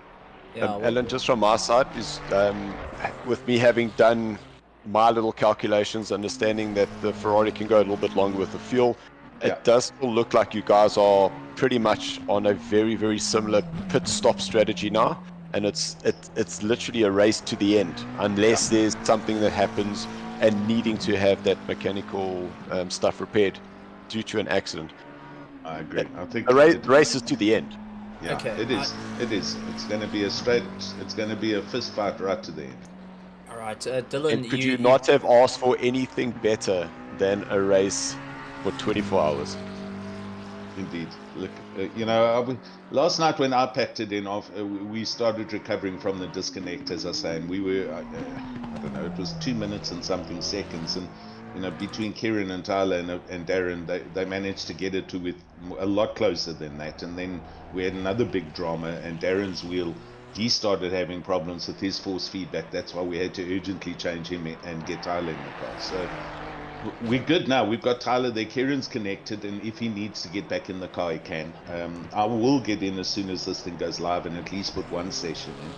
But hopefully we can close this gap down to the Bentley. I don't want to wish bad on anybody, but it would help if that Bentley maybe came into contact with a wall or two on its next couple of laps. But gravel trap inspection just to make sure it's safe. I've got a question. Any concern for the 177 car, the McLaren that's chasing down of the Team Tryhard Bandits? They've been keeping an arm's reach at the moment and just hanging in the wings. Has there been any concern for the car, or has it been, they're there, we're not too worried about it at the moment, considering they're 144 seconds behind us at current?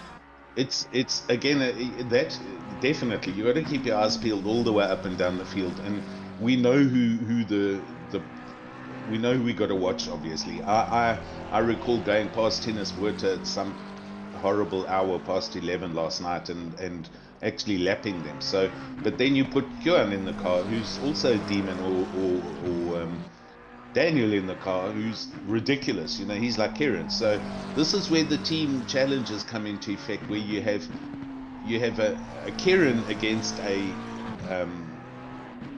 Jay Kutzer, for example, and then Daniel will get in the car against me or against Darren Miller. The pace is it's objective depending on how you look at it, but the pace one should equal out against the other one in the long run. So yeah, look, they're a good couple of seconds back, and we are watching that gap, but there's nothing we can do about that. We've just got to drive our race now. We've got to keep the car clean.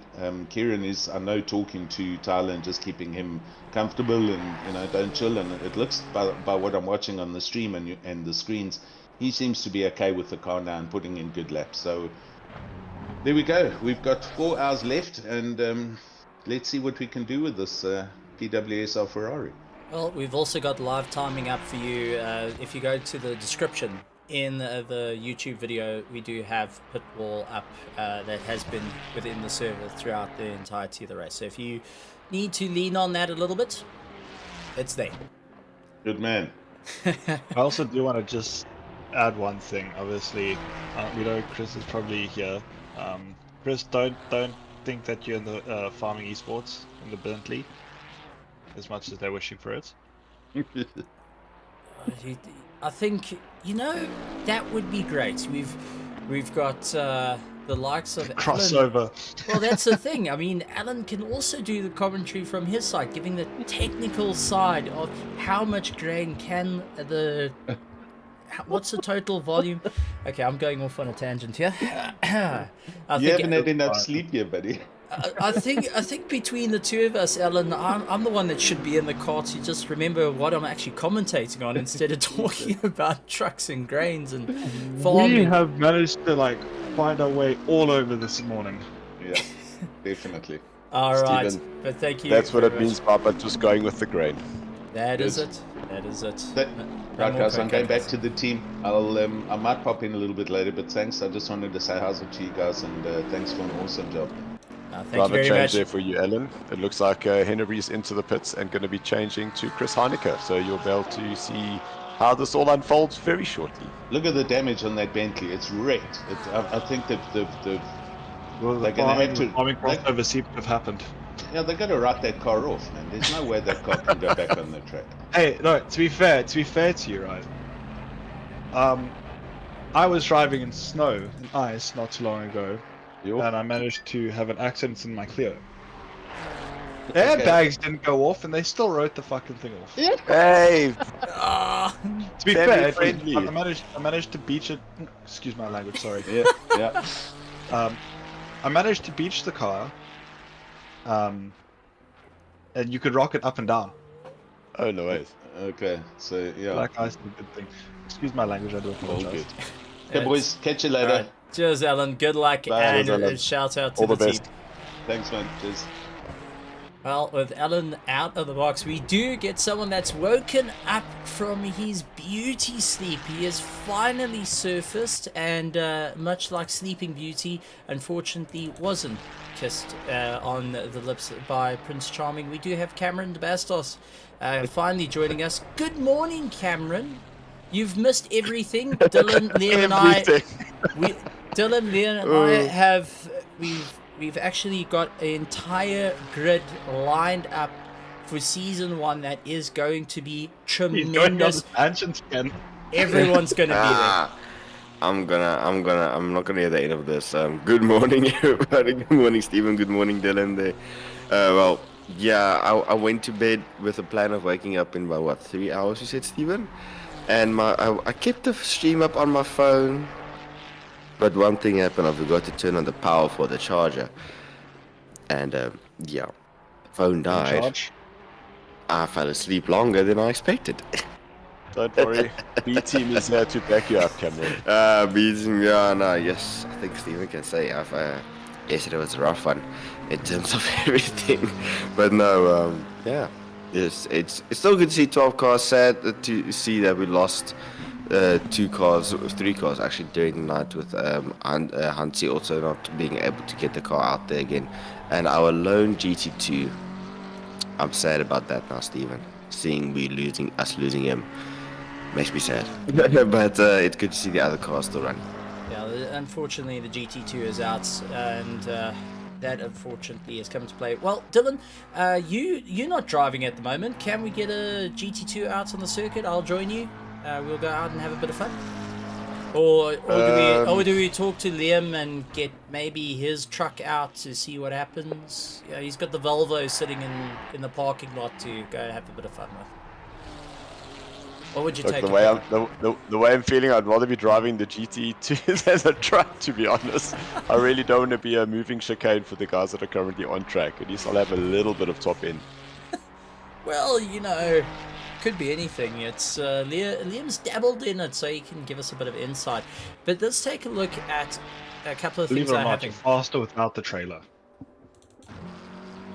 Depends if you're going on a downhill or not. And what gear are you in? Are you in high 16. gear? So you're in high gear. 16. Okay. Yeah, so- high gear 16. Yeah, gotta be cautious with Jeez, these right. things.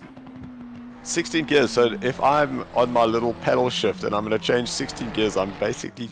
You're just going up and up and up and up. Yeah, and it's up. like, no, thank you. You're gonna wear out the sensor before anything. Halfway to your destination, almost. So for you, sir. It would be, the missus would be wondering if there's a woodpecker in the house because you can hear this magnetic shifter going clack clack clack clack clack clack through the walls.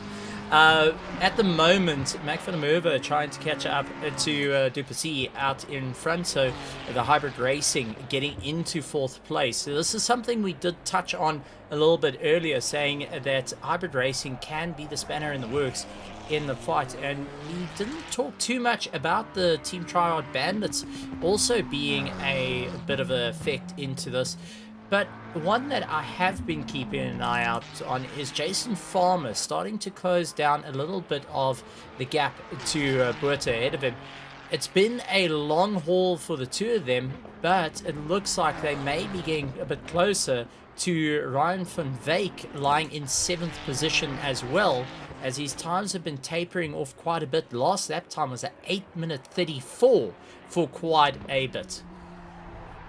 So Dylan, the LTR, suddenly from just looking at the Porsche, now has an opportunity that there's a Pandacity car that's getting into the target as well. Barrett a little bit far on the radar at the moment, but is still within a mix. If Ryan van Wyk cannot get those times down and he stays within that 8:34, 8:33s throughout this race. And Justin Farmer is doing a great job currently. He is going about 3 seconds a lap faster than Buerta ahead of him. But the worrying thing, and I'm pretty sure for the guys in 7th place with Van Wyk having done that 34, that's essentially 10 seconds a lap that Farmer is going to be closing up on him. And currently, Buerta is closing up just about 7 seconds every single lap. Well, I say every single lap, but that's 8 laps, and all of a sudden, 8 laps is 80 seconds, so that gap between Farmer and Van Wyk is then right on the money. Also, depending on what sort of pit strategy these guys are on, they are currently on the same lap. So the next pit stops and just seeing where they all come out is going to be a very, very interesting next phase for the just under 4 hours left of this race. Yeah, that's it, and I keep refreshing to see whether the servers are going up or not, to see maybe if other drivers are going to be able to get in, or is the drivers currently in the server, that's it for the race. And starting to look a little bit grim on that side. Speaking of the server and connection, I seem to have lost connection. I'm just sitting in a pit lane all on my lonesome.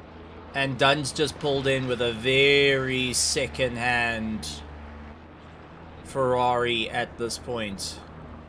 That looks like the Ferrari California almost from the front there. I think it's the California. That's not what Liam wants to be hearing. Liam, I'm not sure if you want to quickly zip over to your team. I'll be right back. And it's times like this where you want to figure out, okay, what has happened? Let's hopefully there is still somebody in that server with Liam and his team so that they can change the strategy. Because if now you've had Dunn who's put it in the wall, is he now a little bit worried? Doesn't have that confidence back, and all that does is just puts it into an even further spiral. Yeah, I mean, that voice in the back of your head starts shouting louder and louder, but it's a bit frightening to hear that, well, you're sitting as a spectator enjoying yourself, and then suddenly you're disconnecting.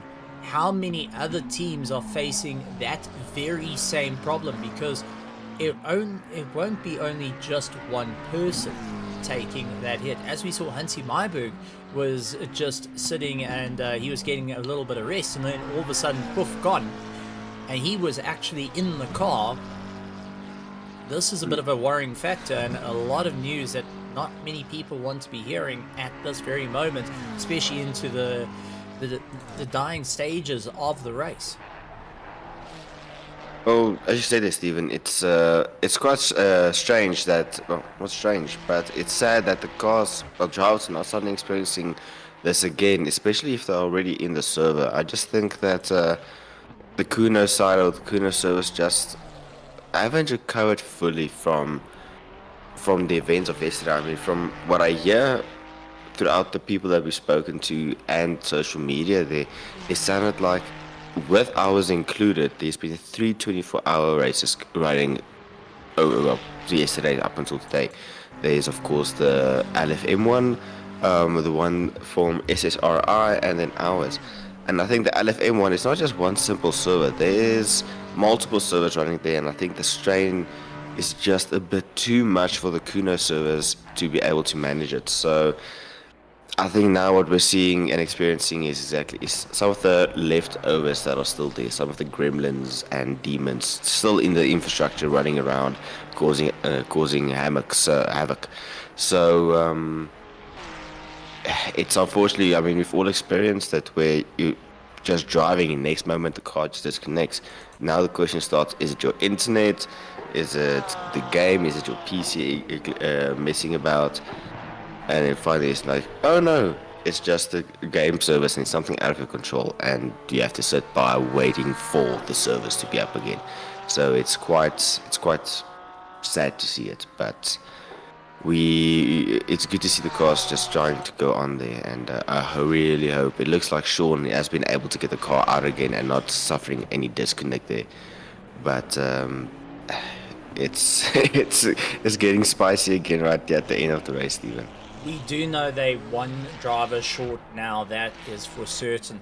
Dylan, I mean, you and I come from the world of motorsport. We know how life can be quite challenging. You could have a perfectly prepped machine, you get it to the racetrack, and suddenly she does not want to fire, she does not want to work with you, and you suddenly at the racetrack with a paperweight and a Coke in your hands watching your friends drive around. And this is pretty much what you have right now, where everything has been planned meticulously to the T, but unfortunately Lady Luck walking out of the pit for even a split second, going and modifying your entire race, everything that you thought could happen has now changed it out. We talked about drivers not being able to get in, now it's drivers getting disconnected out of it despite being in the server already. This is not a time that you want to have in the last closing stages of a race. And it's a frustration that's really not necessary. And the reason I say not necessary is that everybody puts the time in. We buy our 100 meg lines so that we know that we're well within the running capacity that is required. You've done all the strategy, all the setup, but then it's something that is completely out of your control. And whether that does just lessen the blow, it doesn't make it better, because it's still very frustrating that it has happened. We just got to carry on, and you kind of got to just do with what you've got, as opposed to making this actually become a bad day for you.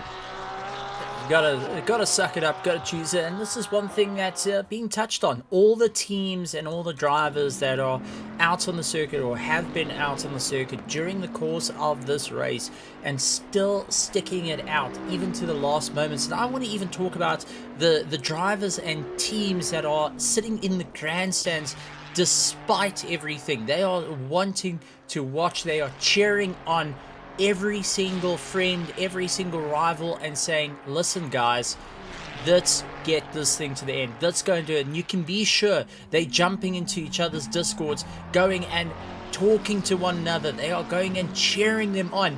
And that really shows how, as sim racing, as a full community, despite being, you know, different of RaceFace, Sarko, LNR, XYZ, SRO, you know, pink and blue, whatever the case is, we all, in the world of sim racing, we all want to see each other get to the end. The support that's coming in, everyone is chomping to see the checkered flag, even if it's through the eyes of their friends that are still sticking it out till every last car comes across the line. So for the 12 cars that are currently out on track, I want to see these cars get to the end. I want to hear the stories as well, and with the races that is building to it. I mean, we've got the likes of Hybrid Racing that can't get away from the OG KSR Endurance team.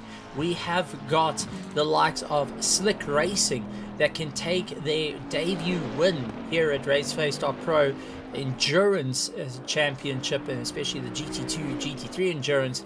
But they are fighting a monstrous battle against PWSR that has got some of the quickest drivers that you can see out there, going and clawing their way back from the brink. You've got Team Tryhard Bandits that, out of pure consistency, is now sitting in third place and able to keep on the drive. I mean, this is turning into a fantastic... I mean, we could go further down as well. We've got Hell Divers that, despite everything, despite losing an entire planet to the automatons, is still sticking it out there in 6th place. and showing what they can do, but they are getting chased down by the likes of Pandacity Infiltrate 2, which is a junior team, might I add. This is a team that is not expected to be so far up the field. This is a development team that is actually going and proving themselves to the pro team, and they are currently sitting way above the mark of where they need to be. Then you have got Team Charisma Racing that is now only 88 seconds behind them, but constantly watching the relative because they got LTR, Luxury Time Racing, that's definitely not taking a luxury time to the front. They are really getting closer and closer, trying to make their way through. You've got the Pandacity Infiltrate 1, despite everything that's gone on, they are still sticking it out, despite in the wall, despite going and having all the stop-go penalties. They are still on the drive. Then you've got Dean DePriest of Venom Nords, who's now in the car. Liam is back in the commentary box. He unfortunately disconnected from the server, but has been commentating and brainstorming some phenomenal ideas that is going to rule the world. We're still going on about this. I am still going on about it. And then we've got... I need to go rewatch the stream to find that out. And then we've got the Honda of Ebb and Flow that's literally going through all the ebbs and flows of the Nordschleife. I mean, this is just incredible to see that the tenacity of the drivers, the teams, the spectators going and watching through it. I mean, I want to give you guys a bit of an insight here. Looking at the first portion of the race, literally when we started, we had about 1,000 views come in, and just look at that. That's 1,000 eyes that tuned in to watch it. The second part of the race, into the early hours of this morning, we had up to 500 people plus still watching it. We up to 321 people now watching this live, to see these 12 teams, to see these 12 teams get their way to the line, to live the checkered flag despite everything. I mean, that is what sim racing has come to. It has come to going and seeing it all 85 laps in, and oh no! That is the Venom car. That is Dean. That looked very close. Farmer was right behind him as we got the little clip there. Okay, so let's go into the... But that doesn't make sense, because the Bentley was actually behind Jason Farmer. He dropped Okay, that makes off. sense. That makes sense. Okay, now we understand why. Over the dirt. Oh, just a slight tag. Woohoo! That was close. Good morning. I hope you're awake for that one now, because you should be awake now. He wasn't awake. He wasn't awake when he started the stunts. He better be now. Oh man, that is going to be a long drive back. Liam, not ideally what you wanted to see, and I'm going to be that guy, pretty much at carte blanche. What's running through your head right now, looking at the state of your Ferrari? I won't lie, I'm a little bit upset. Not necessarily at Dean. I know it's... Obviously, he had two faster drivers behind him. Very fast drivers, will give them that. And I think that was just a sort of wrong place, wrong time. But it still sucks to see. That absolutely is heartbreaking. Dean's literally just got into the car, and that is how he's competed on the track. That is heartbreaking. And Jason Farmer pulling into the pits as well. He was part of that little contact. It doesn't look like the Ferrari's got too much of a scuff on it, but there Not will... that one, at least. Well, that was the car that had the slight tag. So Yes. both Ferraris coming into the pits. Dean now having to get a bit of work onto it. Liam, I don't know if you want to go and see your car, or go talk to the drivers and just see what the plan is, because that's obviously changed what your pit schedule is going to look like. I'd say it's changed up the pit schedule a bit. Dean will probably still continue driving. Obviously, the other two gentlemen, they're both knackered. Moss had an absolutely killer stint, except it took it out of him. I don't know if he might race in the last stint. We'll see what's happening there. But I think it'll be Dean back in the car, just taking a quick breather, resettling himself, and getting back out there. That's the plan, at least. That was a incredibly fast off, and sure, Yes. no, that was not what you want to see. Jason Farmer also losing a bit of time, as Jean-Ray Buerta nearly also meeting his fate, going and doing a little bit of rally driving there. I know Porsche was good at rally at one part of their life, but I don't think the Maybe not in 992... this specific model. Yeah, I know this one I think is going to be a little bit low to the ground. It may not have the same clearance. I don't quite think it'll work, but he's doing a good job at the moment, trying to keep it all together. But this is the thing about Nordschleife is, you know, the dangers of running so close to one another. All it takes is one unpredictable moment, one slight lift, a slight break, even just a car getting slightly unsettled can affect not only one driver, it can affect both drivers. And unfortunately, with nowhere to go on this circuit being a very, very tight track, drivers are just constantly flirting with danger all the way through. Farmer, honestly, mate, don't stress about it. It's not the end of the world. It's racing and stuff happens. There we go. So Good save there, Liam. Good save. yeah, Just just save. That was all intentional. I said stuff. I only said stuff. I never said anything else. You're hearing things. You're delusional. You should get that checked out. I think he's Might be probably the sleep delusional. deprivation. Dylan's done a 24-hour in the last hour, going and listening to our grand idea. That Oh, mate, it's going to make us millions. well, you know what's even funnier? Dylan was the first one to come in and say that Sarko will be working in conjunction with RaceFace. I didn't even chuck that in. He did, and that's fine. Which means he accepts the fate. Done. Dylan's a part of this now. I just need a thumbs up there from Hansi and we're in. So yeah, quite a thing there. Jason Farmer, you know, obviously a bit gutted with you know, the contact and not wanting to see the competitor getting into a bit of a problem there. But Dean's back out. He's still going, and that's the main. And the car's clean again. Let's go. There we go. There we go. Just needed all the scuffs taken out, and Dean ventures a bit close to the dirt there. So Jason, do me one favor, please, mate. Sorry. Just save that replay for me. I do want to see that car fly again. I believe I can fly. It's for a video. I believe I can touch the sky. Oh boy. I'm glad you guys are singing. Hey, I am a singer. I'm just a bit under the weather. I blame the cold. But it never bothered me anyway. Oh! Wow. You know what? I entered Idols. They stopped me at the door saying I must give everyone else a chance, so it's fine. Well, Steven would have won the word on mic anyway. Sorry. No, my friend. It's. I feel the burns right now. That was close, Tyler. Yeah, that was getting a little bit out of shape through the second carousel. Tyler really flirting with the screens at the moment.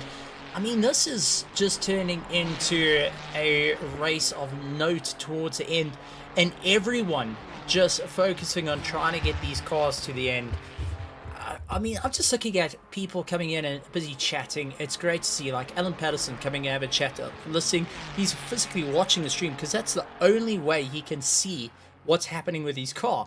Then you've got him on Discord just trying to chat to everyone. You've got Jason Farmer, who's climbed out of the car after a banging stint trying to chase down the likes of the Kerigma Racing. He's handed over to Rob now and saying, Rob, listen, you got to make it work and try and stick it all the way through. As you can hear, a little bit of tire squeal making his way through. So Rob trying to push the limits at the moment and close down 90 seconds between himself and this little blue Porsche of the Team Kerigma Racing. That's actually quite interesting because the time that the gap between where Buerta was and where Rob was when he gave the car to Farmer, I think it was about 90 seconds. So it seems like with the farmer being in there and Butch in the car, while he was catching him, it kind of just netted itself anyway. Oh, there we go. So we may have a race on yet for the drivers. At the moment, though, it does look like the Van Wyk car, the Pandacity and Infiltrate 2, going and making a bit more of a run. Seeing that Michael Donaldson saying watching the race makes the DSQ hurt a little bit more. I mean, yeah, unfortunately the DSQ came in, the disqualification came in because the throttle pedal got stuck, and suddenly charging through the pits at 120 k's an hour does go and make the marshals a little bit unhappy, just a fraction. Just a little bit. I mean, we've always got the marshals giving us dirty looks in the pit lane. I can only imagine the looks they were giving them in that moment at 120 kilometers an hour. Well, I don't think you could see the looks at 120 k's an hour. Suddenly it's just this blur. No, you definitely can't. There's definitely a blur going past, but a lot of the teams going and having a bit of a rough run out here. I mean, 17 cars started, ladies and gentlemen. 18 cars actually. No, it was 17 cars. Byron Kutzer, that was on a bit of a run with the GT2 with Devin Ellis. They had to retire due to the not able to get across the line. You had the ZRC team that were also on a hot charge. They landed up retiring from the race. Hansi Myberg, the only solo entrant, going and retiring from the race. Then we had the Delta Negative going and retiring, and finally the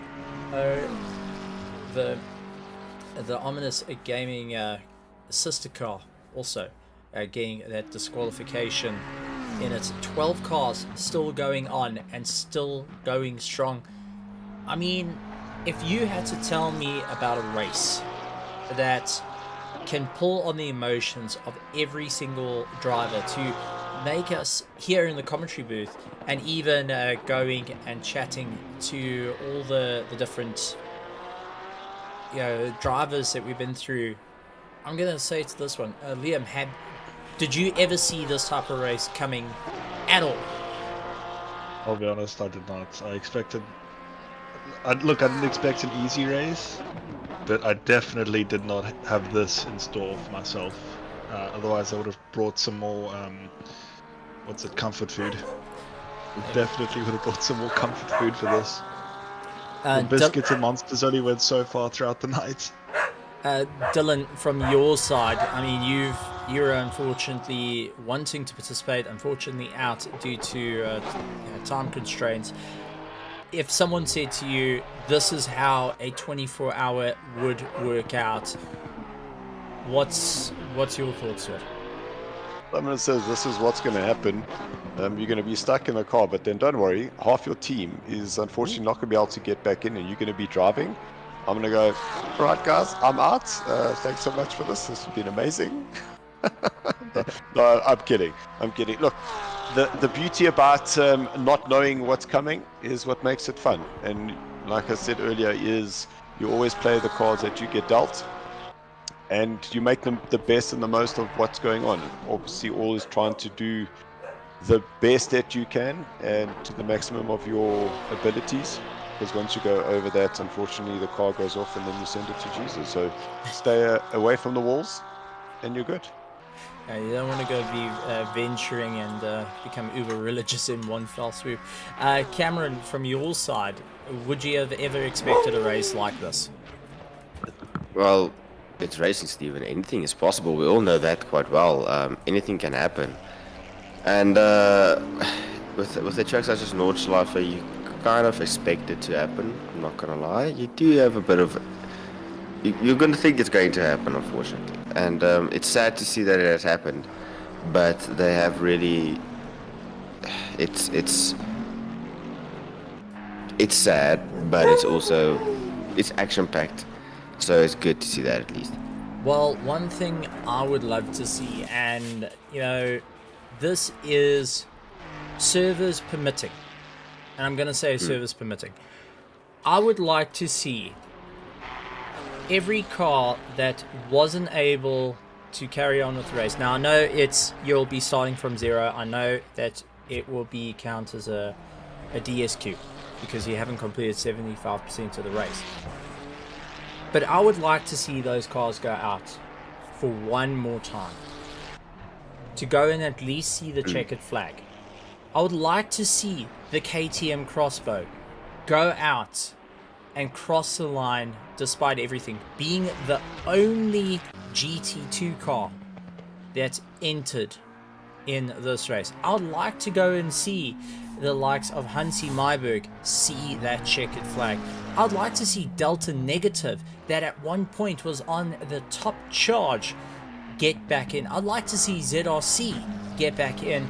Unfortunately, I think it's a little too late for the likes of Bernard Renner's team, where they've got the disqualification. But otherwise, I'd like to see them go out.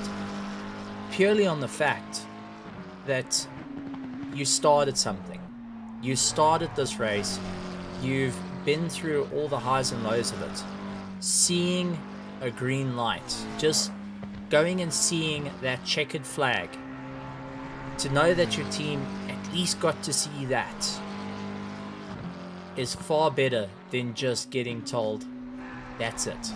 And Dylan, I don't know if you disagree on that one. Stephen, I agree with you 100%. You never want guys to put in all the effort and not be able to finish the race. Just seen on the chat where Hansi is saying he's coming as soon as those servers are up. He knows that he'll get a DNF for not doing 75%, but he's coming to support the guys. So as soon as he gets a green light, and that server light is green, he's in. And that's what we hope from the other drivers as well, and the other teams.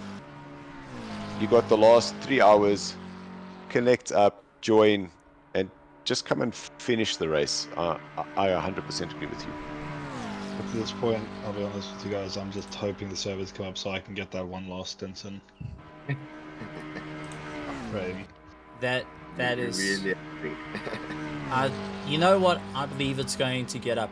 So my challenge, no, our challenge to all the drivers that started this race, to all the drivers, it's the pledge that is true, that is true.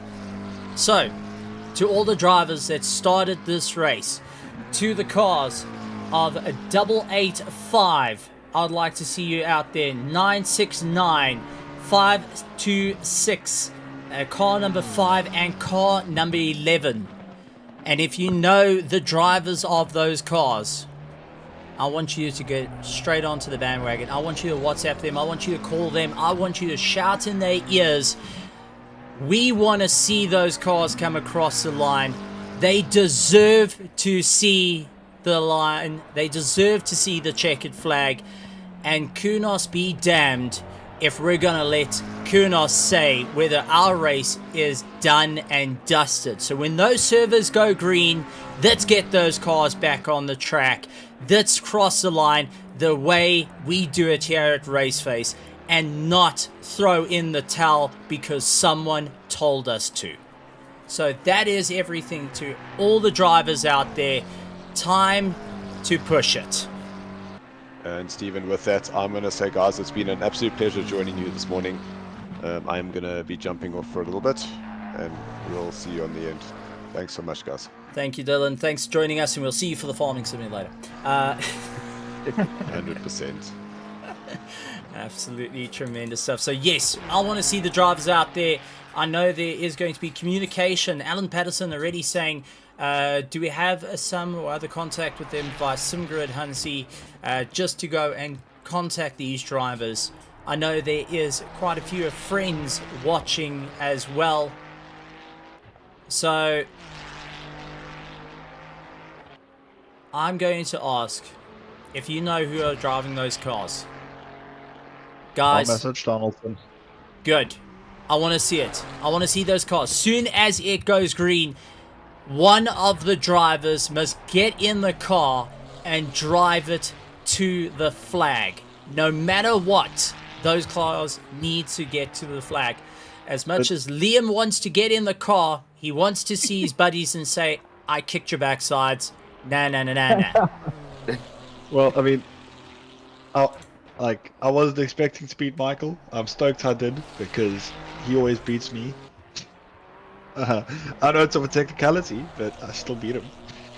Well, that's it. No, come catch me next time. But I'm sure you want to see your friend get in and at least finish what he started and get to do it.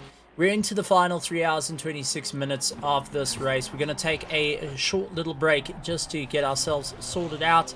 Liam, I know you want to go and have a chat to your team as it's into the final stint now. It's into the final hours, and everyone is looking forward to going and powering their way through. So, for that, we're going to take a short intermission, and I'd like to say thank you very much to the likes of Dylan Hall coming and joining us in the commentary box for a brief little bit of time and being a part of some very interesting conversation. But I look forward. Well, it has been, and I look forward to seeing all the cars returning when the servers go live once again. So get on the phones, guys. If you know the drivers, let's hear from it. We're going to a short intermission for a little bit of time. Liam, thank you very much. Cameron, I'll chat to you very much shortly. Guys. Cheers.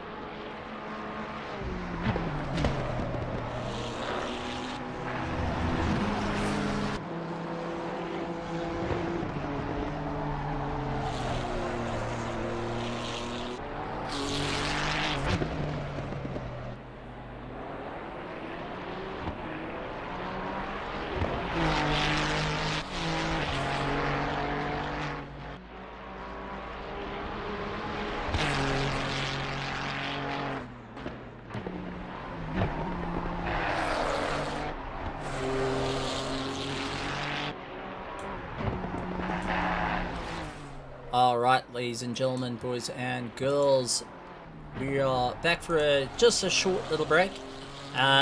Just to let you know, we will be creating the final link for the race, so please keep an eye out on the RaceFace.Pro YouTube page. We will be creating the final link for the broadcast and for the final 3 hours and 17 minutes of this endurance race. Round 1 of the RaceFace.Pro Endurance Series, and the 24 hours of Nürburgring, with the challenge out to all the drivers, to all the teams, to get the missing cars back out on the track. So don't go anywhere, we will be back shortly.